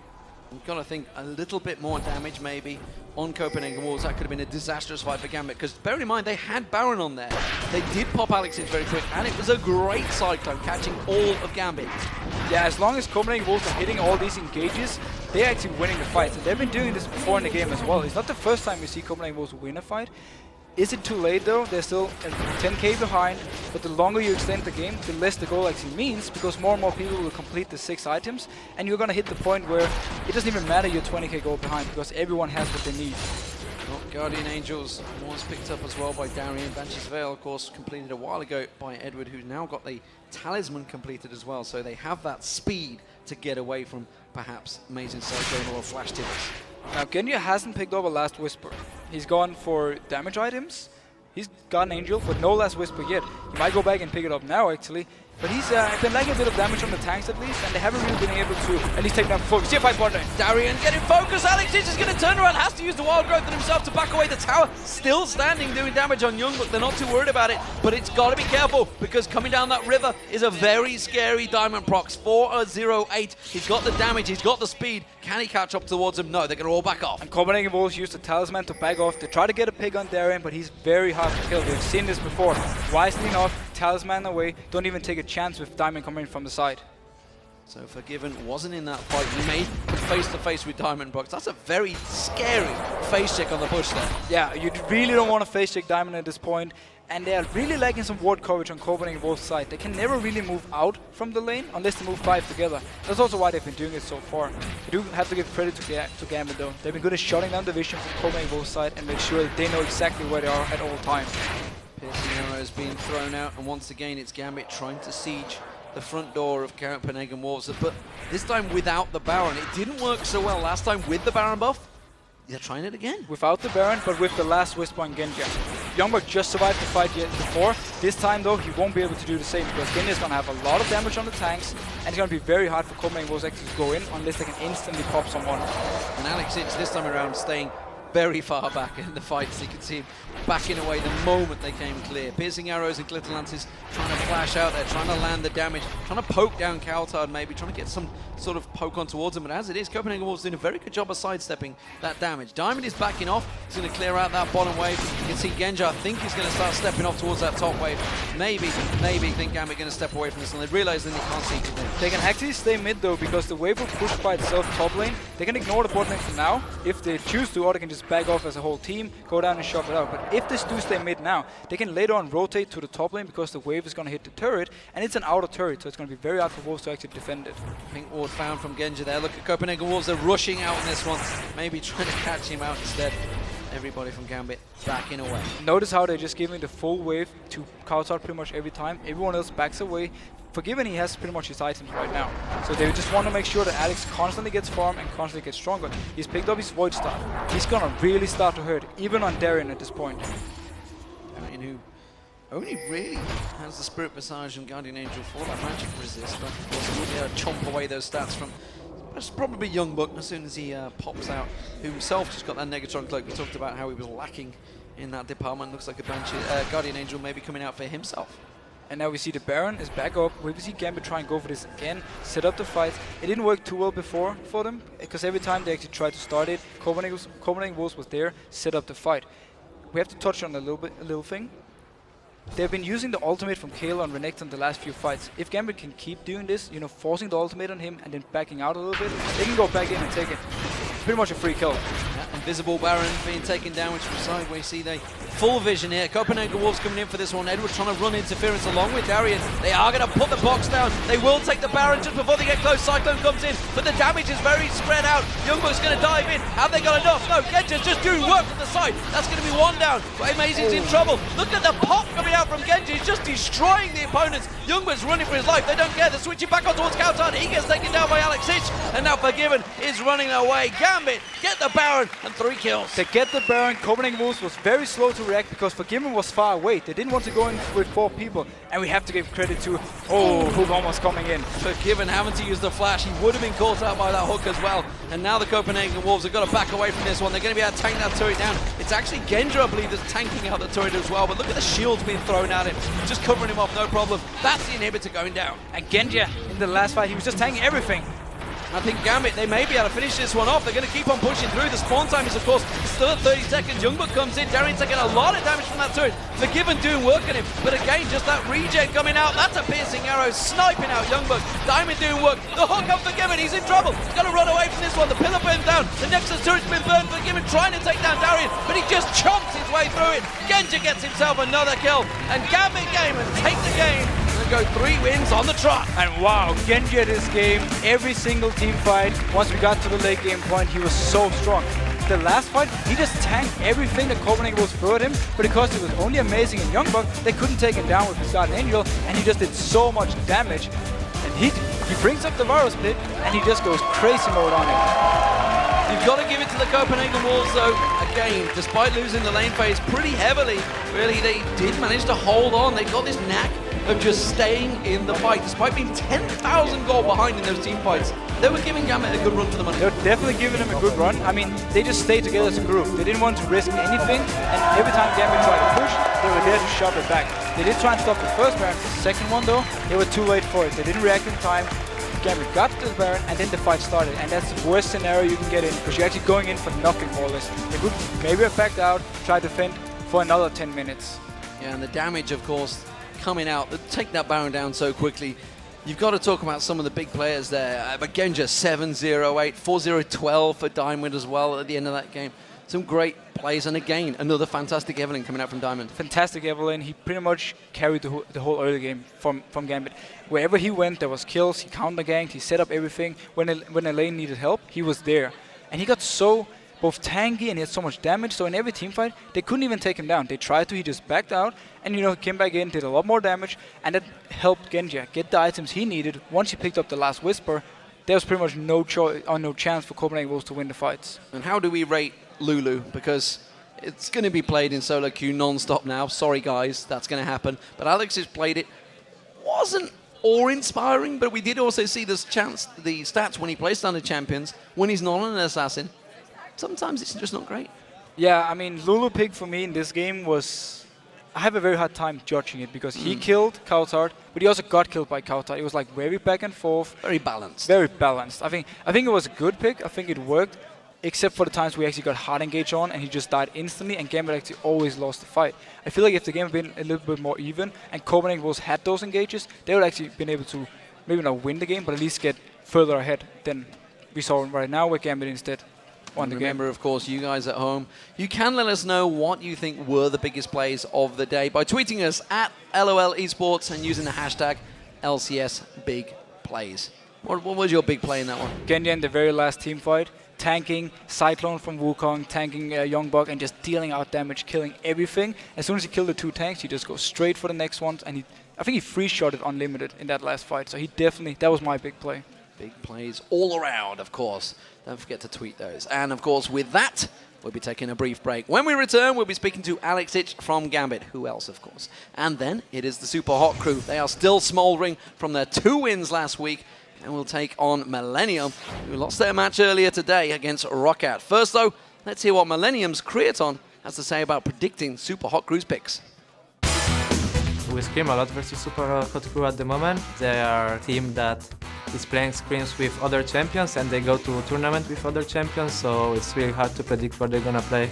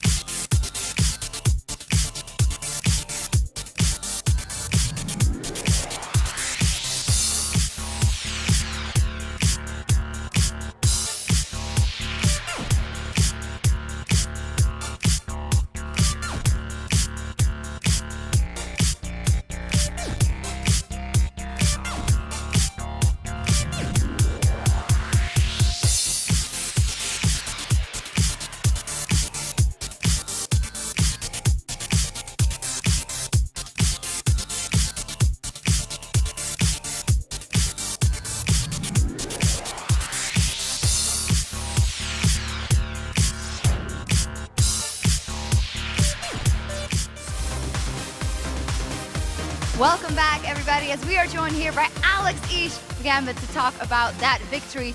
Alex, first and foremost, why Lulu? She looks cool. I have to ask quite seriously, where did you learn it from? Where did you discover it from? What's the origin of the Lulu pick? So there was one guy playing her in EU solo queue that is currently top 1 in solo queue on EU West. After that, I checked the Korean solo queue and there were 2 players. I followed their replays. I played against that guy on mid lane. And overall, I saw that Lulu is really strong. And after that, I decided to copy Korean rune page and masteries and try to play like that. And it went well. I've got a question. When you say you discovered that Lulu was strong, what about her? What is it that attracted you to the champion? And with the rest of the composition that you played today, what is it that made it work? So Lulu is really strong on mid lane. I was even possible to kill like Kayle 1 versus 1. Even though I was falling a bit behind in CS, it was more about I was feeling that Wukong is around mid lane all the time. And we didn't want to risk to fight them 2v2. And just like other lanes were winning. So my only thing is just saving the mid turret and not dying mid. And in mid-late game, I would have that utility that I need. You say that it had a pretty hard time in lane versus the Kayle, yet they first picked it and you immediately locked it in. Were you going to play it no matter what, or does it work really well once you hit level 6? So I was more like playing it no matter what, because it's cool to pick it first, because if someone else will pick it, they will tell that I'm copycat, and now I will tell that they are copycat. Alex made it work in the LCS. Talk to me now about some of the itemization that you guys did throughout the game. Diamondprox went for a bit more ability power on his Evelynn this week. He was going more attack damage last week. Genjis got very, very late Lost Whisper. What drives the decision-making in buying items? So Genji didn't want to die like I did all the time. So he decided to buy GA first, or no, like 3rd item. And as for Diamond, I don't know. He just experiments with the builds all the time, and he changes his mind. And I don't really know why is it happening and what is better. But I think overall, the AP jungle item is not that bad. So just as a quick follow-up, as a team, do you guys not discuss itemizations on the champions you play, or do you just leave it to the individual players? I feel like Diamond knows what to do and how to itemize, so we don't discuss it that much because people know what to do. The only thing I could do in this game, like build something like benches earlier, but you know, I didn't want to. Yeah, but tell us maybe a little bit about that, because you did pretty good in lane. You were brawling it out with the Kayle, and then come mid and even late game, they were grouping up. It was quite hard for you guys to engage upon them. So how did you work around that? So we just needed time. We were scaling better in late game, because we got like Lulu, Varus, and Trundle. And Trundle is scaling super good in late game. So overall, we were just waiting and gaining advantage. And it was them who needed to initiate all the time. But they did it really good with their comp, with Wukong and Annie flashing on me. And I think I could do a bit better with surviving. But overall, it did go well anyways. So is Lulu mid something we're going to be seeing more out of Gambit and maybe some of the other teams? So I think that I'm sure that some teams are already using it. I'm not sure what teams though. So we will see, and you know, it depends on like if some nerf will decrease her ability. But I think that that hero is strong, and everyone will start picking it up or thinking about it, and maybe we will see picks or bans of this hero soon. Pix, which is also her companion, so that works very well. Last question, next game coming up is going to be the Super Hawk Crew as they take on Millennium. What are your guys' thoughts on that one? So I'm not sure yet. Like, that depended on picks overall, but Super Hot Crew looking really good. Not sure about Millennium, so I don't know, it's like 50-50. Yeah, I feel the same. I think Millennium had a couple of questions they needed to answer earlier, and it didn't really step up. If Super Hot Crew keep playing like they did on Friday last week, they might be able to beat Millennium. Yeah, very interesting matchup right there. Thank you very much, Alex. Keep bringing those picks out. We love that. And now let's send it back over to D-Man and Officio. Thank you very much, Shox and Trevor. It is time for the Super Hot Crew to battle against Millennium. And of course, for the Super Hot Crew, the long journey to the LCS has been a bit of a wild roller coaster ride. Let's take a closer look at their Cinderella story. SK solidifies and puts themselves back into the LCS. And they just poured out their heart and soul against an SHC that did the exact same thing. So after we lost to SK, we wanted to stay all together. We make a changement for Mr. Rales. We wanted to create a team for Coke League and try to win everything we can and then qualify for LCS. I think it's kind of like a stroke of luck, really. They all split from me and I went back to my old team. And then suddenly it's like, oh, we can qualify again. We get told like in 3 days we're gonna play with NIP and MOM. We had such short time between everything. I'm like, God, I know, we've done this before. It's crazy, it's just like constant swing of emotions. It was all about that League of Legends Championship Series spot, and the Super Hot crew are in. When we qualified for the LCS, there were a lot of people approaching us. Suddenly everyone cares for you who didn't give a damn about you before. Like we sat down together and we said, this is the deals we can get and we need to find out who is the best for us. The team decided we should go with being our own brand. We didn't want to play under whatever tag, we wanted to keep our name. Basically, my summoner name for a long time in solo queue was Super Hot Fire. We had to make a ranked team, and I had to make it, so I just found out this name, and it stayed. We came in as Super Hot Crew, and we thought, well, if other organisations have done it before, why can't we? So Miss Shy and others decided to band around other people who wanted to get involved. We did some research, and when I found out he has a lot of experience in esports, I was approaching him. Super Hot Crew had like many possibilities to join other organizations, but I said, hey, esports is my passion, it's not about the money. I'm sure you can get more money and more sponsors from well-known teams, but if you make your own, then you've got independence. We knew it was gonna be hard to be one of the top teams in LCS. The manager told us, you got 3 months in LCS, just enjoy your time and do your best. We know we're gonna face hard days and we will go through them. And the only one who can ever decide if we should change something or not, that's us. Like no one else can interfere. You have so many possibilities to do your own stuff, and you can especially focus on the needs of the players, not the organization. Like if we wanna grow as a brand and get more fans, then it's up to everyone. Everyone works for one goal, and this makes us become like much closer than before. I would say it's more friendly, familial than if you would join a random organization. I feel really more involved in our team and in our organization because it's ours. If you've got to start from the bottom, from the ashes or whatever, then yeah, you can build your own legacy, I guess.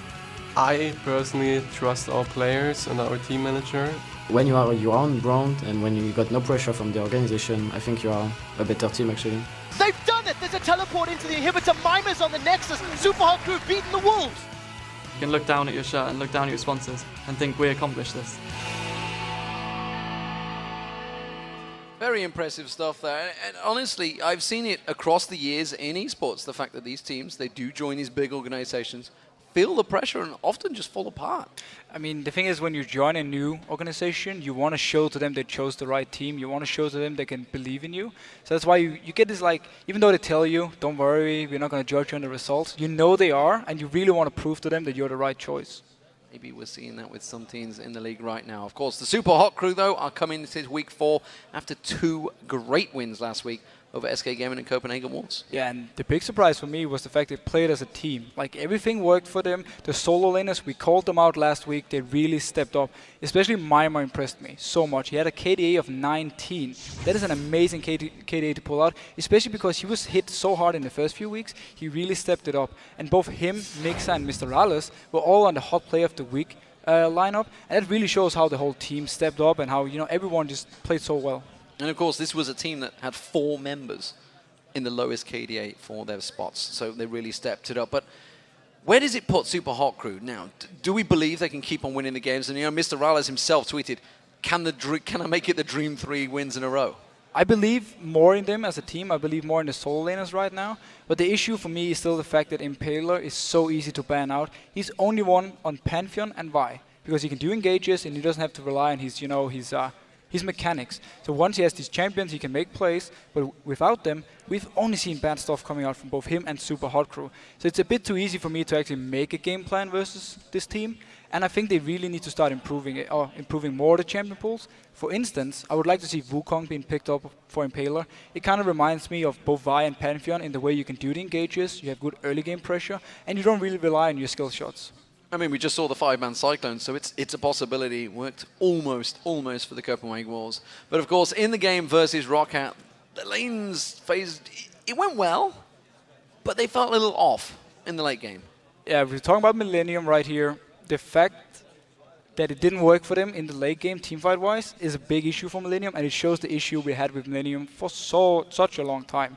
Curb, he was roaming around early game though, setting up a lot of kills. It kind of stopped. As soon as teamfights were there, he went from 3-0 to 3-3. And everything just kind of went to nothing. I do like, though, the move they did with Aranea early game, putting him in the top lane to help Kevin out, get that lane snowballing, because it meant that you had both the mid lane and the top lane snowballing. It didn't work out for them, again, because once you get to teamfight, it's not the same Millennium that we used to see. Creaton, though, I like the fact that he reminded me a bit of the Creaton from last season. He was very aggressive on Tristana. We saw him jumping into teamfights, trying to pick up kills and get out again. So I like that way of playing from Creaton. Just make sure he doesn't break his hand this time around, of course. But Millennium, they had a good early game, like you say, but they became a little overconfident. This is something we've seen from them before, and they started giving free kills to Roccat and just letting them get ahead. And this is the thing about Millennium. The shot calling, once they got out the laning phase, is not good enough. They went in, for instance, for the red buff and actually gave 2 free kills just to try and take away a red buff at like 25 minutes in the game. It doesn't really make any sense, and it's a very risky play. And they rely so much on the individual play from these players, because once you're in the team fights, the synergy is not there, the teamwork is not there, and they're not focusing the same targets.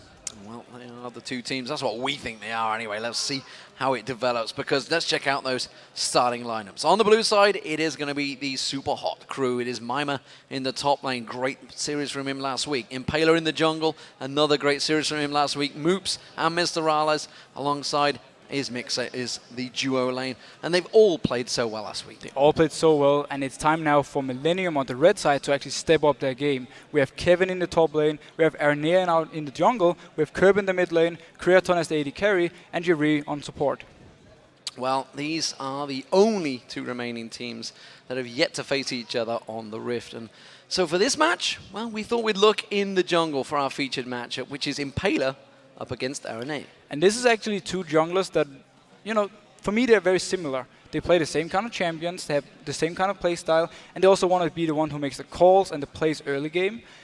But sadly, both of them have been weak points for the teams. We have to say it as it is. They haven't been able to step up really, except for maybe the last week for Impaler's side. But before that, they don't really have the impact they need. And that's an issue, because we're in a meta right now where you really need the jungler to do a lot of work.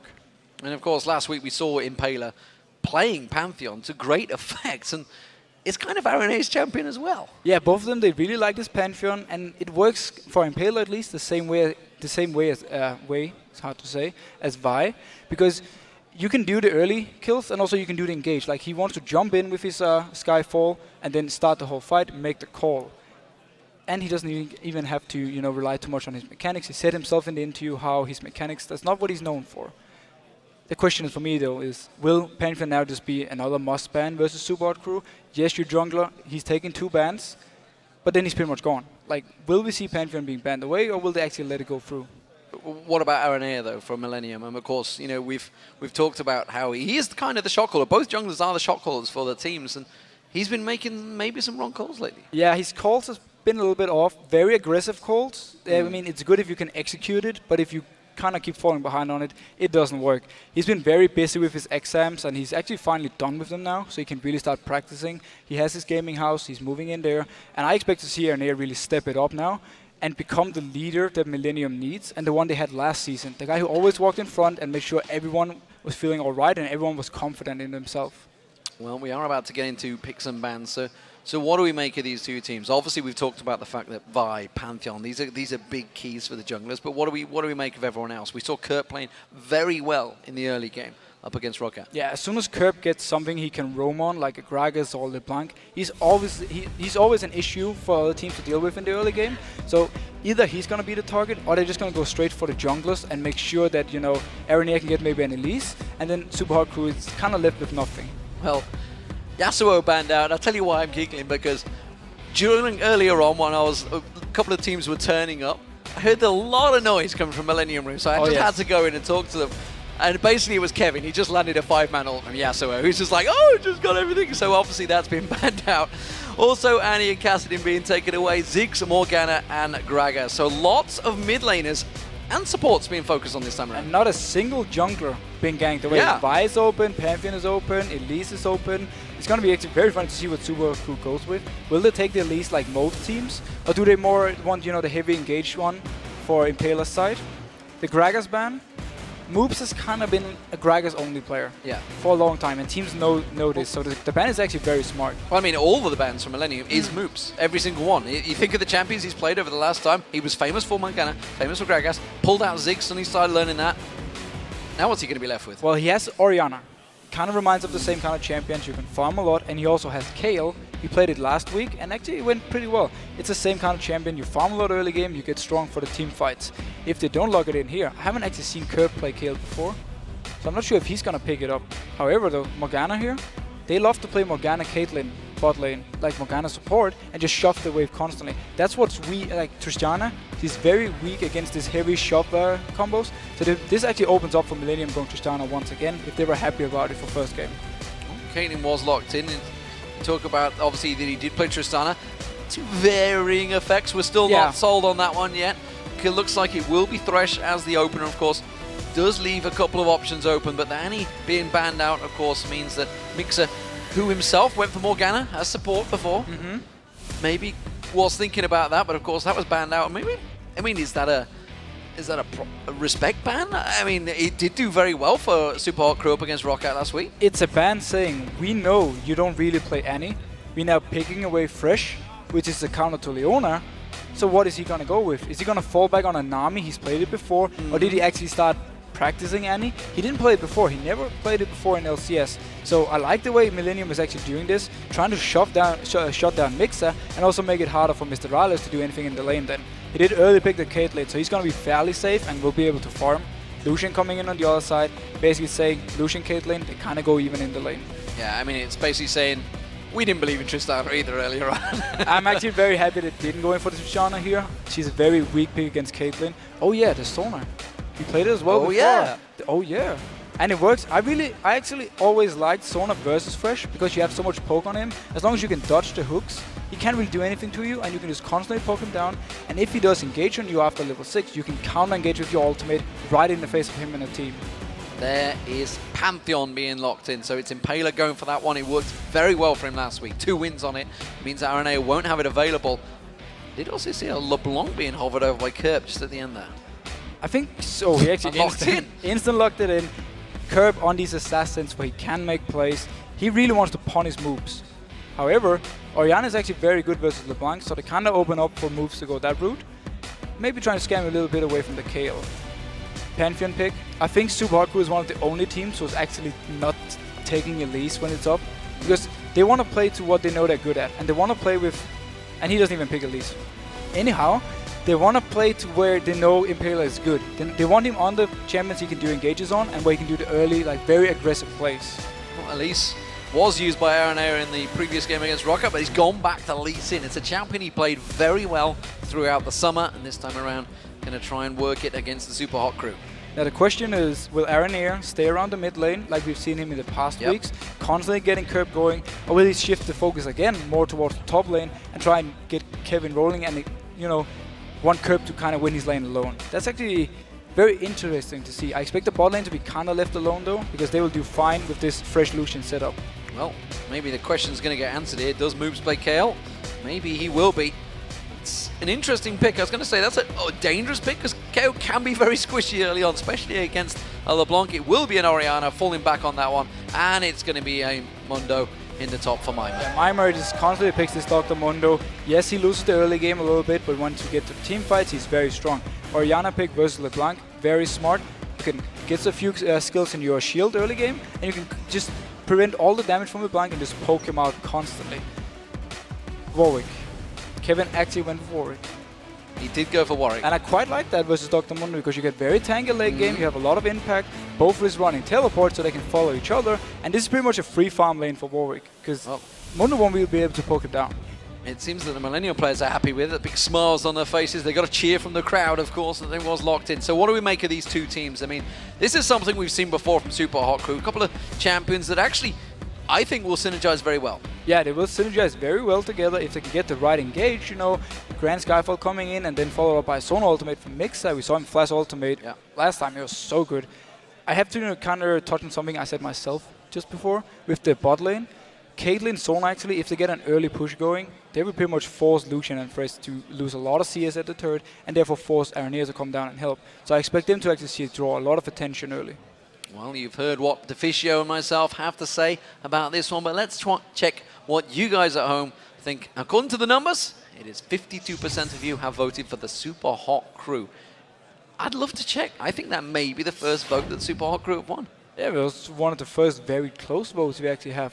So far, it's been very one-sided. I like the fact that people actually believe in both teams. This is a Super Hot Crew with confidence and a Millennium team who have to win. Like, they literally have to win this game.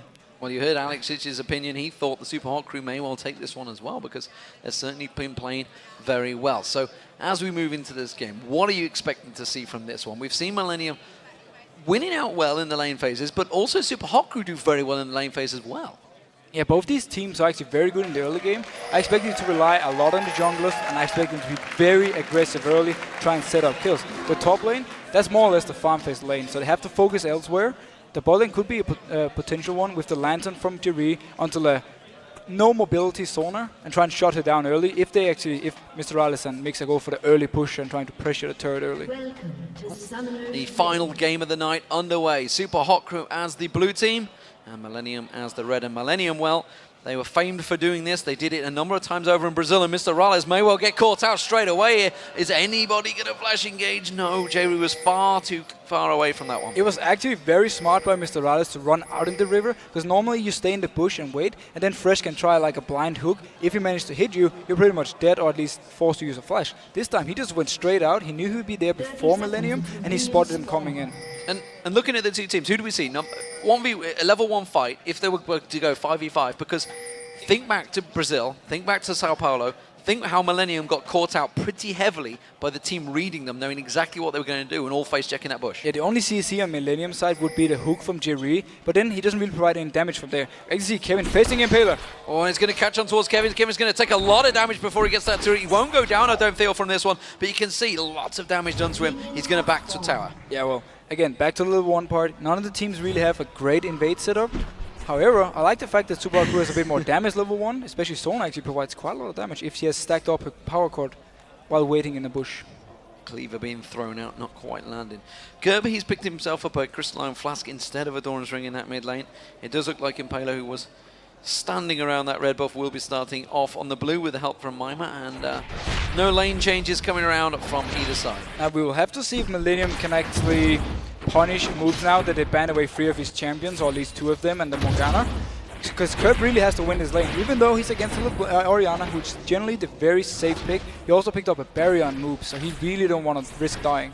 Okay, let's talk about this bottom lane pairing, because Mr. Rallis and Mixa have been getting a lot of first bloods early on. Who's going to hit level 2, and in which case, who's going to go for that kill? I mean, Super Hot Crew, they don't want to go for this. They're going to get the early level 2, but they just want to keep shoving the lane. You can't really go all in at level 2 with a Sonar and a Caitlyn. You don't have any CC to bring. So they just want to do this. Constantly shut down the lane, and if they can get the wave to hit the turret while Kraton is still level 1, it's very hard for him to actually CS. They're actually getting very good poke early on there. They seem to be Kraton standing, taking that Piltover Peacemaker full on in the face. And this forces Aranea to at least pay some attention to the bot lane. He doesn't have to necessarily gank it, but at least show himself down there, make Super Hot Crew back off, so, you know, the bot lane for Millennium can get some farm back. Well, it is Aranea that always goes looking for those kills, and Impaler, we'll see whether he reacts to them. Millennium do clear out that wave and push it back on. We are seeing both junglers in the bottom half of the map right now. And he is moving down.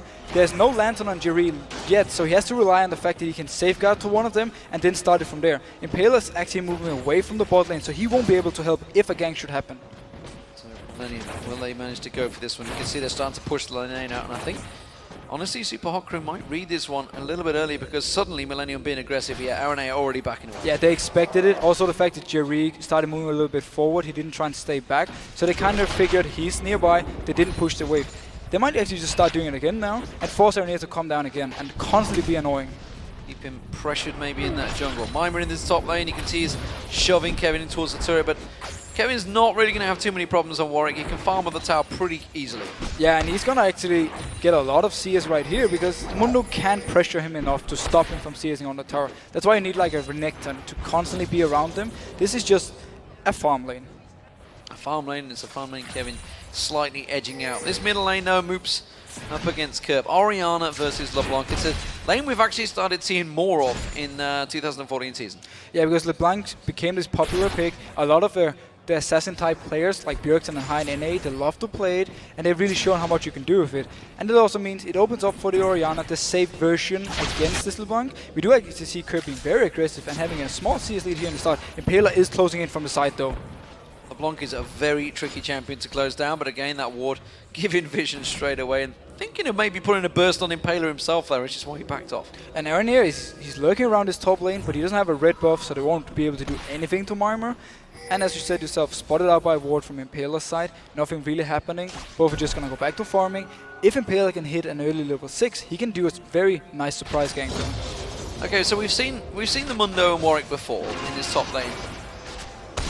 How does this stand when it comes to team fights? We know what Mundo's going to do. He's just going to be walking around this big tank. He's going to have Spirit Facade, Sunfire, Cape, health coming out his backside. Whereas Kevin's going to be slightly different, but he's just going to be lifestealing. Is it going to be the pain? Is he going to focus Mr. Rales? What's he going to go with his, I can never remember the name of it, Infinite Duress? Yep, exactly. Well, basically, with the Warwick, you have the ability to single out a target, have LeBlanc follow in with him and pop this target. And at the same time, if you do manage to, you know, win the fight, the chase potential of Warwick with his, is it called Bloodlust? Whatever it is, Bloodhunt? Yep. To constantly chase after Super Hot Crew and try and get more kills. And what also Warwick brings, and it's actually something people forget, he gives attack speed to the entire team if they are around him when he pops his W. See how it works out for them as it is.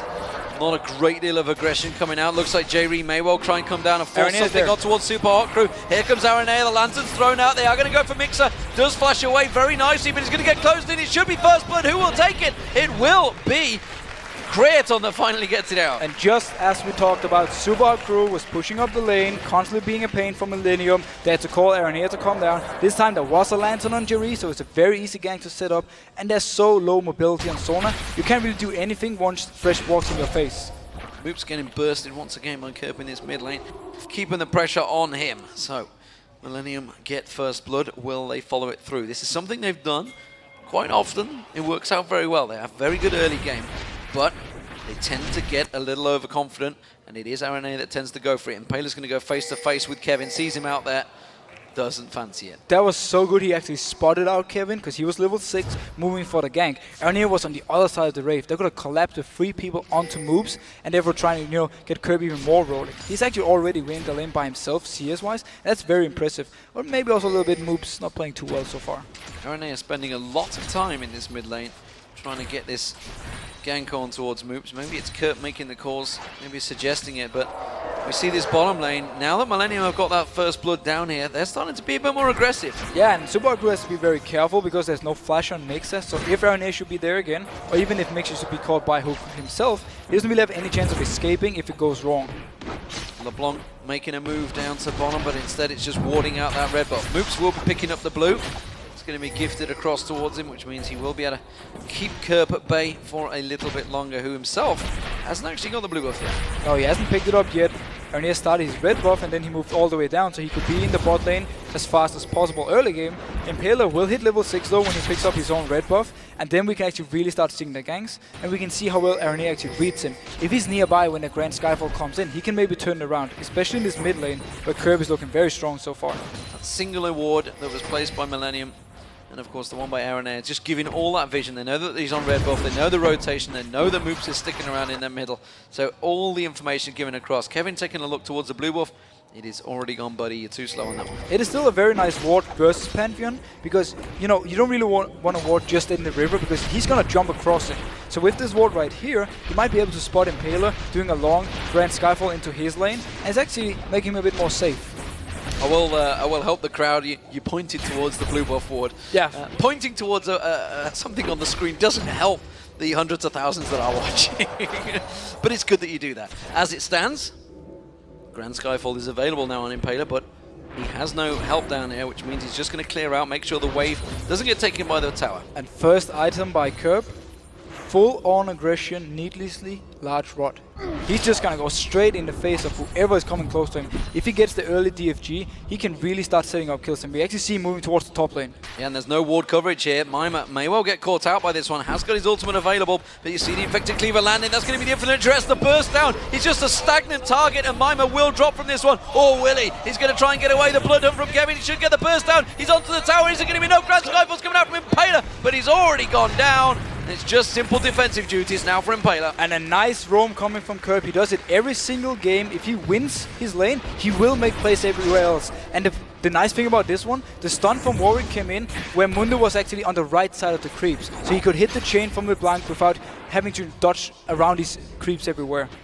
And of course, we see Aranea immediately setting up, defending the lane, making sure the farm doesn't go to waste, keeping all the advantages. The teamwork that you see from these LCS teams is always top-notch.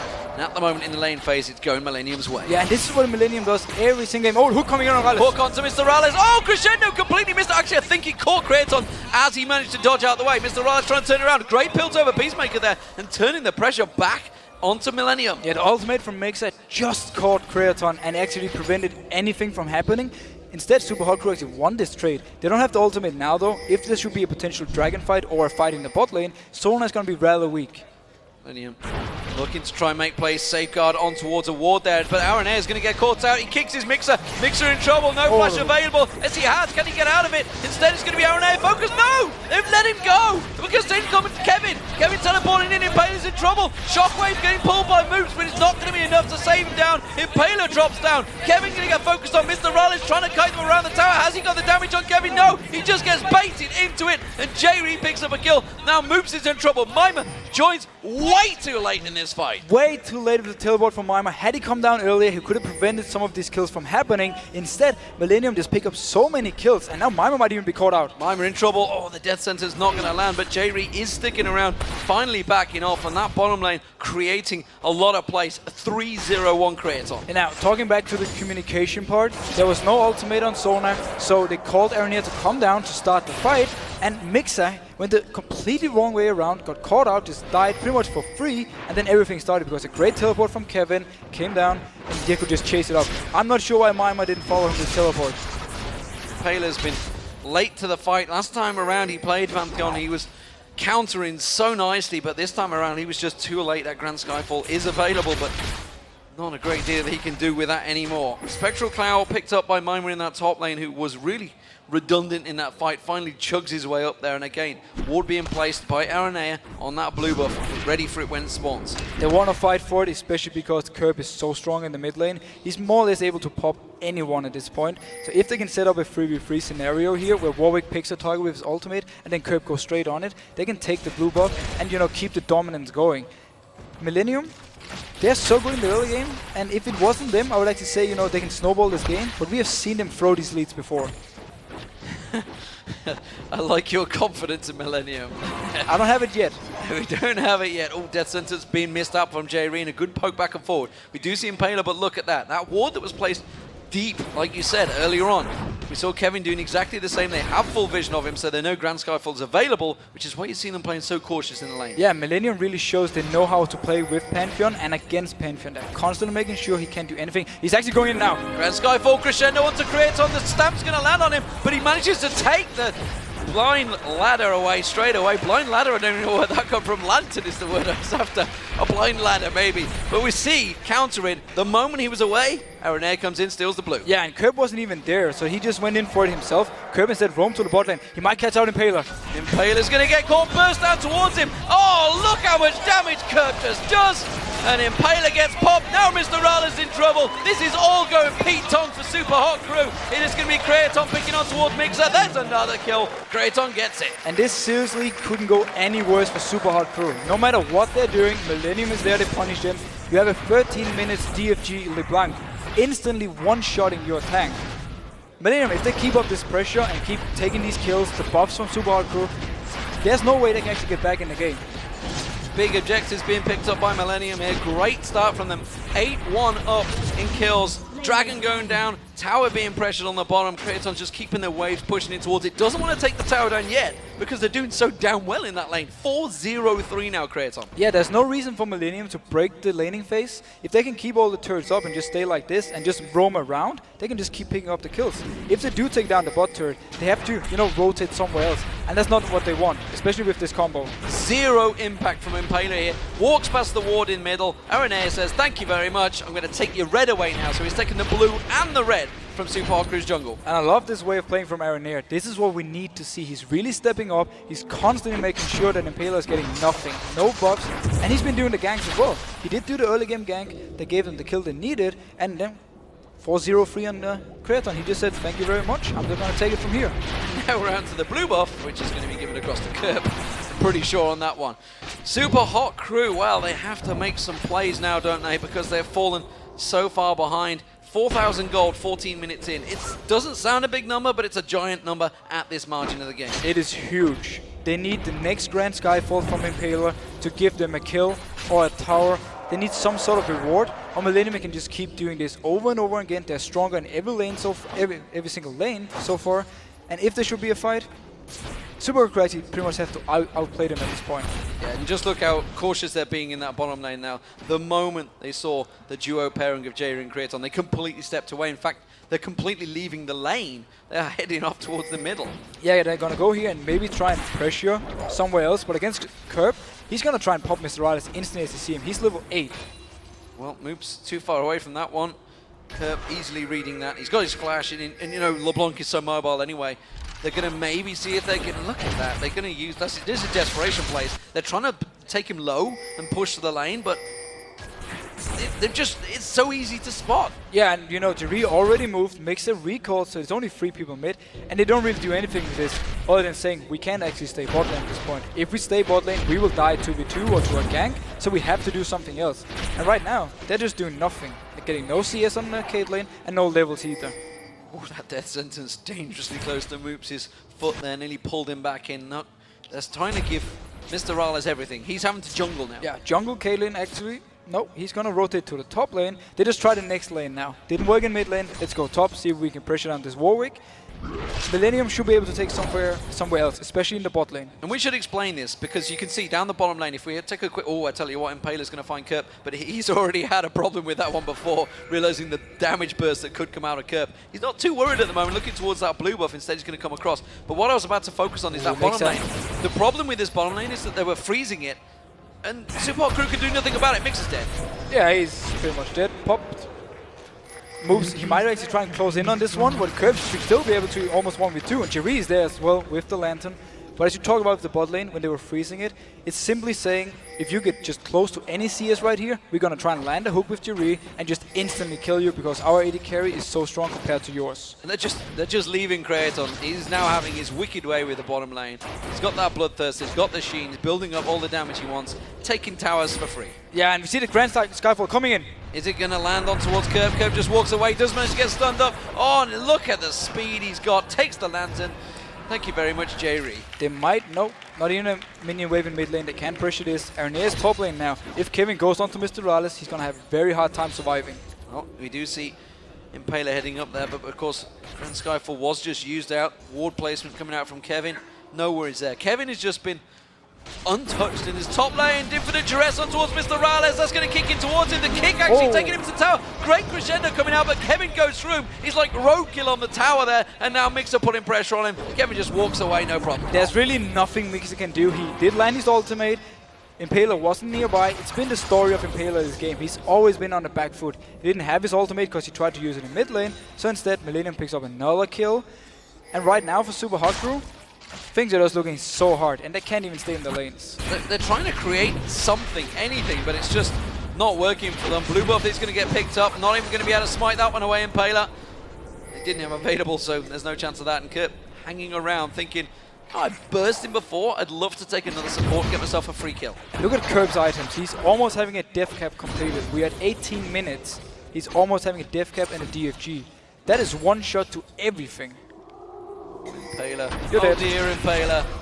Oh dear, Impaler. It got blocked by his passive, but I think it's going to go down. Oh, the shockwave turn around! Is it going to be enough? Moves, going to try chasing Nilsson, flashes onto it, feels it. Yes, he gets it. Well, something for nothing at least. And actually, this is what they need. Millennium, they're known to be overconfident. If they can manage to get some free kills here and get maybe back in the game from Super Hot Crew's side, Moops is actually doing fairly well. This kill really helps him as well. If he can get some items and actually land a good shockwave in a team fight, they might be able to come back. It is still looking very hard, and Millennium really have to lose this game by themselves. They may well do that, they've done it before. The TP coming in behind. Oh, going to be a flash on towards him, puts the box down, shocking up Mima. Mima on that toe, look at J-Reed. They've got to realise the fact that he's on that turret. Moops taken so low now. Kevin trying to work him out. J-Reed will go down, but Moops is going to follow. Now Mima's going to be the next focus coming in there. The bottom is going to be Kratos focusing towards him. Doesn't manage to get the damage down. The culling coming out, it's going to wipe out the minions. Kevin can tank this tower for days. And it's going to be Kratos getting yet another kill. 5-0-3 now. And the barrier actually gave Moops a kill. He was able to survive long enough to pick up the kill on J-Reed. Again, this is what they need. Millennium quickly counter engages and they can take this turret. Now they're going to go in towards Impaler. Aranea tanking out too much damage maybe. Heartseeker trying to keep him at bay, but again Mixer's going to get focused on. Oh, that kick would have landed. I'm pretty sure Aranea would have followed. And Curb is here, coming to the party from the side. He's not spotted by a ward. Will he try and go again on Impaler? Oh, Impaler, you are in all sorts of trouble so often so far in this game, but it is going to be the Dragon that Millennium focus on. Kerper's not done yet. He's still in that mid lane. He's looking for kills. And he will just keep trying. Will Impaler? No, he doesn't really have anything to go in with, except for his ultimate, certain death. He decides to just let the Dragon go. Wisely enough. Can he get this red buff though, or will him? No, but yeah, he can. Millennium actually packs off for once. For once. For once they get themselves a buff. Blue buff will go across the curb. He's going to continue on his merry way. Rabadon's death cap almost completed. Sorcerer Shoes doesn't even need them. He's just popping people for fun right now. And of course, this is something we've seen with LeBlancs in the past. And, you know, considering we kind of wasn't sure on the LeBlanc picks in the first 2 weeks, it didn't really work out very well in Europe. Of course, we've seen it working well in North America, but, you know, the mid laners are not as good there. So as it is in Europe, it's not quite working out. Fuck with that one. Right. I'm just gonna say that LeBlanc for me is a very safe pick. You can take it if you actually feel you can win the lane, and then you can just have so much impact. That's also why they love, you know, we see it so much in NA where Bjergsen is just dominating everything. He's doing it on LeBlanc most of the time. Well, Aranea is going to be taking that red buff, looking for the kills. Kerp still lingering. See, he's just trying to stay in the blind spot, just around the corner so he can get some of that burst down, putting those wards in that mid lane, but nobody really falling for it anymore. And when he actually recalls, he will be able to pick up this death cap and start working towards maybe a Void Staff, just to even more damage. Generally, the entire team of Millennium, except for Aranea, is going, you know, very damage route right now, because they are ahead and they want to keep snowballing it. The question for me, though, is can Millennium actually hold on to this lead? Well, it's a question we've always wondered many times. There's a question against Roccat. Crescendo completely misses from Mixer there, whiffed it totally, and now they focus Shockwave on towards Aranea and J-Reed, acing the holes coming through. J-Reed's taken low from this one. Impaler may be able to land a spear on towards him, but no, Safeguard comes back in. Mima gets taken low. Kevin goes in and turns the lock in towards him, but he gets taken down nicely. Good to stun from Impaler there. Kratos low with the culling coming out. He's just massacring the team. Now he's going to get focused on. Impaler gets locked in there. That's going to be a great death sentence coming out. Now they're going to focus on towards Moops. Moops is going to have to run away from this one. It's a mess messy fight from both teams and a 2-for-2 trade. But respect to Super Hot Crew for actually going even in this fight. They managed to pick up an early kill. Very good shockwave by Moobs. They chased it on a little bit too far and Curb came in. He actually used his whole combo on Mimir at first and didn't kill him. That's why he couldn't really do anything until his cooldowns were ready again. He popped in and then he got the kills he needed. Millennium, we mentioned how many times they've gone a little too aggressive and great. Again, dissonance coming out, but that will be the turret. Curb just trying to use his Mimic there to just try and bait something from Moops. And the guy that was targeted by all the bans from Millennium is actually the one who has to really step up from Super Hot Crew. He's 3-1 and 2, he's almost completing his death cap, and he's actually having quite a lot of damage. If he can keep going like this, Super Hot Crew actually have a chance in the fights. As it stands, Super Hot Crew trying their best to get themselves back into this one. We have to touch a little bit on the fact that hard engaging from Super Hot Crew is very hard against this team. Very mobile Millennium. We saw before the flash ulti coming in from Mixer, dashed away by Kraton and jumped away by Curb. So it's going to be very hard for them to actually hit anything, especially also because Aranea can do the same. He can like dash to a ward. It is going to be the Super Hot Crew this time around picking that blue buff up for Moops. That's important. He needs that. Kevin's going to take that top lane turret. One more swipe of his claw will do that. And they will back away. But Millennium, they're looking for kills. Impaler's going to get found. He's going to get kicked. He's going to get punted. It's going to be Curb coming in. And once again, destruction from Millennium. Yeah, but do you see actually the Oh, wow. What are you doing, Mr. Rales? Out of position, trying to create anything, trying to get some farm. But Kraton and J-Ree just find him easily. Yeah, just when Super Hot Crew actually had a good team fight, they just do two things so wrong. First of all, Impaler stays around just to throw a spear in the face of Aranea, even though there's a risk of Curb being nearby, has to give up his life.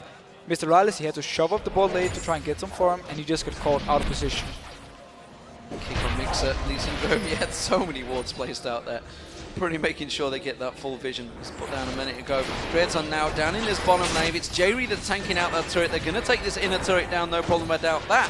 For Millennium, that takes it 5-0 in turrets. And look what Millennium is doing right now. They're scared of team fighting, so they just spread out on the entire map, and they keep Curb in the mid lane, and then he can roam towards bot now. See J-Ree with the hook. Flash death sentence on Mixer straight away. He does get the crescendo out at the end, but it's not going to get him a kill. Or will it? No! Sidestep, Mr. Rales, infinite duress. Mr. Rales runs away. Impaler's just trying to dash away from that one, and it is going to be Kevin again taking all those tower hits. Millennium just creating everything they can against Super Hot Crew. Yeah, just as we talked about, they want to spread out Super Hot Crew and then try and make a pick, especially with this LeBlanc and also an amazing flash hook coming in from J-Ree, setting everything up. They do have to back up though. They can't really push on this Orianna at the moment. At the moment, it seems that Millennium are just in control of this game. 18-5 in kills, and I just want to quantify talking about these mid laners because, ladies and gentlemen, Bjergsen is European. I don't care if he's in North America right now. He's still a European player. We're keeping him. He's still my little Bjergsen. He's your little Bjergsen. My little Bjergsen. You've said different words to Bjergsen, I believe, on camera in the past. We won't go to that right now, though. Definitely not. I really like Bjergsen. I'm very happy he's doing well in NA, and I wish the best for him. But back to this game. Millennium are just totally dominating right now. Super Hot Crew, we've talked about before how they do well in the early game and then they manage to turn the game. This is probably another situation. I don't think we've ever seen them come back from a dangerous situation like this. No, we haven't really seen them as a team pile up and make the comeback. But so far, they're actually doing the right thing. They're just constantly farming away like they should be doing. Millennium, I have a weird feeling right now that they're actually scared of trying to do too much. That's why they want to make these picks and then set something up. We haven't even seen them trying to get vision control of the Baron area. That's actually Super Hot Crew who's having the wards there. So Millennium right now, just waiting out a little bit, maybe waiting for a few key items on a certain champions. So let's talk about this impact that Warwick's had in this game, because he's got a 100% win rate so far, looking like it's going to stay that way. This is the 3 of 3 now win rate for Warwick. Is this really a champion we're going to have to start looking at? Because again, infinite duress on Mimir. Mimir tanking out the turret, quite a lot of damage coming towards him, but nobody else really going to follow this up. Oh, that's as I say that. Millennium dash up that mid lane. Oh, he's teleporting. Oh, he's teleporting. Yeah. He's gone. Nice.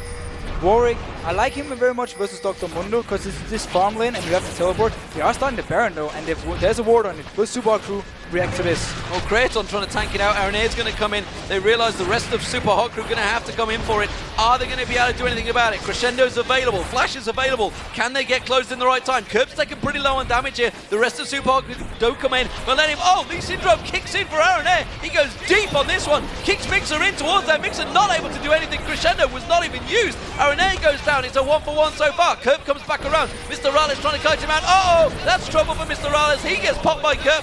Back and forth action, but it's another 2-for-1, and Kevin continuing to put pressure on Super Hot Crew. Again, a kind of messy fight. Mixer got caught by the kick from Lee Sin and into a hook, and he just died from there. Oh, Jerry actually been caught out. Jerry does get the death sentence down. The shockwave was used, but just not enough damage, even on the support. Again, if you're so far ahead in gold as Millennium are right now, you need to be able to win this fight, you know, more convincingly. Right now, they don't really do too much other than try and pick 1 or 2 kills, and then we go back to the same mode. Oh, they're going in! Oh, Infinite Duress, that's going to be a hoops down. Completely caught out once again. We talked about how this Warwick can play a part, and the moment he locks up, that's basically a dead even stun that everybody's just going to pounce on. Yeah, and right as I'm saying, they don't really do anything. They boom, flash, stun, and they go in for this one. And this is what you can do with this Warwick LeBlanc combo. Always single out a target and just go for it. And you also have the Lee Sin to actually kick someone into you. So you have a lot of options of picking out champs. It's what they're doing now. I'm being a little bit too harsh on them, I feel. I kind of want to see them actually close out a game and show they know how to, you know, win games. But we're only at the 28-minute mark now. Let's not get carried away with this one. They like to take it long. Yes, but we are at such a huge gold lead at the 28 mark. That's what we need to keep in mind. They have every option of setting up kills, and they just need to do it and constantly, you know, keep Super Hot Crew on the back foot. Cast your mind back to that 7 Wolves game in Brazil. It was with the Baron, 20,000 gold ahead, and they made a good attempt to throw in a game. It was not good for Millennium, and maybe that will start flickering in their mind if some of these plays start to go askew. Yeah, it's definitely something they're actually thinking about. It's maybe why they're being, again, a little bit careful, because you really don't want or give away, you don't want to give away this lead. And they want to show to everyone, because Arena was talking about in the interview before in the games, that we want to show we know how to close games. So that's really what they want to, you know, we can see here. Not Super Hot Crew rushing into this one, but they're walking through a wave of pink wards, and Millennium have full vision. They are a little bit spread out, though. We can see Kraton now just coming back, and let's talk about Kraton. 906, Trinity Force, Bloodthirst, to Banshee's Veil, and Last Whisper already on it. Yeah, he's so strong. We've been talking about Curb, how he can take out a target, but oh, Curb coming from side. Curb's going to go in. It's actually Impaler he caught on, not the burst that he was looking for, and he was really after Mixer. Anyhow, Kraton, if there should be an extended fight, he's going to do so much damage. And Mr. Rales, he can't compete with it right now, and he's not supposed to. Baron being started off again. This time around, Millennium looking to peel off once again, I feel. We do see the Super Hot Crew coming in. It's going to be Mima. Look at the damage on him. That is the tankiest member of the Super Hot Crew going down like a minion. And he got caught off guard. The rest of the Super Hot Crew, oh no, Mixer getting caught out there. Does pull out the crescendo, but it's too little too late. That's a double kill now for Kraton. He's focusing in. Shockwave only capturing on Kurt. Moves in all sorts of trouble. He's going to have another triple kill now for Kraton. Can he go for the quadra? They're going to keep on chasing. No. Bat sportsmanship. Oh, another hook comes out. Brilliant play from Jerry. That's a quadra kill. This game is over. This has to be the end. Finally there, Millennium gets the fight they need, and they just pick up kill after kill. Great individual play coming in as well. You know, flash hooks, and Curb always coming from the side, setting something up. Millennium is finally showing how to close a game. Well, they're not going to close it yet. They're going to take down an inhibitor turret. They're going to take down the inhibitor as well, but the respawn's now coming in because we are only at the 30-minute mark. Super Hot Crew respawning, but they are really up against it now. 25 kills to 6.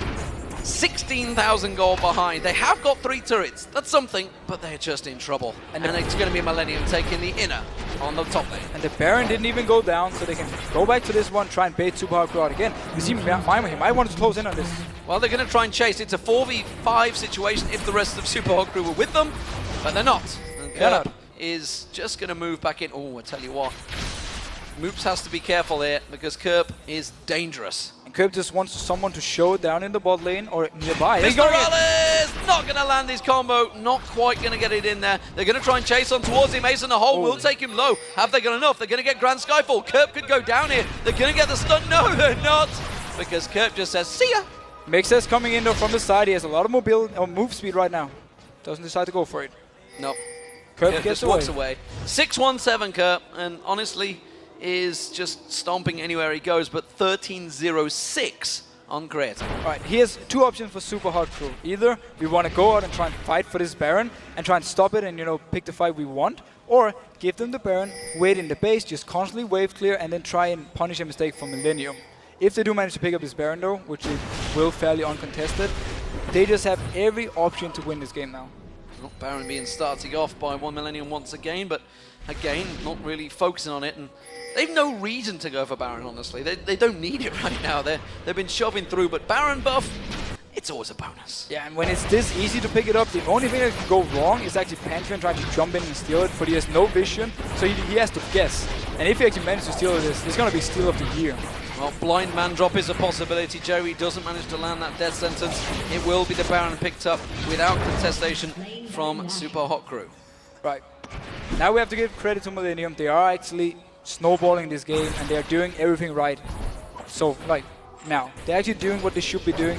Got the Baron, got the kills they needed, and Creaton is just being an absolute beast on his honestly, Lucian. but despite obviously Kerp creating plays himself, I feel it's actually Kevin, every time he uses Infinite Duress, he's getting on the right targets. He's going for moves. He's going for Mr. Alice. Impaler's obviously also been a call, but the moment it's basically a stagnant target. It's an easy kill. It's an easy kill, and Kevin is so good right now at targeting or finding these easy kills. Also, his teleports early in the game really helped him set up some kills. Mima just getting caught. He gets beaten down. It's a good defensive ball shield coming out from Moops now, but a Kerp goes aggressive. And Mixer, well, he went down before he got a chance to breathe. Gets himself a second. This is all over for Super Hot Crew. Millennium really have played this game very well. Yeah, and Kerp, he's actually been able to do this pretty much through the entire game. He got such a good start, he got an early DFG, and just started picking up targets. And there's nothing worse than playing support against that. So there you go, ladies and gentlemen. Millennium do get themselves more kills on the board. Creator now 14-0-7 as they finish out this game. The Nexus going down. Millennium finish the day with a win. And the Super Hot Crew, well, there is no dream. They cannot get 3-0. They're back to losing ways. I think this was one of the most one-sided early games we have seen in the current season of LCS. And that's also why, you know, we're being a little bit harsh on Millennium. We want them to, you know, constantly pressure this lead they had. But all in all, they played it safe and they got the win they needed. And this is such a huge confidence boost for them. And even when they stood up, they really didn't. They were kind of like celebrating half-heartedly because it was kind of an easy win. It was a bit of an easy win. Everything went well for them early game. They won the lanes. And again, highlight the teleport from Kevin coming down where they picked up the 4 kills, I think it was, in the bot lane. It was basically a huge turning point where they just got so far ahead. There wasn't really anything Super Hot Crew could do to get back in the game. And what do we take from Millennium for this one? Because I believe that's only their 3rd victory in the LCS. They're still down that bottom area. Of course, Alliance just picked themselves up their 3rd victory as well today. So they're not out of it yet. They're still down that bottom of the table. They're still down at the bottom. We saw some good points, though. They got very far ahead early game against actually a Super Hot Crew team who's been doing fairly well early game. So they really showed in some great individual play. And also, I like the rotation and coordination this time. You know, whenever Kerp was roaming, Aranea went into the mid lane, he defended it there, got the farm he needed, and when the bot lane needed help, Aranea was there, picked up the kill, so everything really worked for them, and then they just kept using this LeBlanc to pick up kills in the mid game, and if there was a fight, Creaton was there to take a lot of kills. And we should mention Jerry there, just giving the thumbs up to the screen. Oh yeah, flash hooks. Some great flash hooks in that I think he did 3 of them actually, and he, you know, every time he gave a kill, and he just gave a bigger advantage for Millennium, so gotta highlight that one, that was amazing. Of course, you can't have great AD carries without support. But speaking of great AD carries, it's great to see Creaton back in winning ways. 13-0-7, I believe he ended the game with there. You know, he was the man that was carrying the team before. This is going to give him a confidence boost. Of course, and this is also him showing to the team, you can still trust in me. Yeah. Give me the kills early game like he got this time, and I will carry this game in every single team fight. He didn't do a single misstep. I don't even think he died. And this is interesting because Creaton's probably been the most vocal of all AD carries, saying AD carries, they're not as good as they used to be. They can't carry games, but pretty sure they just proved that they can. They can definitely do a lot.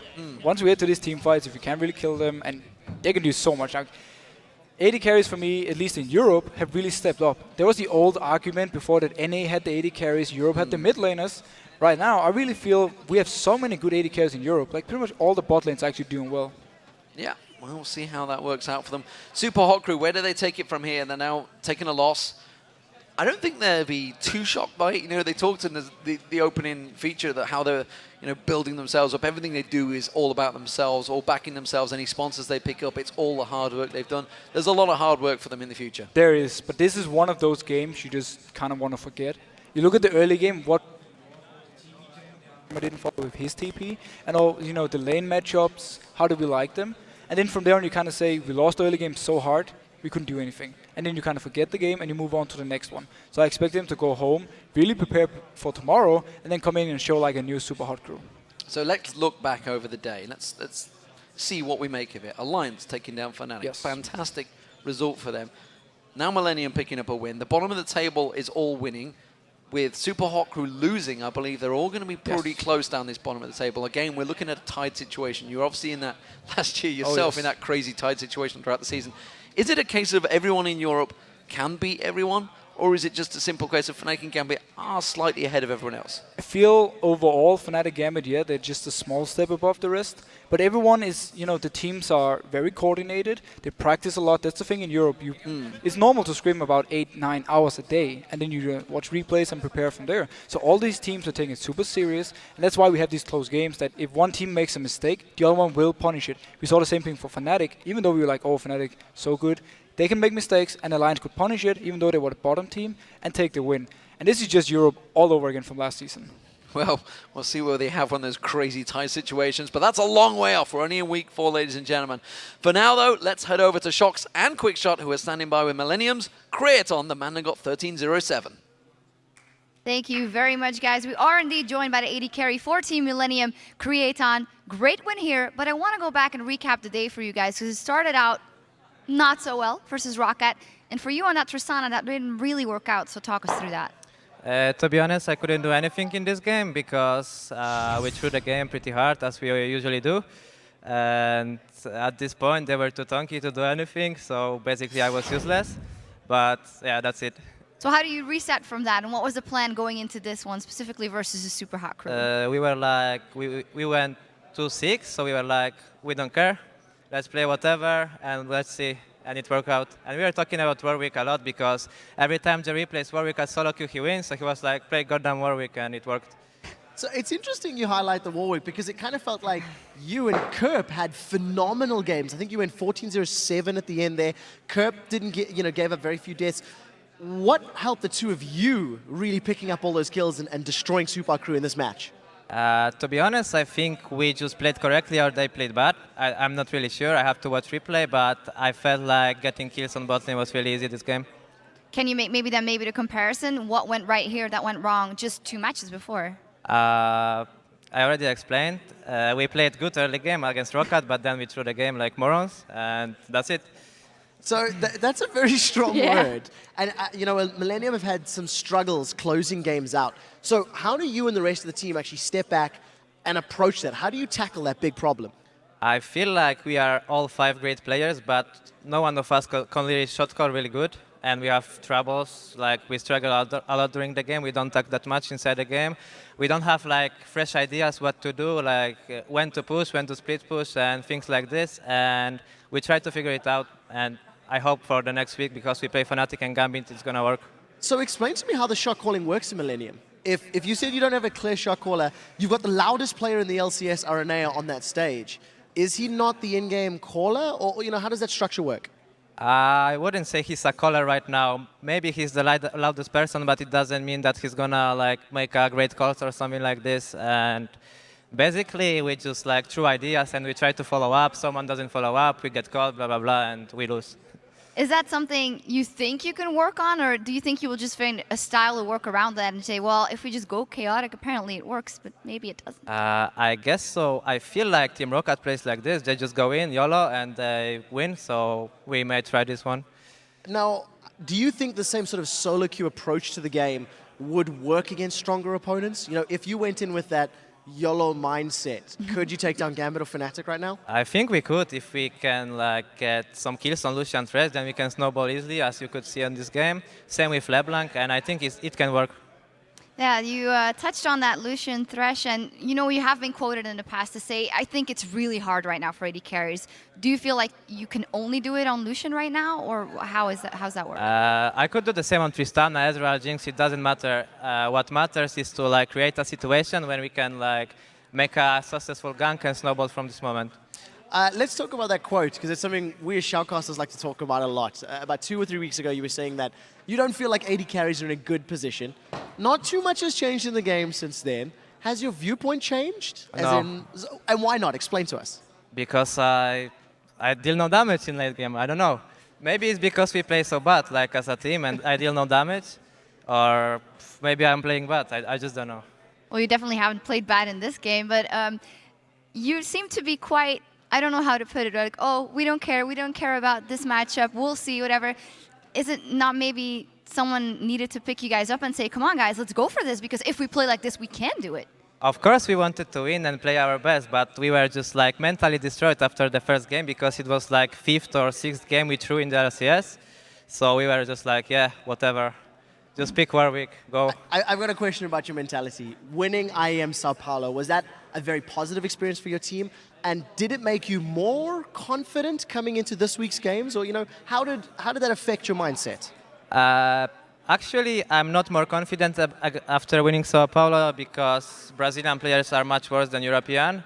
I don't try to flame or something, I'm just telling the truth. It was much easier to play in Brazil than here. It's really hard to win a single match here, because we throw so much. I don't know what to say. Well, for the very final question, you've been saying you throw games so quickly. How would you prevent Millennium throwing games? What's the ingredient that'll help you fix that? Ban Thresh. There we go. Thank you very much. Congratulations to you. Good luck in your matchup tomorrow, of course. And now we're going to go back over to D&D to see which spots our team now occupy on the leaderboard. Thank you very much, Quick Shocks. Here is where we are after today's games. With a loss from Fnatic and a win from Gambit. Both teams, they are now tied at 7-2 in first place. Then, of course, it is Roccat. Their wins keep them in third place with a 6-3. And, of course, in fourth place, well, we have SK Gaming. They are now 4 wins, 5 losses. And in fifth place, we have the rest of the European LCS. 4 teams tied on 3 wins and 6 losses. And they are Alliance, Copenhagen Wolves, Millennium, and Super Hot Crew. Everybody tied. No surprises, of course. Europe, what do we expect? That is where things are now. But the good news is that, of course, we have 4 more games on Friday. Looking for even more changes in the standings, here are the matches that will shake things up. Starting off, it's going to be SK Gaming versus the Copenhagen Wolves. That will be followed by the Super Hot Crew up against Gambit. That's not going to be pretty. And then we have Fnatic versus Roccat, a huge match. And then we end the day with Alliance versus Millennium. And of course, that action does pick up on Friday at 7 p.m. Central European Time. That is 10 a.m. Pacific. But we're not done yet, ladies and gentlemen, because right now it is our time for our first European Challenger Series semi-final, where the Ninjas in Pyjamas will be facing off against Tick, Trick, and Duck in a best-of-3. Let's hand it over to Jat and Freak. Thank you very much, D-Man, and welcome everyone to the 2014 European Challenger Series semifinals, brought to you thanks in part to our friends at Coca-Cola. I'm David Freak Turley. It's Josh with Jat Leisman. How's it going? I'm doing pretty good. We just saw a very close set of European games. And speaking of how close the league was, we got an NIP game coming up right here. A team without a lot of players that did great in Europe last split. Yeah, I'm sure the Official knows all about these guys. Of course, you're going to see them hit to the field, maybe picking up some wins now that Official's off the roster. Coming up tonight, we've got the first Challenger Series semifinal, a best-of-3 between former LCS participants Ninjas in Pyjamas and the 4th-seeded Tick, Trick, and Duck. Yeah, and the winners of this match will advance to next Friday's finals, and then they get a chance to play on the European LCS stage in front of a live studio audience. Yeah, so for some visual reinforcement, here we go. Like Jat said, the winner of tonight's match will advance to the finals, and they're going to face the victor of tomorrow night's best-of-3 between Meteor Makers and Cloud9 Eclipse. And then the loser of the semifinals drops into the third-place match. That will be taking place on Thursday, February 13th, the day before the final. And now, the 2 teams that advance to the final, of course, there's more than pride on the line. These are Challenger Series. It's going to get you into the LCS promo. Let's actually take a look at what the Challenger Series means. As you can see, the Challenger Series Spring Split is broken down into halves. The first half will conclude with the aforementioned finals that are taking place next week.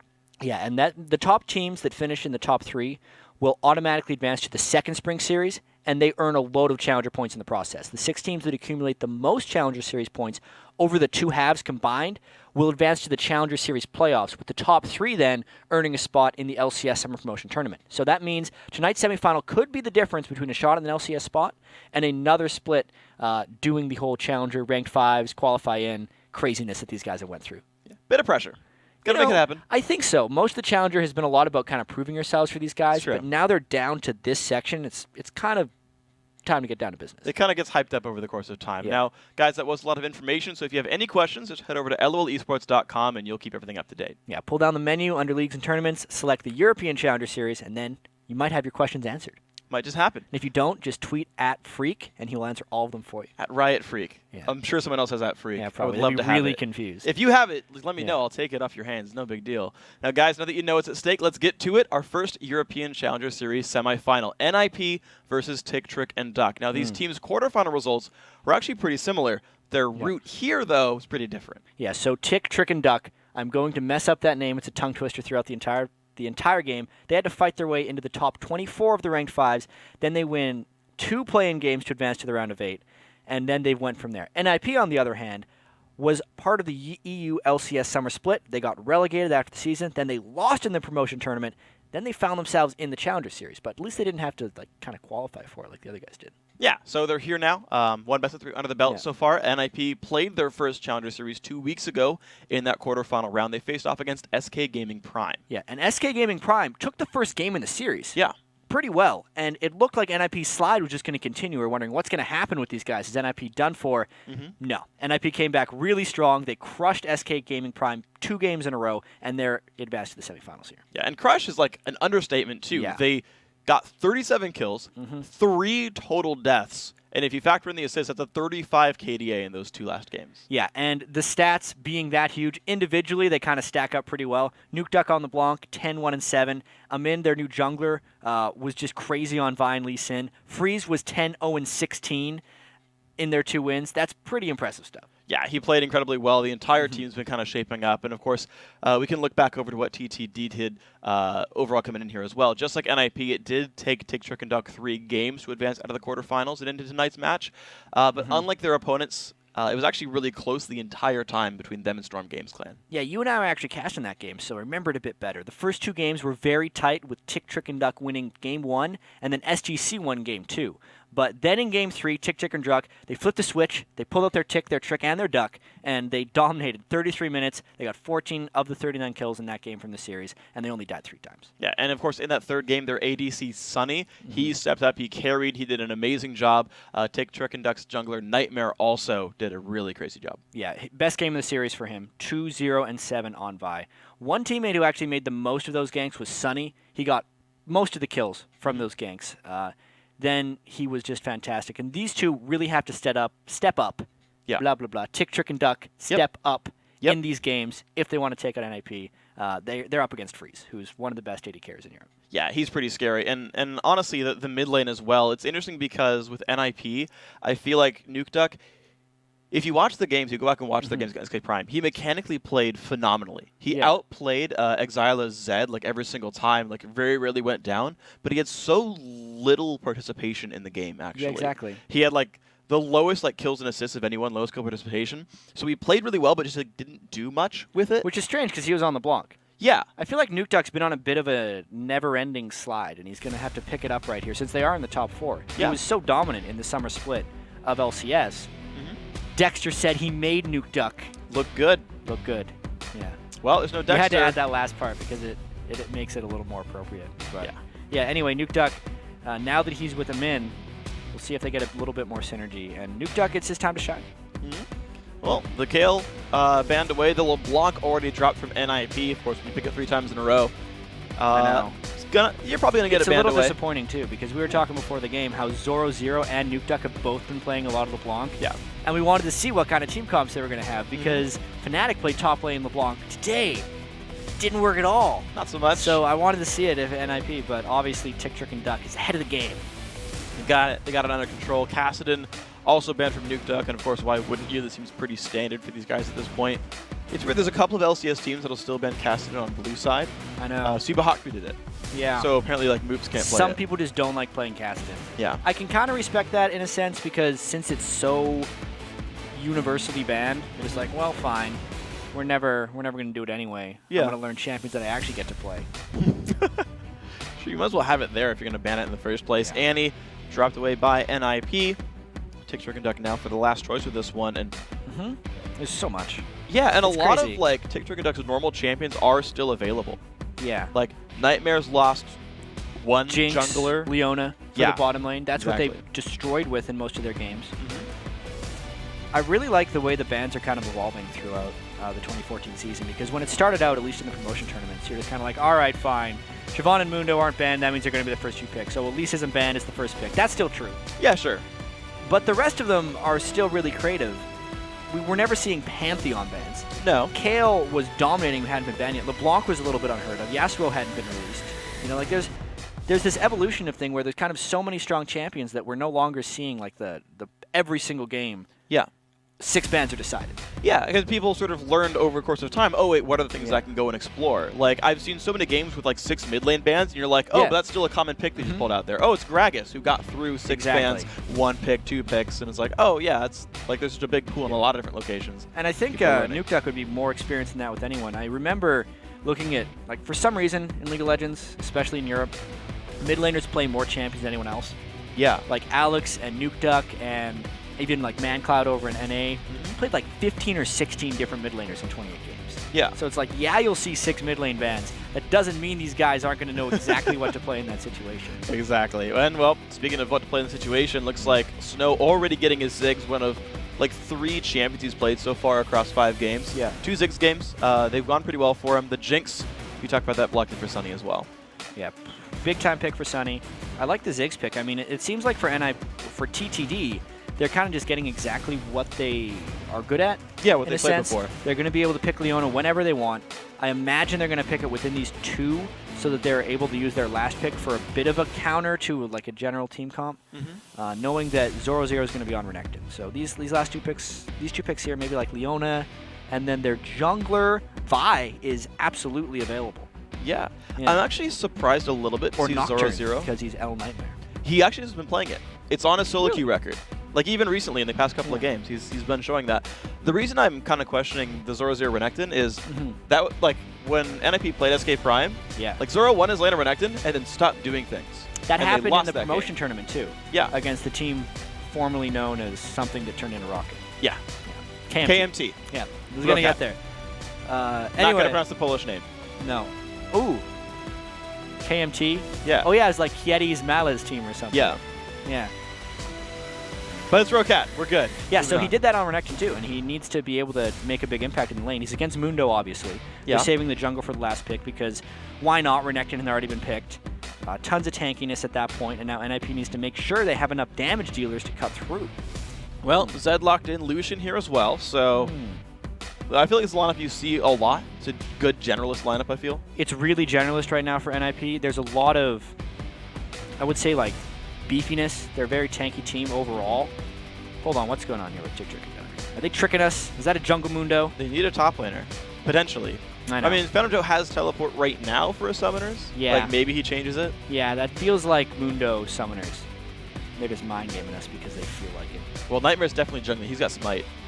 That is probably true. Yeah, I don't think he'll change that And we had summoner. this talk earlier, like, there's an L in front of his name, but we're just calling him Nightmare. And I was like, what if it's actually El Nightmare, like El Toro, El Diablo, right? But he just didn't, he wanted to have more space in case he had like a really long gamer tag beforehand, like Tick, Trick, and Duck.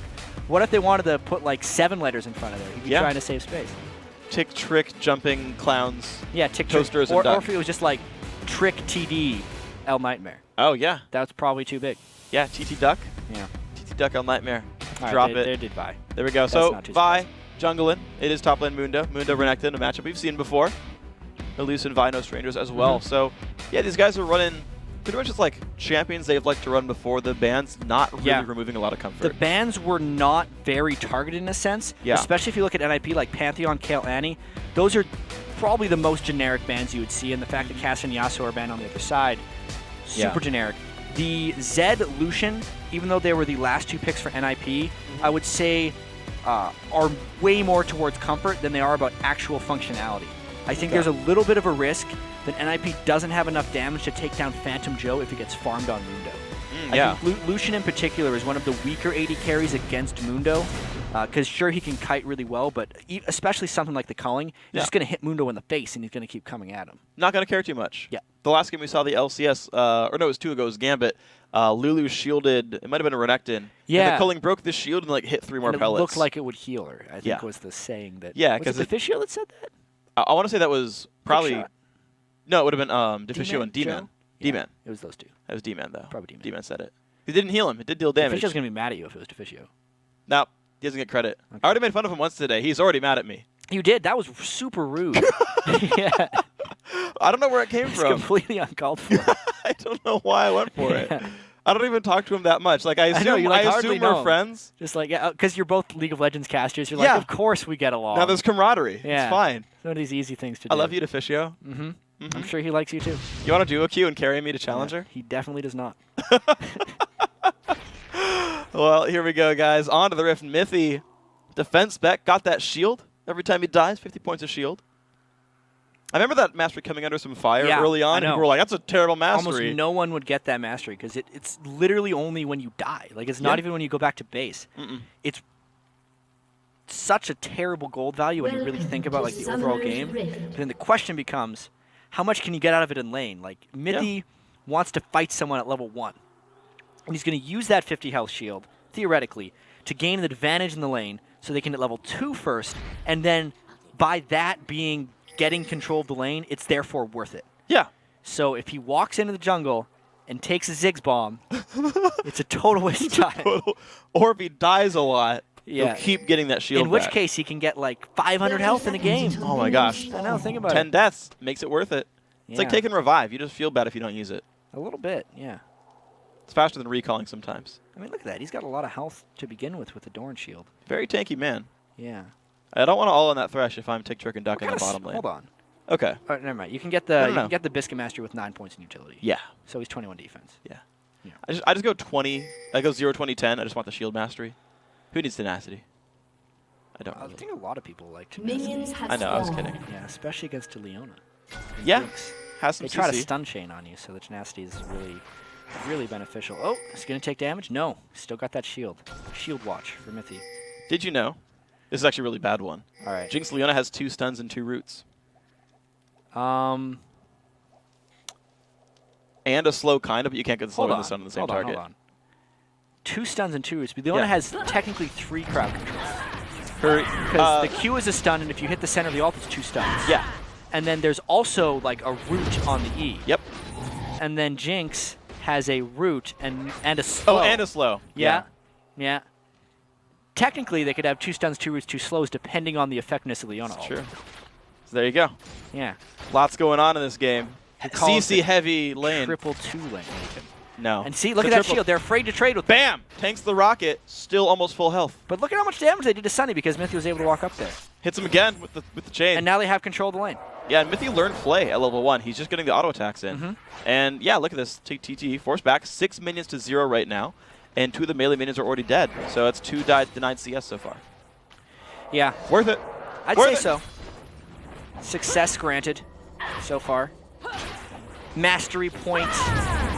Success.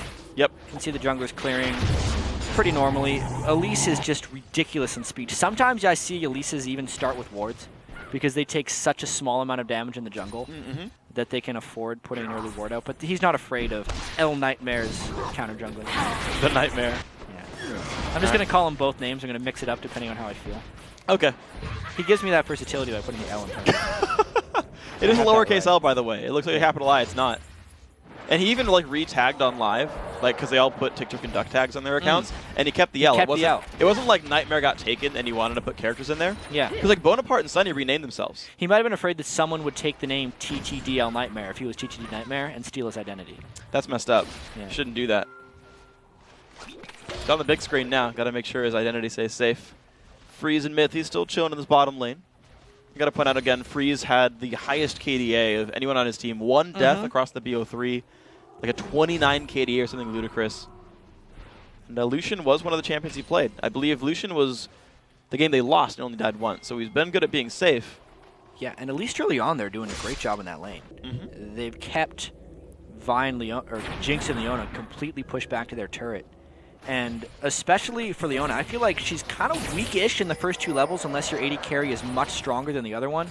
It's just not the case with the current incarnation of Jinx since her base health was nerfed. Yeah. Now that they're level 3, Leona would have the potential to fight back, but not inside a large minion wave. In that case, they lose it again. So I think TikTok and Duck's going to be trapped in their turret for a little while longer. Maybe if they can pull Nightmare around, he'll be able to turn something back on this one. Yeah, he's on the wrong side of the map. Yeah. Vault Breaker does not go that far. That would be absurd. Not even Nocturne goes that far. Nope. Not even Mandrop goes that far. Only Shen. Only Shen. And Summoner Teleport. Yep. Yeah. Recall, but it goes the wrong way. Recall would technically cover that much distance. Just not to a turret. Well, if you count the Fountain Laser a turret. Alright. I don't know if you do. Nope. It's a laser. Yep. The embodiment of a laser. Nuke Duck's doing pretty well too, actually. Yeah, he's actually winning his lane. Usually Ziggs pushes in Zed early on with Harass, but Nuke Duck is doing the opposite. There's actually a lot of things that Nightmare has to respond to right now because all of his lanes are getting pushed in. So the early game pressure from NIP is definitely working. Since everyone is pushing together, it is therefore safer for each individual one because it's not like there's a singular target that Vi can click on. Everyone is benefiting from this. So even if one lane gets ganked and punished, overall, the net is still positive for NIP. Yeah, look at this. It's a 400, 500 gold lead right now for NIP. First Blood would barely equalize that at this point. So it's also worth pointing out that up until 0-0 ate that potion, every single lane had forced consumables out of their opponent without using them themselves. So not only was there really the minion bullying lead. these lanes. Exactly. Yeah. 12 minions here in the top lane. Of course, support AD carry here for TTD. Actually, Sunny getting lower and lower. Look at that health bar, down to about a quarter. Just going. Yeah. Just the laning phase. And right from the start. Yeah. Especially because Mithy got so much damage down on him early. A lot of people might not realize that when you level up, the health you actually generate on level is dependent on your current health when you do level up. So since Sunny was low at level 1, that means all his subsequent levels have kept his health low. Ooh, flashes over the Flame Choppers. Nightmare's not going to show up in that one. So not much. That CC's going to land, and NIP going to be safe. But Nightmare is trying to freeing up this lane, pushing it down. They might try and dive this if they can get the right kind of catch. If he lands a Cocoon on Bonaparte, he might kill him. Puts the damage down. There comes the melee form. Execute doesn't quite land the damage. Spiderlings won't find it, but this is risky. Bonaparte is going to be allowed to go upwards. Amin just forcing him away, saying you give up turret control. And this is going to be a lot of dead minions. Yeah. It could actually be a dead turret if they want to. All Amin is doing right now is completely zoning them out. There's a ton of dead minions. Yeah, they're just trying to withstand the laning phase. They don't even want the turret right now because they're winning so many lanes right now. If they just keep farming like this, they're going to get a huge advantage. They could hit 6 before TTD hits 5 down there. They could. It's going to be a gigantic difference. And look at the CS, too. Oh, God. 64 to 32. Fully doubled, exactly. Top lane's 50% bonus as well. This is going so well in just laning phase. And to think, I was like, I don't know if I like the Renekton. He won the laning phase. They didn't do much for it. Right. And well, they're just dominating so hard. The whole team has went fairly heavy into the early game right now. Yeah. Lucian versus Jinx is very much like a early game crush you versus a bit of a late game matchup. I know Jinx has actually had a lot of early game power recently, but she's pushed more towards late game now that she has the base health nerfs. Yeah. Obviously, Zed against Ziggs. Zed is the one matchup that would be a little bit troublesome, but Nuke Duck is just outplaying Snow right now and keeping him pressed back. And we don't even really need to get into 0-0 versus Phantom Joe because Renekton beats him up early on because he's Renekton. Yeah. Well, I feel like the NIP mid laner is kind of set up to win this matchup, though. Like, of all teams to nuke, you might as well nuke Duck. So you're saying that would be like if he was playing Ziggs. He could be like, oh, he's the Nuke Duck. I mean, it still works. Or you're saying like you can't nuke the Nuke Duck. Yeah. Yeah, okay. There's something there with nukes and ducks. And something. I didn't plan it well enough. He's playing like a ninja. I knew this matchup for like 2 weeks, and I didn't come up with a joke in time. Trying to come up with something. Like, and now I'm doing it now. Like, I did no preparation. Because he's against Snow. Yeah. Who's still on the wrong Ziggs skin. I mean, he could try and create like a nuclear winter. Ooh. Yeah. All right, we're good with this one. Well, I mean, Freeze in the lineup. It'll be absolute 0-0. All right, we're done here. It was horrible. There's no more. I'm sorry. It's a sunny day out, though. Unfortunately, Man, there's so many things. Stop. During the commercial, I'm going to come up with more. All right, we're back into the game. Here we go. Phantom Joe getting hit. Zoro, though, is going to find Nightmare. The ult's going to come across. Pops Dominus. Phantom Joe half HP. Ultis as well. Now, can Zoro live? Has Flash. He's still fighting. Can he take down Phantom Joe? He's still burning down. This is going to be close. Flashes still goes down. Phantom Joe takes it. Yeah, he turned a lot of damage around. And because I think he surprised himself with his damage, he ended up sticking around too long. Once he scared Vi off, there was a small chance he would have been able to flash and at least burn Phantom Joe's flash to continue the finish. Yeah. But the greed stopped him from doing that. It doesn't matter how much damage you do to your opponents if you don't finish it off. And the Dragon's going to go down as payment for the top lane gank. But take Trick and Duck. First blood that's going to help their top lane and alleviate a lot of that pressure. And we look as they both went back to base. You've got the makings of a Sunfire versus makings of a Tiamat. And also there's an extra cloth armor thrown in there for good measure. It's going to make it a little bit harder for Zoro to pressure Phantom Joe in the lane. And it will come to a point here where Zoro is going to continue to get stronger at farm, but probably not be able to kill Phantom Joe. And that will be the moment in the game where Zoro has to transition down to the rest of the map. I almost never see Zoro lose lane. This is one of those occasions where he's just not going to lose it. Nice stun! Oh, the cocoon lands. Snow taking so much damage. Amin not going to go for the kill. Oh, Nuke Duck got it. Yeah, Ignite? he ticked him with the Ignite like really late. So you would have thought it would have been up early, but that's why they're able to walk away with the kill. Really clutch finish there as the jungle support arrived. I didn't realize he had ignited him. I was like, all right, well, nice try right here. Zoro now. Phantom Joe in the fight. I mean, you know, initially, there we go. Okay, the ultimate. There's no reduction ult. Yeah, he got about 15 seconds there. Phantom Joe not going to go in for the kill with this one though. He's probably just content getting his farm back a little bit. Okay. This is the first time in about 10 minutes where Phantom Joe hasn't been pushed straight into his turret. And he's going to try to retrieve the minions from under it when it comes in eventually anyway. Freeze and Mythy putting some damage on this turret now. Level 7 versus level 6 and 5. So a small lead here in XP as well as gold. The Escorter's Vamp Jump are getting important as well. Monstrous lead in CS. Good Lord. 58 to 100. He's actually just in a really, really, really good pace, actually. We don't normally see scores this high this early from AD carries. There's been almost no pressure back at him. Bonaparte, I don't even think he's tried with the Zenith Blade this whole game. There's been almost no zoning potential from Leona. And here's another gank top. Well, no ulti from Phantom Joe, but the ulti comes in from Nightmare. Zoro not in a good spot, does not have flash either. Doesn't get the damage. Nightmare picks up another kill for the team. They're trying to get the turret down bottom too. Stun up on a Mythy. Turret goes down. The nuke's coming through as well. Bonaparte not in a good place. Mythy steals the kill. And here's the chase from Freeze. Lands the Culling Sunny. 100 HP flashes away. Safe. Yep. But his turret's gone. So that's unfortunate. A little bit. And also his support's dead. So overall, this up and down trade is definitely benefiting NIP, but I feel like that's because they were just winning the lane 2v2. As far as the jungler interaction goes, it's been pretty even. Nightmare and Phantom Joe have done a really good job keeping Zoro down a little bit and trying to make it so even if he wants to become involved mid-game, he might not be able to. Yeah. But in the bottom lane, it's probably a little more disastrous that Sunny is down so much. Because Jinx will not be a factor as long as Lucian can just go and kill him, especially since Jinx is such an immobile AD carry. I would say the gank trades benefit NIP overall.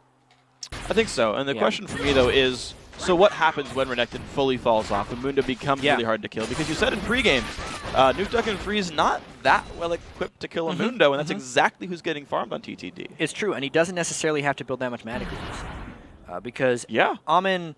Sure, he can get a little farm down Elise. That'll help trying to take down Mundo. But it all really depends. I think if Freeze continues to farm and kill at this pace... That was just rude. That's awesome. Yeah. We knocked him into it. It was a gift. Yeah, if Freeze continues to farm and kill at this pace, I think he'll just be strong enough to kill Mundo. I think. Yeah, I can see that. But aside from that, I also think the game's not going to get late enough for that to be a problem at the moment. Did he steal that too? No, that was given over. Yes, it was. Snow was far away, and he's like, just ult it. I'll sunlight it for you. That worked out okay. I was super confused there for a second. Yeah, it was weird. Because Nuke Duck generally play... No, okay. I just realized something. Sunny is paired with the solar support tank. Yes, it is true. Like, he gets to use sunlight the entire time. There's so much gold here, I didn't even think of it.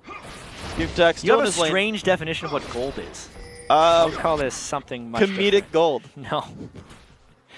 I just discovered a new type of joke, by the way. Zyrene showed them to me. It's kid jokes. They're not anti-jokes. They don't have a real punchline. First of all, Nightmare trying to run away. Red buff on him. Gets it. Stun Gets landed. out.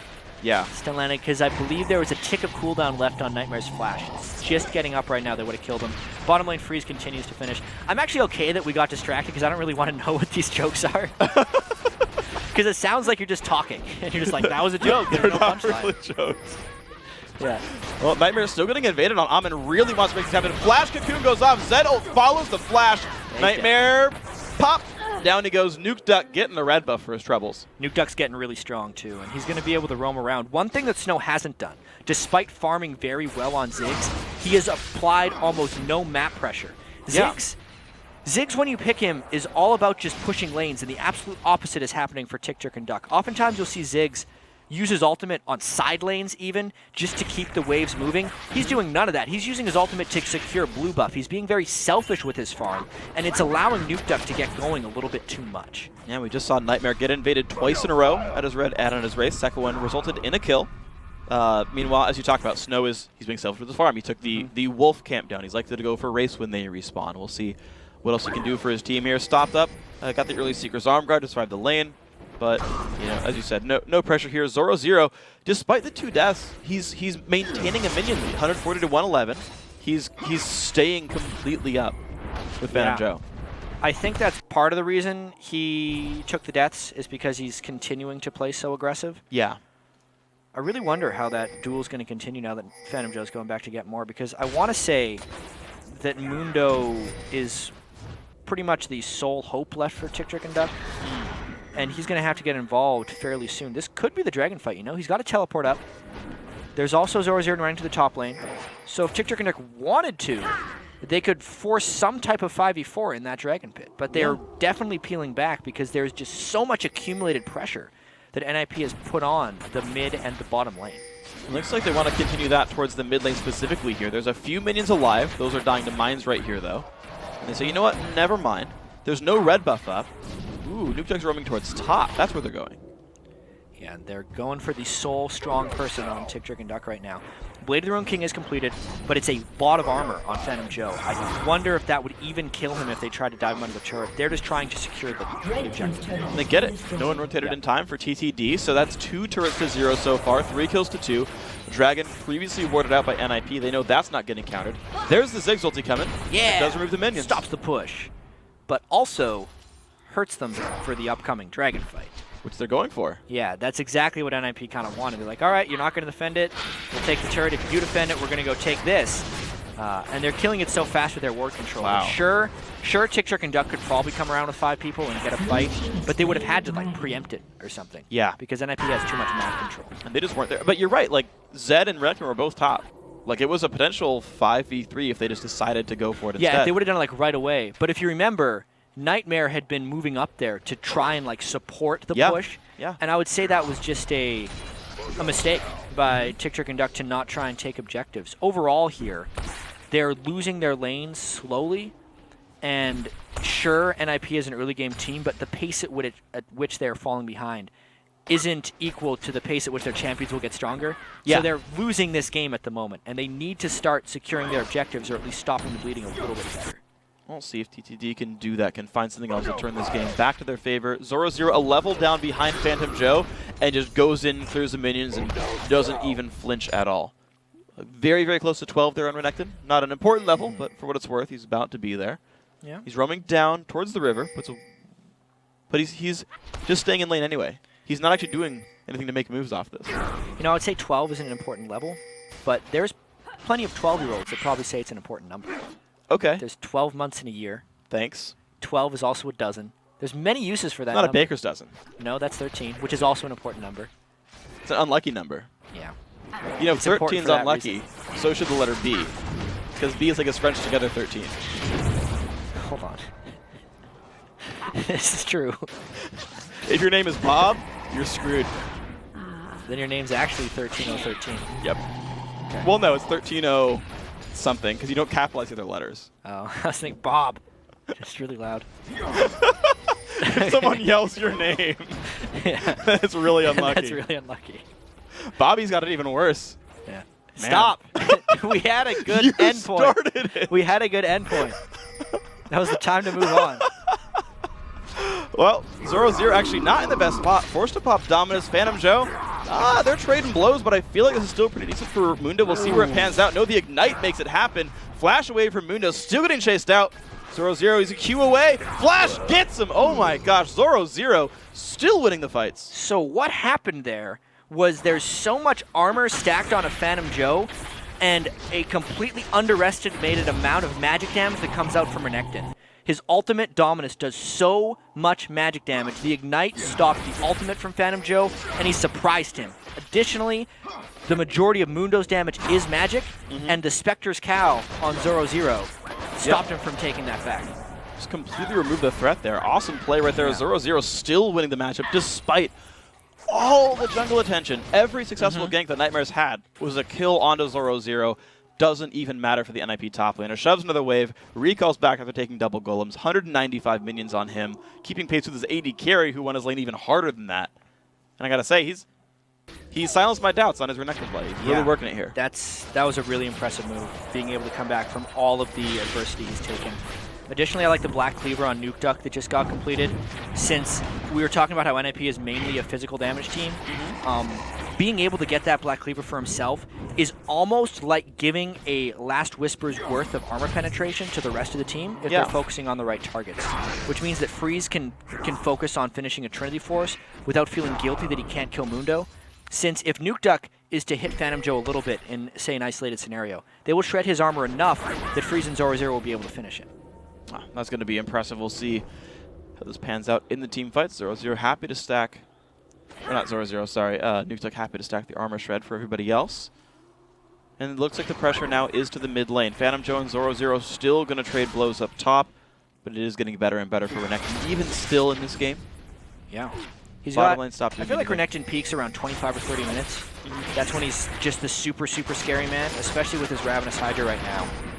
And the recent fear that he put into Phantom Joe. He's got a lot of power play left to do. He's actually going to find Mundo over the double golems as well.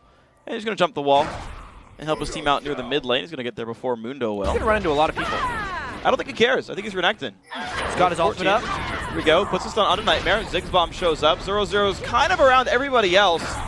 And finds a lantern. It's kind of a weird exhaust for Bonaparte. I don't think he needed that one. Yeah, that's fantastic for NIP because Bonaparte's going to want that back the next time Zed ults his AD carry. He's going to want to use his exhaust on Nuke Duck, and now he can't. So 0-0 with a successful, threatening roam right there. Nuke Duck. Yeah, his minions get swept away. You talked about Ziggs being able to keep these side lanes in good shape. Does that here. Nuke Duck sweeping wards away. Looks like blue buff. Something that they want control over in the near future. Dragon's up in a minute. 0-0 just finished pushing a lane top, so he's roaming around again. I'm also looking at Sunny's build, and I feel like he's just starved right now. He is. Normally, Jinxes want to go Bloodthirster Phantom Dancer or Bloodthirster Static Shiv, and then continue farming and clearing waves. But Sunny is so paranoid that he's fallen behind in this game that he's trying to finish Last Whisper right now. Yeah. Because otherwise he doesn't feel like he can do damage. But the problem with that is he won't do that much damage without attack speed on someone like Jinx, who is so auto-attack behind. It's true. It was basically like on his second back where he died again, he just picked up a pickaxe because he needed items. Yeah. And so he's like, well, I've already got pickaxe. It's only like 1400 for a Last Whisper. And basically said, screw it. That missed. It did. That one too. Good dodging by NIP. Little bit of panic coming from TikTok and Duck. That's the second, I'd say, pretty big misplay by Bonaparte in the last minute. First, he was using his exhaust on the 0-0's Renekton. When there was no threat of dying, it's almost like he was just trying to slow him down, but he's Leona with a bunch of crowd control. And now he's burned his ultimate, which means there's no realistic way for them to threaten Dragon, and NIP gets it again. Amen's going to be left to pick up some of that. Mithy going to grab XP nearby. 0-0 still putting pressure in this top lane. He is not leaving. 229 minions. He's pulling attention, and nothing's happening because of it. Instead, actually, it's Phantom Joe who's used to split against Nuke Duck on the bottom side. Well, I suppose they want him against Zed because they feel like everyone else would die. It's true. 0-0. I wonder if he can get out of this one. Thresh is going to try and get to him with the lantern. Let's see what moves he can pull. Let's see, does he have another dash? He does, and a lantern. Wow, getting a second dash. That was nice. That was nice. That was really well done. He was probably feeling so smug after that move, too. Yeah, I would. And then you looked away, and I was Yeah, not I was like, expecting hey, he's that to out. happen. Normally, I'd see the ultimate fly out first. Oh, poor Zoro, and he had no armor to deal with that either, which is one of the reasons it executed him. I'm sure that was very close to the break point of Jinxalt finishing him or not. Oh, yeah. But they caught him. You know, good thing you started building towards Last Whisper. That 35 AD is what it took. You're absolutely right. If Probably he would have had was. his heal, I don't think it would have died. Probably was. Getting back in the game on Man. this. Oh, there we go. Snow sweeping away some of these little Wraith guys. Nightmare's going to help clear the rest of them out as well. See where people go. Amen going to put another ward down. Like, right now, NAP are trying to control the top side of the jungle. But outside of, like, doing cool things in laning and, like, taking dragons, I haven't seen them do a lot here. Like, they've been at, like, 4-3 or 4-2 for a while, and, like, they've been pushing lanes, but yeah, turrets haven't fallen for a long time, and they're just getting dragons. What's his game plan here? Shadows. Yeah, I guess so. Fight in the jungle as well. I'll get your point. Ooh, Lantern gets away. Slow comes out. Sunny's not in a good spot. Goes down. Bit overextended there. Ziggs doesn't help much either. Absolutely. It was almost like the Lantern being out was a feint, making Sunny think he could go aggressive because all NMP was doing was going to retreat, but they kind of turned it around on him because he tried to chase too far. To get back to your point of NIP, though, and how they don't really seem like they're doing much. 3 of these players are from Lemon Dogs. Yeah. Or wait, 2, 3? Nuke Duck, Zoro, Nuke Duck, and Mithy. Yeah. 3 of these players are from Lemon Dogs, who last season, despite being very successful in the standings in Europe, weren't a team that initiated a lot of action. They were one of these slower playing teams that generally waited for the enemy to put themselves in a bad position and then would just kind of win slowly or win late game team fights because they outfarmed you. That's what they're doing right here for Tick, Trick, and Duck. Yeah. I think they're just continuing to split push their waves. Whenever Tick, Trick, and Duck makes a move, NIP will capitalize, or when it's like 30 or 40 minutes into the game, they're going to make one decisive move that is well thought out and had a lot of time behind it, and then they're going to go. I think that's just kind of what you expect from the NIP team. Okay. Well, what they're looking for right here with 4 sweepers is maybe a bit of a Baron play. They could, yeah. That would be a later game move. They have been... Zoro has been exploring that jungle for quite a while. Yeah. Trying to clear things out. They'd have to get a bit more in there. It's very hard to push against Ziggs, and he's been setting up shop in the mid lane. Once they get the mid turret down, I think NIP will have a better chance of clearing out the wards in that jungle.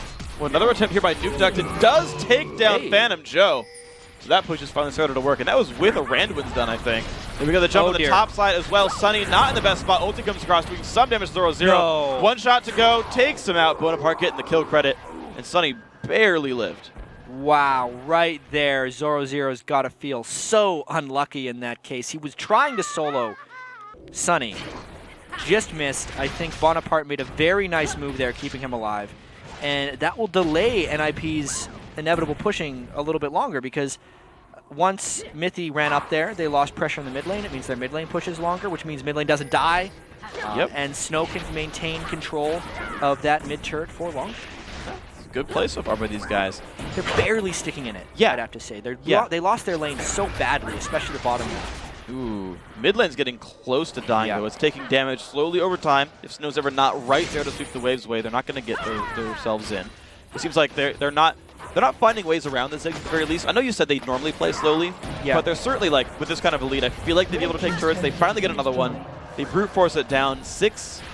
8,000 gold, actually. That's a pretty sizable margin. It's getting bigger and bigger, Yeah. and especially since Zoro is the only one dying, he's not giving much gold back.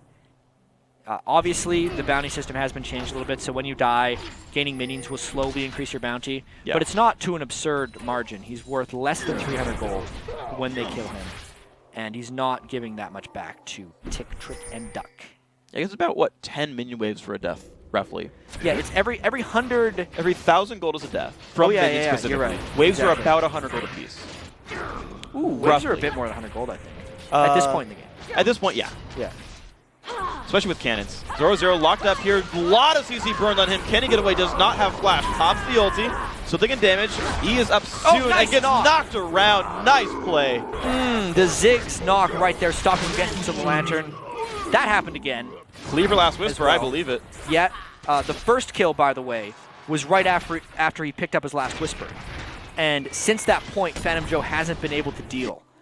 And unless Tick, Trick, and Duck solves that problem, they're not going to win at all, I think. Seems unlikely. 8,000 gold still separating. NIP finally now in control of their opponent's blue buff. Dragon up in 10 seconds as well. It's going to be Nuke Duck on a blue buff. He's been chilling on the right-hand side lane for the last like 10 minutes or so. 4-0-0. So Nuke Duck, you know, we said he didn't have too much impact when he played LeBlanc. Yeah. I'd say he's having a much bigger sway in this game. Completely agree. Yeah, he took on who was kind of the hope of Tick, Trick, and Duck and Phantom Joe with at least a pretty decent Mundo start, who was stacking a lot of armor against a heavy physical team. It's like, who's going to kill Mundo? Nuke Duck. Yes, that is absolutely the answer. And you Because know he got Mundo, so far. I feel like if he would have fallen behind, that wouldn't have happened. So, Sword of the Divine. Yes. For Nuke Duck. We were talking about this earlier. We were. Yes. We'll make sure there's not a huge fight that's about to happen, and then we'll explain it. So first off, one of the big reasons Blade of the Ruined King is so popular on Zed is during his death mark, all the damage he does, 50% of that will then trigger at the end of it. Blade of the Ruined King active helps with that, but also the fact that Blade of the Ruined King does percent current health. Since using that when they're near the top of their health, you're doing more damage, which is then added into the back end of your kill, and that happens as well. So why not just have a bunch of active items that can be front-loaded so the end of your burst is larger? Yeah. Sword of the Divine, fun apart. He's fine. Don't worry about it. Rocket's coming through. NIP running away. Stun on a Nightmare. I still don't know if they want this fight. Lantern comes through. Culling's going to back him off. Red buff's still up, though. NIP. Yeah. They're still trying for it. Oh, Phantom Joe. Sword of the Divine. 1, 2, 3, and yeah, he didn't even need the death mark. No. Fight on the other side of the map. I don't think it's happening. I thought it was for a second. Nightmare got red buff, though. All right. Amin had Smite was around-ish. I don't know if he was in range, We though. didn't get to finish our Zed story. Yeah. You use the Sword of the Divine, so you're critting during your death mark, which I guess was a fairly straightforward conclusion. But that's why. Yeah. If he wanted to add another super offensive item and be like no defense, which he probably doesn't need since he can kill Mundo, it would be a Ravenous Hydra, because you could use that active during the ultimate as well. But But Blade into the box wall, so he is slowed down. Rocket's not quite going to land. Ignite's still taken away. Jump in from Freeze, gets the kill. Nightmare's still in an okay shape. Oh, nice one right there. Locks him up, doesn't matter too much. The jump in, though, now onto 0-0. Looks for Snow. Can he get the kill? Not quite. Knocked back into turret range, but he's a tanky man.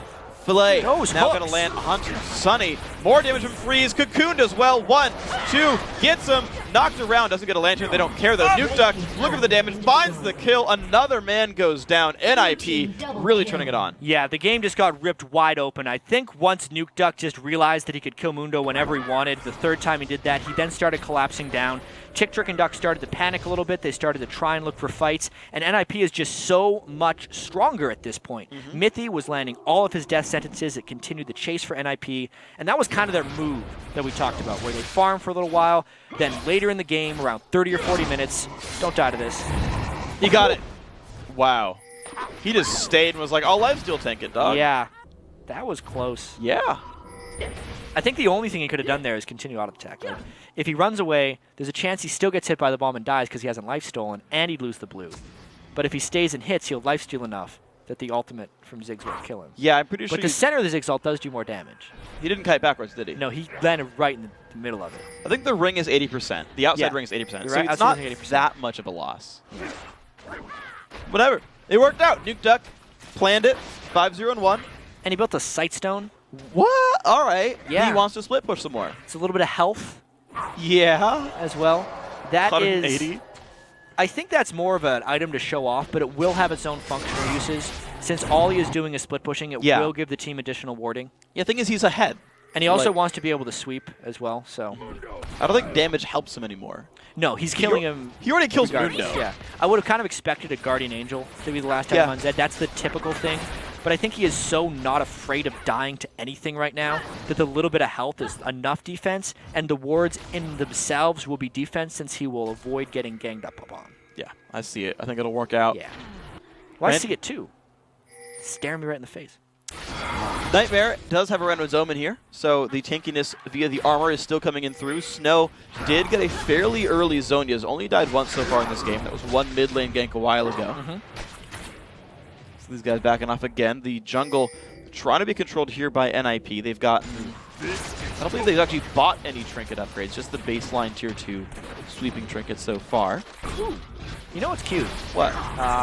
The fact that Freeze went full Infinity Edge afterwards and didn't bother with the Last Whisper, because I think they're safe just saying they have the armor shred from Nukeduck's Black Cleaver. And therefore, a lot of the stuff is hitting harder. They got to worry about a potential steal here. I think it's the only way TTD gets back in the game. And they've got to try for it. Ziggs spamming away. NIP, they are staying in the Baron pit. They're mostly going for this one. There's one board left, and then that gets left out. It's going to be a jump in here, actually, from Zero. Sunny taking a bunch of pain, goes down. Bonaparte jumped on as well. Another kill picked up. Nightmare now in the front lines. Can they find more? Nukeduck looks for Snow in the back line. Has crits available. One. Jump now back on the other side. Dominating. It's going to be another kill going down. Nightmare has nowhere to go, and Nukeduck gonna pick up a double kill. Phantom Joe left alive. Not much longer. Ace for NIP, 16-5. Nukeduck didn't even bother using his ultimate in that fight. He just started hitting people because he has so many items. Completely destroyed them. NIP is way ahead. This is the last push for you. There we go. Another inhibitor gonna be the target right now. NIP taking the top lane now. I wouldn't be surprised to see a surrender because 20 seconds to go until most of the team comes up. And there it is. 34 minutes, 50 seconds. Ninjas in pajamas. One game away from the Challenger Finals. 17,000 gold. I think if we were to look at the Challenger Series before it started, you would have said NIP is the favorites going in. Yeah. When they did start playing their games, though, you would have thought otherwise because they had a very slow start to this Challenger Series. Yeah. Ever since they lost that first game to SK Gaming Prime in the last round, they've been unstoppable. Yeah, and it was so weird to look at them because you're like, okay, well, they're getting outplayed, they're losing some of their lanes, their decision-making is a little bit awkward, and then they, like, stomp game 2 and 3. And this one was like they got very far ahead just from lane. You could tell their individual skill. 3 of their players in Challenger solo queue right now. NIP going at it, right? They know they got dropped out, and they've dedicated themselves, playing a lot of League, right? Playing together as a team. They've even been playing rank 5s. In case they don't make it here, they'll make it to the second series. NIP dedicating themselves to making this, and we're seeing it pay off. Yeah, we're absolutely seeing the results. I mean, Nukeduck in particular, that was an incredibly impressive Zed. Yeah. He picked it late. You do see Zed fairly frequently against Ziggs, so that's not too big of a surprise matchup. I thought he was going to have a bit more trouble killing Mundo in the late game. Nope. But absolutely not.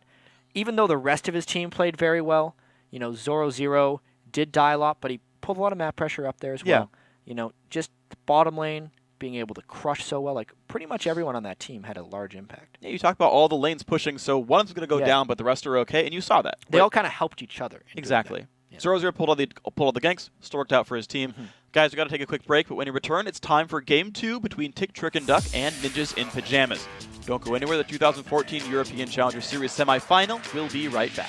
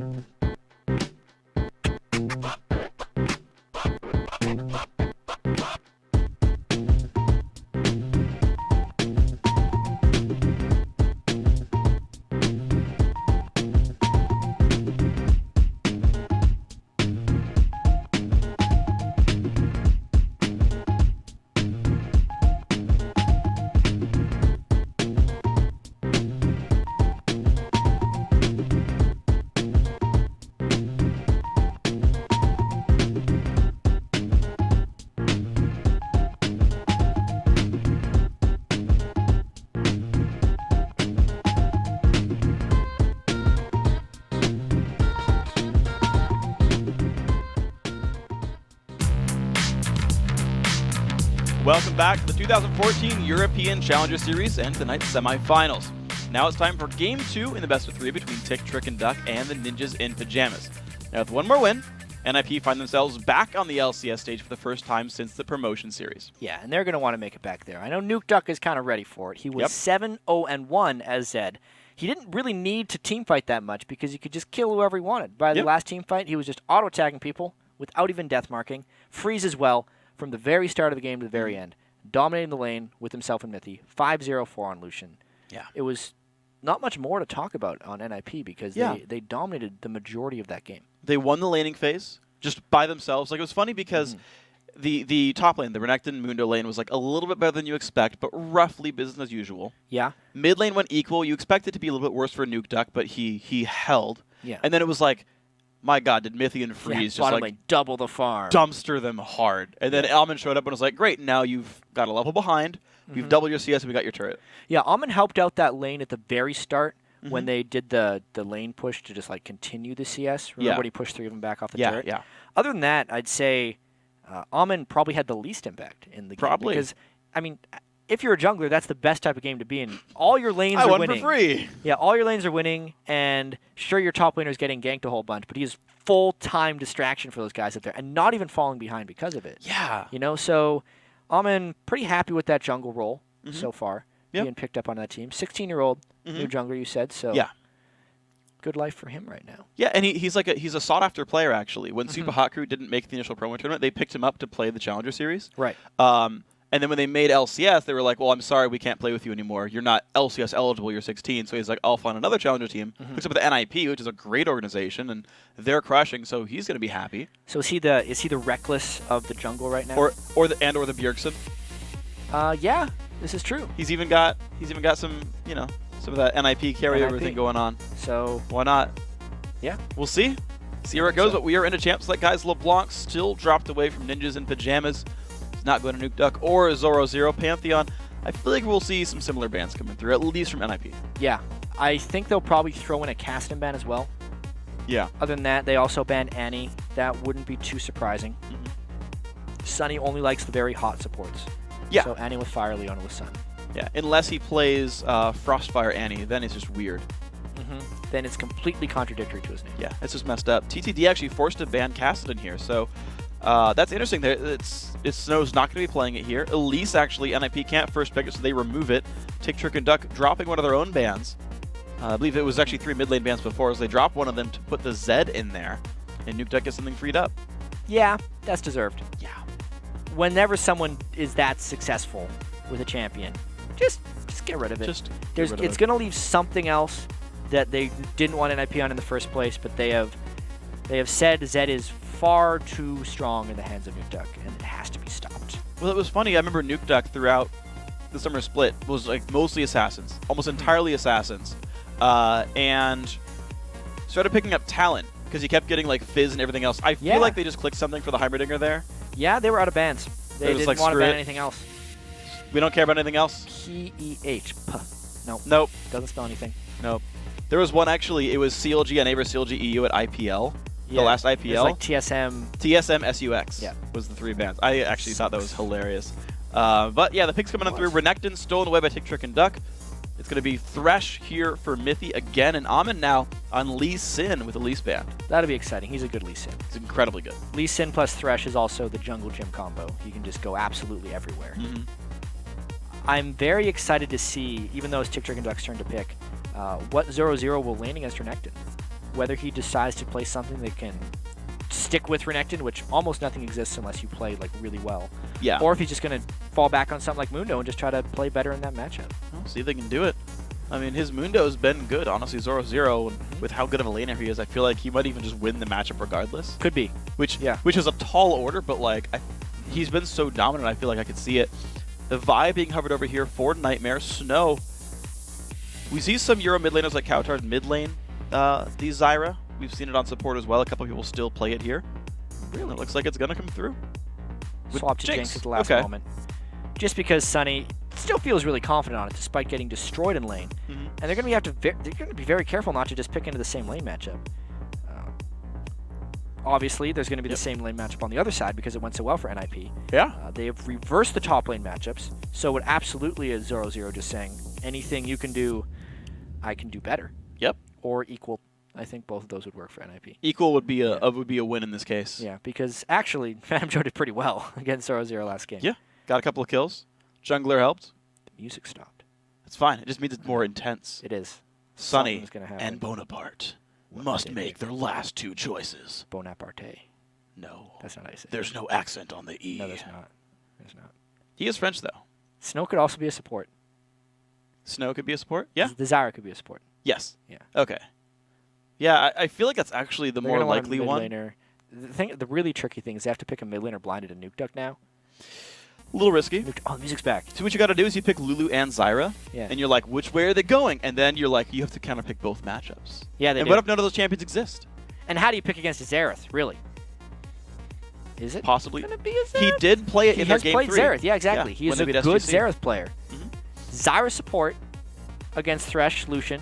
Yeah. Against Xerath and Gragas. Oh man, yeah, Gragas would be the champion. I would say you're gonna immobilize yourself so that it's even easier to land explosive cask. Potentially. There's a lot of danger here. True. Gragas For both is like sides. the generalist master of the lane. Ooh. Fizz is something Nuke Duck popularized. Arya is something he's played a lot with DFG. Darius is something he's just hovering over because he wants to. Thanks, Smithy. Yeah. Yeah, that's the most likely one for me. That was, I think, the big breakout champion for Nuke Duck, which is always funny to me because he used to be on a team with Tabs. And Exactly. Tabs was the big Fizz Yeah. player, and Nuke Duck was like, I got this. I know. A lot of history for these guys. Jungle Fizz. Ah, damn. Jungle Lucian. Unlikely. Ah, The Jungle Lee Sin Mundo? Fizz bottom lane with top Thresh. Depends. Well, it technically is a best of 3, so. Yeah. They're just doing a generous amount of trading because they feel like it. Why not? Yeah. I want a team that spells a word with their champ select. I don't think this one does. No. But for what it's worth, it's not too hard to do. We now have every letter covered, right? We do have every letter covered. So as long as there's no repeats, you can guarantee you can spell a word. Any I feel 5-letter like you word. need a lot of vowels, and not that many champions start with vowels. There's enough. There are. But like Anivia, what, Elise, what Aurelia. junglers start with vowels? Elise? Yep. Yeah. There's team compositions too. We should Akali. talk about. Kind Once of. They're gone. I mean, you could. Molten Shield first, Annie. So, okay, find a word that you want to spell. Spike. Spike. Sure. So you need Scion top lane. Okay. What jungler starts with P? No, I was going to say Irelia, but I was getting Like ahead of Poppy myself. jungler is terrible. Pantheon. Pantheon. So we have Scion Jinx. top. Is there? Hold on. Is there a better top laner that starts with an S other than Scion? Because There's got to be. Yeah. I mean, he's fine. 80 Scion would kind of work. Yeah, it does. Yeah. I'm totally blanking. All right. Sivir. So, Scion. We're forgetting like something really obvious. No. So Scion. You're spelling Spike. Scion Pantheon. I mid lane. Irelia. Ooh, you're running into trouble. Is there already. anything other like? Are there other I champions than Irelia? This is a really hard game. Have you ever played that like name 117 champions game where you have to type in all the champions? Without People reference? on Reddit, they're just like, I can get 115. I'm like, no, you can't. I can get them like, from passives and ultimates. I can do get them like all. 80 of them. Oh well. I have so much trouble with that. Quickshot game. would get them all. No, he wouldn't. He's a Quickshot he's a knows like every fraud. ability in the game. Quickshot, he has admitted to me in the past that he's like, I don't actually know every champion name and skill. I just have an app on my phone, and every time I don't know it, I look it up. I'm like, all right, that's probably the smarter way to do it. Yeah. I just hover over on the bottom side. Mid lane Aurelia. Kennen 80 carry. Okay. And Elise. we already have. Oh, and Elise support. Yeah, Elise support. That's a pretty bad team. Yeah, it's pretty rough. Okay, different one then. Yeah. Let's talk about the actual team comp. Okay. Because they're just standing in straight lines and staring at each other. Oh, the Q-Land Snow taking damage on a half HP. If he got that mastery, it'd be wasted now. It would be. Good thing he's on a mid laner. They're not going to let him go back, though. If they could somehow delay this a bit longer. They're actually about to start buying time for themselves. What the heck, Nuke Duck? Minions are crazy right now. Well, now Nuke Duck's run out of health, too. I And feel Snow like stayed? Well, All they right. both started with crystalline flasks. So they're going to chug a couple of flash charges. No All big right. deal. I think Xerath against Fizz is a very difficult matchup for the Xerath. Fizz, if all he does is watch for Snow's stun, he can dodge it every time and then just move like crazy so Snow can never hit him with skill shots and hopefully just completely outplay that matchup. Yeah. The rest of Tick Trick and Duck's team, I think, is picked for slightly stronger lanes, so they're trying to avoid what happened to them last game, especially with Phantom Joe's Renekton. They do not want NIP to be able to push them in everywhere, but Nightmare needs to have more presence in the bottom lane so the same thing doesn't happen again. Zyra, I don't see how that's going to be bullied much less than Leona. Yes, it's a ranged support, but they're already in trouble. Wow, Flay onto Sunny, level 1 for all these guys, and this Jinx taking a bit of pain early on. Yeah, like Zyra's going to try and counter-harass Mithy a little bit more. I think that's why Bonaparte picked Zyra. So Mithy can't zone so amazingly well like he could against Leona. But outside from that, if they get hit by a hook, they will lose that straight up.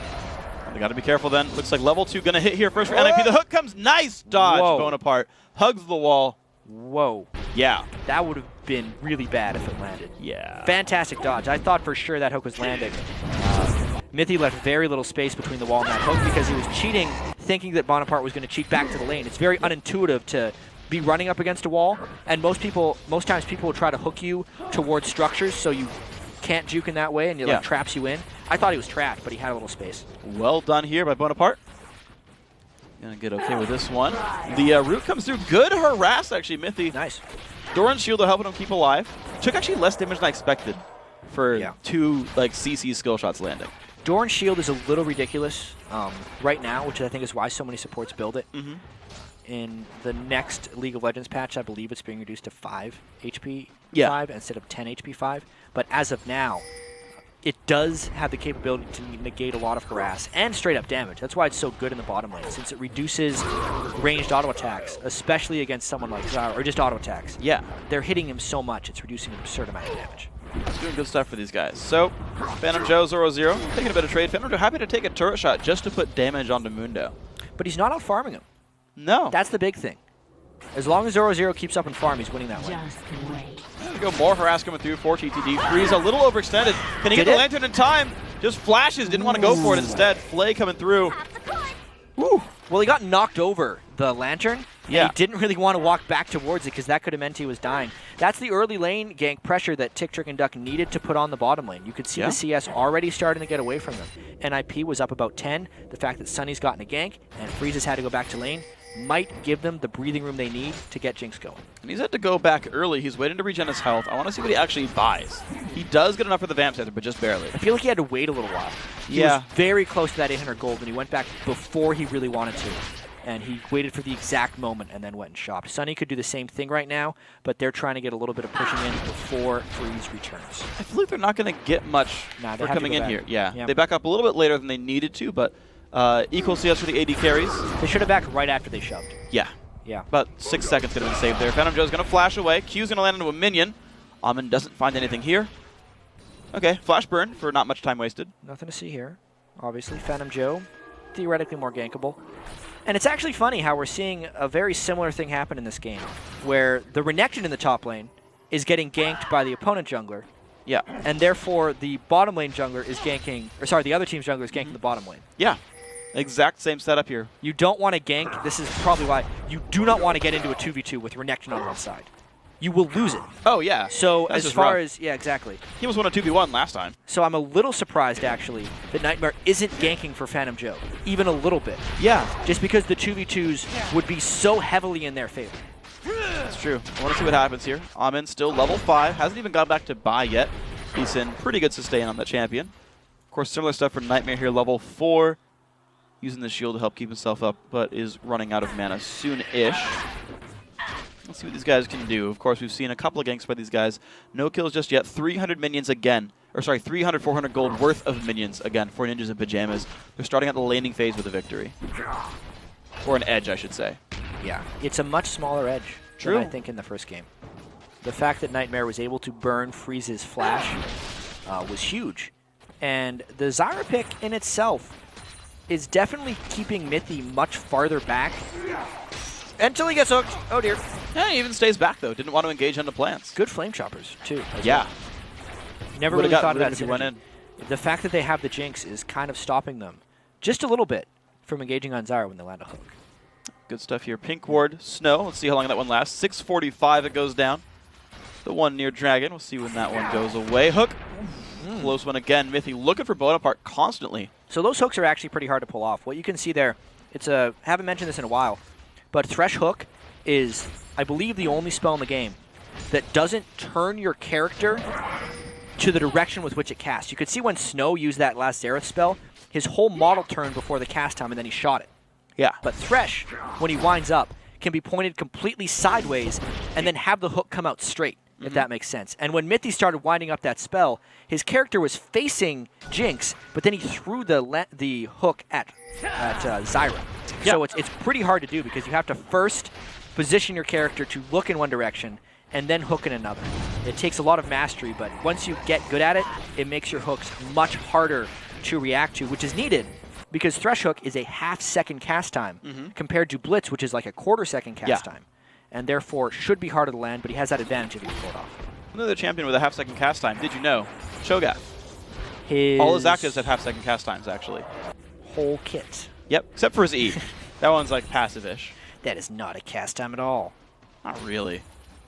Comes out with his attack speed. Renekton has a half-second lockout after his W. But technically, I guess that's a faster cast time. Yeah, it's pretty much instant cast, actually. Yeah, most spells in League of Legends are exactly a quarter-second cast time. There's very few spells. Oh, this is the first time that's never fixed it. Yeah.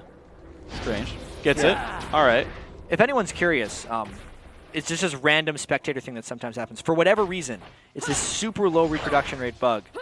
Probably shouldn't talk about bugs if I want to. Yeah, it's fine. Where you can't see the jungle camps. And you're like, why can I not see these jungle camps? I don't know. But what you do is if you unlock all of the Fog of War, it makes them visible. It's like you turn the lights on the map and suddenly you can see it. It's this weird spectator Fog of War interaction. That's the first time I've ever seen turning the lights on not bring the blue buff back to visibility. Yeah. Interesting thing to note, it only ever reveals camps that have a sigil on them. So it's like Dragon, Baron, and like the big golem, like the big red buff, whatever. Usually the little ones are still visible. And it's always visible for one team. If it's warded, it's always fine. Like if someone walks in and walks out, it'll reveal, then come back out. Yeah. So, random stuff, whatever. Doesn't matter, spectator only. Pull down onto Sunny, good damage. Flame pulls him all the way in. Flame Charmers do a little bit, and Nightmare shows up. He's level 6, but Amon's nearby. Yeah, they're trying to get those ganks coming in, but Lee Sin is one of the stronger counter gankers. Because you can always just W in and start kicking people around. Yeah. It's fun. I want to talk about cast times. I didn't Okay. finish my story. Okay. Most spells are quarter-second cast time, except there's a few that are just a little bit faster, like Morgana's Dark Binding and Lux's Light Binding are 0.15 second cast time. Really? They come out a little bit faster. I didn't know that. Yeah, exactly. It's so strange. And then also Yasuo has variable cast times on some of his spells, but that's about it. Everything else in League of Legends is on quarter-second, so it gives you a very consistent feel of when things come out. Yeah. Exceptions being things like Xerath. Oh, he's not locked out for any longer, but the spell just hits later. Right. It's like little things like that. And obviously channels are channels. Yeah. Those don't count. Okay. Or like Caitlyn's Piltover Peacemaker. That's, that's a lockout. So, yeah, some are longer, but generally speaking, anything you just sort of cast when things happen. Quarter-second, some of them are instant. And let's see what we can do. So, NIP, actually, I gotta say, this bottom lane, after that one gank from Nightmare, TTD have really salvaged this lane, especially compared to last time. You got 78 versus 88, much closer minion score. All right, they burned the flash, pushed him away, and they've held a much closer lane here. And you said last time that Jinx is going to have a slightly better late game than Lucian, arguably, and is holding on to the lane much more closely. By the way, that little blue minion by the tower is not actually there. It's a weird spectator artifact. The dive in on to Freeze, the knockup. He's going to flash away from it. Bonaparte forced to run away as well. The ulti's going to miss. Freeze still staying alive, but Nightmare is a very tanky man. He gets away. Ooh. Nightmare had Turret Dagger on him, but when he flashed, it somehow lost it right there. I thought Freeze was going to be able to finish him off. Obviously, Freeze was left there without protection, and Tick, Trick, and Duck found the right moment to go in on him. He did a lot of amazing juking, but was not able to come out with anything in a 1v3. Alrighty, so these guys are going to be happy to take the kill and bring the gold pretty much back to equal, 14 and something thousand on each side. NIP just cresting 15k now for themselves. Nuke Duck, dodging the spells, clearing the minions. Pretty happy be stuff a lot for of him. that, I feel like. Nuke Duck's farm on Fizz is spectacular. Oh, considering yeah. Fizz usually loses lane to a lot of things. Just a great counterpick to the Xerath. Yeah, and I think we're seeing the results of it with that farm. He can dodge pretty much all of Xerath's spells with that playful trickster, playful slash trickster. Oh gosh. Troll pole. Yep. Troll Vault, another one. No one uses that one anymore? I don't like that. Really? I think that's why people stopped using it. Fine. Troll Vault. Because you don't like it? Well, if there's like a vault, it's like Elise. Well, That's it's like- the Troll Vault because it goes way into the air. Pole Vault's like a 15-foot jump normally. Fizz goes like 3 feet off the ground. I mean, relative to his height, it's probably about as good as human pole vaulting. No, that's like a high jump, I feel like. He's Okay. barely going above the height of his head. All right, all right, all right. I think I win this round. Yep. Yes. Good job, Jat. Success for you. So, Jat, what do you call a tiger with glasses? I don't know, Freak. What do you call a tiger with glasses? A science tiger. Those are the jokes you were going to bring out last game. Yep. And the worst thing is you talked about it in the break, and you're like, it's a science tiger. I was like, okay, that's good. Doesn't make any sense. We're going to move on. Hook's not going to land. Minions. We laughed way more than we should for that one. Yep. All right. Phantom Joe, not doing well in his lane, 118 to 130. I got to say, Zoro goes into a bad matchup. Gets a single gank from Amin that forces a flash. I'm lost. Up by 15 minions. All right, Nuke Duck's going in. They're able to steal this blue. I'm thinking about the Science Tiger a bit too much. Oh, blue buff went to Amin. Yeah, they were trying to smite it with the Fizz coming through. Yeah. And just time it really well, but because they didn't want Nightmare to be able to steal it with the smite of his own. I think it's not a total loss. Nuke Duck will be able to secure his blue buff when they get back to him. It's just going to be a little delayed. Yeah, I believe so. The blue has respawned. I don't know if we're going to see TTD get there in time. Vi is trying. Yeah, this is potentially going to be a fight right here. Nuke Duck is a little bit low on mana, especially if it goes to clear that wave. And bottom lane is not actually winning for NIP right now. Yeah. So if all four were to collapse there, it would have been contestable. But instead, TTD says it's a little bit too dangerous, and they're going to let Nuke Duck get his pick. And instead, it's going to be TTD going back towards their own red buff, grabbing that pretty safely here. And it does mean that one of the buffs on the map for Tick, Trick, and Duck has gone away, and it's being worn by Amin, the level 9 jungler here for Ninjas in Pajamas. Dragon available, not warded at all by TTD. It could have been snuck, I suppose, but that would be risky. On the mix for the mid lane. Snow rooted himself, and Amin didn't want any part of that. Yeah, a was little weird. bit. I mean, he was pretty far back. He Yeah. had no flash. Barrier on Xerath, because if he ever does get closed on, he wants that little bit of extra defense. I think overall in this game, though, since it's so damn close this time, the Dragon fight's going to have a lot of importance coming up on it. At this point in last game, NIP was up thousands of gold right now. And specifically in the top lane, you know, Zoro really farming well. I'd say Yeah, he Ludo is. is continuing to win that lane right now. Soon to have Sunfire. Tiamat's already done for Phantom Joe. Zoro just sweeping things away. Is going to have the makings of a Sunfire, I assume, soon. He's got a lot of pieces and a heck of a lot of minions. Stops a recall. Good stuff there as well. Phantom Joe just trying to go back. Oh, Amin's coming in for Snow this time. War jump kick! Kicks him in, misses the Q. We get more from Nuke Duck. Goes in for the Q, dodges some of the damage. There's the ulti. That's a kill picked up. Snow doesn't even try to barrier. Good kill. Yeah. Once the flash was down, they had a very small window left to finish him off. You can see little pieces of Xerath left over on the ground. Aww. He's done for. Nuke Duck landed all his skill shots, even if Amin did not. More than just his dreams are shattered here, Jat. Snow still in the death chamber. NIP looking for some pressure onto this dragon right here. They've got the numbers advantage. They don't even have Nightmare nearby just yet. Now, can they kill it before Vi tries to steal? Well, with no flash on Vi, I feel like this is a near suicidal steal attempt. True. Looks like NIP's taking a little bit of an edge here. Great gank timing by Amin. You think normally Elise Sin would have more impact in the game 15 minutes in, since he's kind of known as that early game jungler. But he bided his time, got the boots of mobility, a little bit of extra move speed to get in behind Snow. And I think that pays off. I think that's a good thing. Yeah, I do want to credit that Boots of Moby pickup because he could have gone for at least closer to the Ancient Golem, which is what Vi picked up, what Nightmare picked up, and said, no, the mobility's going to get me there. Golem actually doesn't help you kill people any faster. And Amin did actually manage to cash in on that pickup there. Phantom Joe and Zoro still in a battle. Zoro does have Sunfire, Ninja Tabby, and a Kindle Gem picked up. And Phantom Joe's going for the Spectre's Cowl. Yeah, Lee Sin is one of these very interesting champions, to just get back to the item build you talked about. Yeah. Where Boots of Mobility allows him to make it into more skirmishes, but I would argue decreases his effectiveness in said skirmishes, just because he doesn't have the tank stats Ancient Golem will give him. So as long as Amin is not in the same fights as Nightmare, it is a positive for them. But if he runs into Nightmare, it is a negative.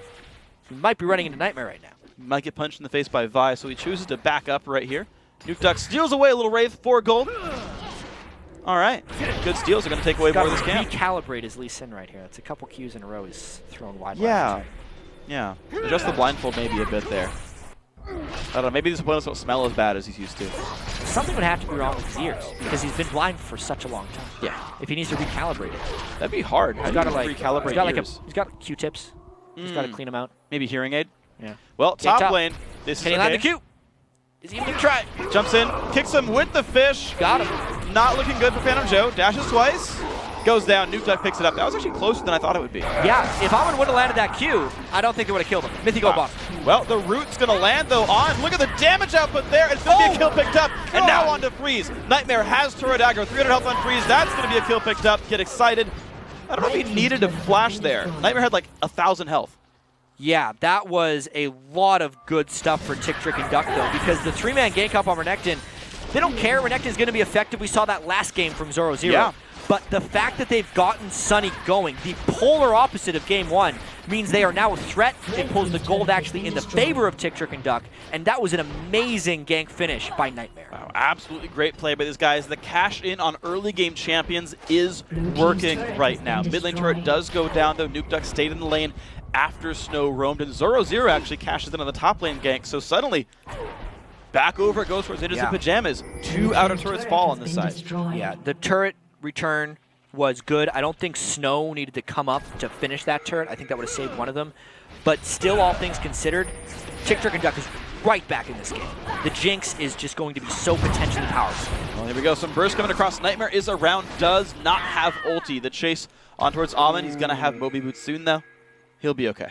Yeah, Nightmare can't use his Assault and Battery because it is on cooldown. He used that to get all the kills earlier. But Sunny and Snow will continue to push up here, and there's actually very limited wave clear on the NIP team right now. Freeze can maybe clear a few things, but Fizz and Mundo are very bad at doing that. So this is a hard push for them to stop. Well, and so far, one turret has gone down. Amon going to rejoin the team. Zoro Zero looking to flank a 5v5, potentially brewing.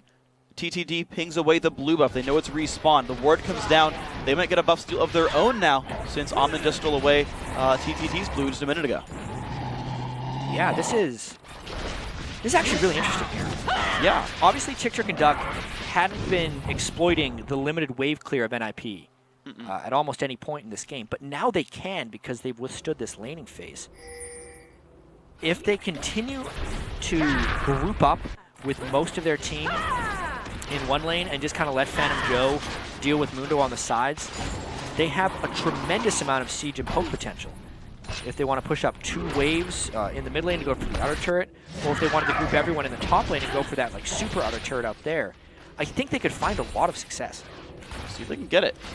See what they go for. Sunny just going to sweep away minions, though, on the bottom side so far. It's pretty easy stuff for himself. Nukeduck, though, waiting in the wings. Will he go for another wave? Well, he should have thrown out a spell because the moment is gone. Long-range fish, just hope. I think he was a little worried that he had backup. There's no wards. And didn't want to run, exactly. He didn't want to run himself into a 1v2. But at the moment, Nukeduck is at his strong items for Fizz. I think he'll really get there when he gets his Sorcerer's Shoes because he does need a little bit of magic penetration. But everyone always talks about how Fizz, he turns on when he gets his Lich Bane. Yeah. Because it applies on his Q. I think he turns on when he gets his Lich Bane and his Zhonya's. Because you need AP for your Lich Bane procs to actually do good damage. Yeah. And now he has it. Well, plenty of AP on him now. 200 from items, I believe exactly. We'll see what he gets from runes and masteries. But certainly a scary man. At least 160 damage in Lich Bane procs. He's going to hit plenty hard. Nightmare clearing away double golems. His team making sure they're acquiring gold from all the locations. Top lane, I got to say though, it's good for Zoro Zero. He's winning in minions. He's winning the matchup overall. Dragon, though, on the table. 20 seconds till that comes up. Kill his points. Goodbye, play. This is a very eventful game. Yeah. For being so low in kills. Yeah. 3 kills to 2, but 4 turrets to 2. More objectives destroyed than people.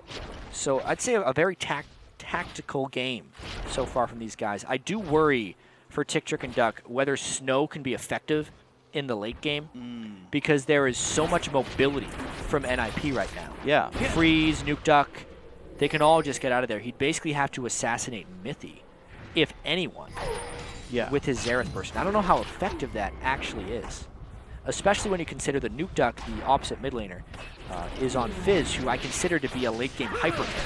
Just with how huge his AP ratios are and his cooldowns, how low they can get. See what we can do with this one.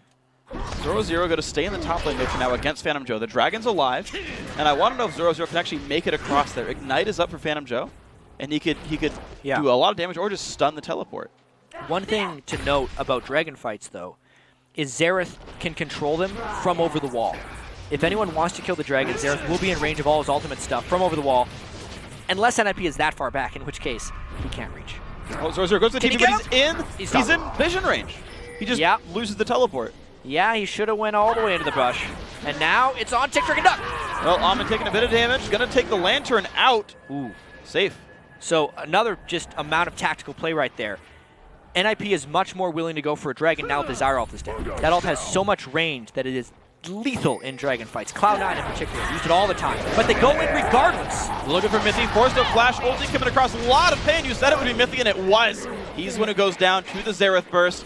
NIP, they're going to pull their top laner around. Luna's behind him. Walking across the map, does not land a cleaver. It gets blocked by the plant, actually. Nightmare forced to run as well. NIP running back and forth, taking damage as they go. That just shows you how confident Tick, Trick, and Duck is, that they went in even without the Zyra ultimate and were able to come out with a kill. A lot of disengage on their side from this game, but the Dragon fight looks like it's going to continue. They saw that iNightmare went back to base, and they're on it. Well, they're going to try 0-0 down a half. Ignited as well, maybe more than he needed for that one. The Dragon is still taking damage. Snow still poking. Zoro pops ulti again. TTD, they're just forced back.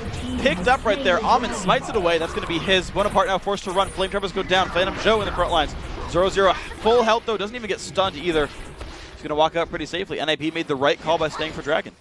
Yeah, I think so. They were able to finish Vi to a very low health.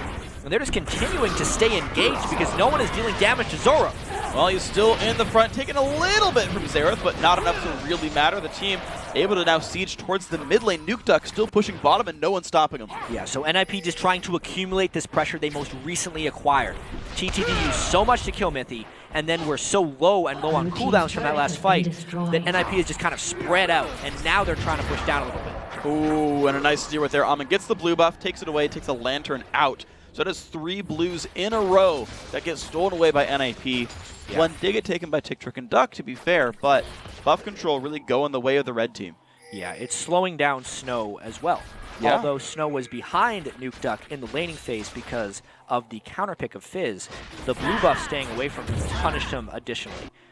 I wonder if that had too much to do with his Athene's Unholy Grail pickup. It gives him benefits because Fizz would be an assassin against him. But the successful Xeraths we were used to seeing in Season 3 of the LCS would often go like Morellonomicon right away, which is a little bit less mana regeneration than the Athene's Unholy Grail, and use that to hit a higher level of power earlier on in the game. At this point, he does have the Athene's Unholy Grail Death Cap, which is your typical high-power build you'd see on Orianna. Yeah. But it's just a little bit slower. And I think Tick, Trick, and Duck could have benefited from having him go a Morellonomicon. Yeah, I think so. We'll see, though. With Death Cap done, he's got a lot more ability power now. The Sword Shoe is also finished. So Snow's going to be more powerful than we've last seen him. Yeah. Nuke Duck hadn't got back to base for a long time. Picks up cooldown boots. Yes. And a Needles Too Large Rod. Yes. I see why he did that, because he wants to be able to spam his pull obviously a little bit more, since there's so much he needs to dodge in these team fights when you consider Snow and the fact that Nightmare is on Vi. There's a lot that can lock him down, and he wants to be able to hop around more. But his damage is substantially reduced without getting Magic Penetration. Yeah. He has basically delayed himself now to until he gets Void Staff for when he really turns on. But he's also on Fizz, crazy ratios, percent health. Let's see how he does. The team jumps in, kicks Snow backwards, and here comes Nuke Duck. Goes in for Sunny. Can he get the damage? Pops the Zonias, and the fight is still going on. Top lane turret did go down. Sunny actually stays alive. Finally goes down to Amon. Nuke Duck getting away with this one. Red buff not going to take him down. Nightmare knocked up. Snow running away. One hit from dead. Flash in from Freeze. Picks it up. The team still chasing down. Lands a long-range Q, and Nightmare not in a good spot. 2 for 0 in this fight. Make that 3 for 0 in this fight. Great battle here for Ninjas in Pajamas. Yeah, they're going to try and go for Baron after this one. And you know what? Nuke Duck's cooldown boots saved him in that fight because his Playful Trickster came back up a second time and he was able to dodge away from lethal damage. Now he's went back to base, got home guard boots, and he's going to find that Zyra in a brush and kill her. Bonaparte waiting around in the wings, of course. Phantom Joe nearby as well. And if you're taking some damage in this fight, but no, it's going to be this Renekton taking a bunch of pain, going down. Amit not going to fall, and now they go back in towards Baron. It's got to be theirs. Yeah, if Bonaparte steals with Zyra, he will be MVP of life. Doesn't get it. But now they know where he is. Someone's over there. Get him. On the chase. Ascension used. Bonaparte turns the wrong way. Oh, no. Yeah, you're gone. Yeah. At least it even kicked her just for good measure. Oh, man. The fight leading up to that was a clinic by Nuke Duck's Fizz, I'd have to say. He didn't care if he wasn't doing the maximum amount of damage because the cooldown reduction was more important for him. He showed us immediately after buying the item why with that Playful Trickster. But also, in his initiation, he pulled off I guess it's the Trickster Flash that we'd like to call it. You know how Gragas does the Body Slam Flash? On his way down from that very same Playful Trickster move, he flashed on top of Sunny. Yep. Landing not only the damage, but the slow. Yeah. Because he had stayed on top of his pole and was naturally falling down when he flashed away. Sunny. That was very nicely done. That was actually funny, too, because Sunny would have gotten away if not for Amit at the very end with like 100 HP. The Sword Shoes would have gotten. And it was like, well I was about to make that comment as well. Do you get the kill, get it. or do you stay alive? He got both. Amit helped him out. Yeah. Gotta so say. NIP can have their cake and eat it too. Yep. Well, here we go. Panther would help. He wants to be a baker. Is there Morgana? There's Morgana like a too? baking Morgana. She's a bad baker, though. She burned the cookies. Okay.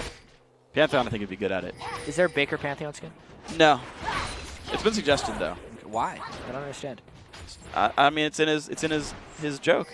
He always wanted to be a baker. Oh, okay. Yeah. Okay. You would pay attention to those sort of things. I do. Yeah. Yeah. I'm glad. It gives us more to talk about. It does. Yeah. And actually, the funny thing is, at least in his old lore, I don't know if it got changed. What? Ooh, Snow. Wow. Cold a little bit. That is a lot of damage. Freeze cold him. No, it's not. Cull is not cold. I mean, it sounds the same. Right. So, anyway, I was talking about. Actually, hold on. It's going to be Bonaparte dying. He is. That's a fish. It was a nice lockdown. Yep. Didn't save him though. Nope. Yeah, there's a lot of immobility on TTD right now, and a lot of mobility on NIP. Snow goes down. Zoro0 making it happen. Nightmare not in a good spot either. Good night to him. 2 more kills picked up. Ninjas in Pajamas just turning it on 30 minutes in. Jumps in towards Sunny. 0-0 barely taking damage from the turret. Still going for Jinx. Finds the kill. Now it's Renekton in the backlands. The only one alive. Flashes the wall. Chased down. Amit Freeze trying to make this one happen. Will he fall? Yes, he will. Ace now for Amit. 12-4. Yeah. And after NIP won the previous fight, since they had the Baron buff, and we also mentioned a lot of things previously, like Fizz being a hyper carry. Oh my god, a surrender right now. 30 minutes in, 53,000 gold to 42. Yes. Tick, Trick, and Duck say, you know what? It's too much for us. GG 2-0. Yeah. NIP move on to the finals. Yeah, and I mean, after that fight, it was basically over. But it was crazy how quickly NIP closed out that game. Yeah. They were so close for so long. But I think the team composition interaction that just happened there just decided the game for NIP. The Xerath could never be effective. No. The mobility of NIP was too strong in the team fights. Nuke Duck hit that point where he was just killing everyone. You could see it when he killed Sunny and their support whenever he really chose to. Yeah. And obviously, since Zoro0 on Mundo as well, we're thinking like every lane here almost, was able to withstand farm against Renekton. He had hit a point where he was nearly unstoppable as well. So it was a very close-looking game throughout, but really, once it hit that point, and once they got the Baron buff, there wasn't much coming back. Yeah, and what I actually liked is whenever I see a team without like real hard engage, I'm always like, how do you actually close out when you're fighting a team that's defending? You've got a Jinx with a Static Shiv, and you've got a Xerath. These are 2 great wave clear champions who are going to be able to hold turrets. And what I saw from NIP, which I liked, is Amin, as well as Zoro0 flanked around the side, came in behind the turret, found it engaged from the Fog of War, and was like, we'll just dive the turret, I don't care. But found a way in against wave clear. And that's always fun to see, is sometimes these teams find the way into the game, find a way to close it out early. And it's a pretty big growing experience for NIP as well, because that game ended, I would say, much faster than Lemon Dog's games did in the European LCS split. Yeah. So especially for players like Nuke Duck, Mithy, and Zoro0, being able to close out games faster is a huge key for them. They are players that pride themselves on individual skill, and if they can get the team play later, they will be a huge threat. Oh, they will be, and we'll see them, guys, in the finals. next week's finals. Exactly. So now that tonight's semifinals is in our match history, let's check out the new and improved Challenger Series bracket. With the win, the Ninjas in Pajamas advance to the next Friday's finals, where they await the winner of tomorrow's semifinal showdown, Meet Your Makers versus Cloud9 Eclipse. And even though they lost, Tick, Trick, and Duck still get a chance for a third-place finish for this first spring series. That would earn them an automatic berth into the second series, so even though they came up short tonight, their Challenger Series is far from over. But before we find out who NIP will be playing in next week's Challenger Finals, there are 4 European LCS games coming your way. Friday's EU LCS action kicks off with SK Gaming taking on the Copenhagen Wolves. Today also features a rematch between Fnatic and Roccat, which I'm looking forward to watching, of course. Then it finishes with the Challenger Series semifinal between Meet Your Makers and Cloud9 Eclipse. The European LCS continues tomorrow, Friday, at 1900 CET, which is 10 a.m. Pacific. And that's all she wrote for tonight's Challenger Series semifinal. Once again, gotta say thanks to our friends at Coca-Cola. Now for myself, Jat, and the entire live broadcast crew, thanks for watching.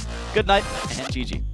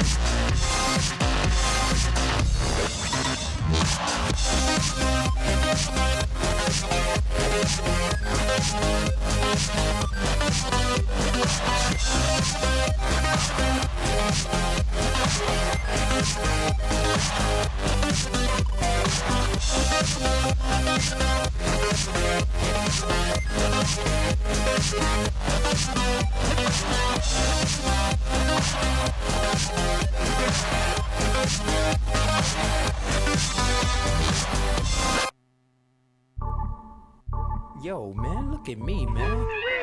I got on the jewels. Look at my shoes, man. I'm sharp. Man, I look good. I look good. I look exactly the way you wish you could. I look good. I look good. Come on. I'm in love with a girl that I call old school. Sipping on my brandy, I'm feeling brand new. Got the feather in my hat because I'm just that cool. You peeping at my alligators bent kinda slow. They peeping at me pimping cause I got all the game. And even if the day change, it's all the same. You rolling up the block, but you in the wrong lane. You hating on a brother, man, you must be insane. I look good. I look good. I look exactly the way you wish you could. I look good. I look good. Come on. I look good. I look good. I look exactly the way you wish you could. I look good. I look good. Come on. Joe said that I'm the best in the West. I got the girls singing, damn, look at how he dressed. No need to guess, just bless my finesse. I keep him in a mess, all up in this caress. Jeans, fitted, shirt, knitted. Man, she need to quit it, she already did it. She gotta be Latina cause she look mixed with it. She all up on me, so I guess she gonna get it. I look good, I look good. I look exactly the way you wish you could. I look good, I look good. Come on. I look good, I look good. I look exactly the way you wish you could. I look good, I look good. Come on. Right. Right.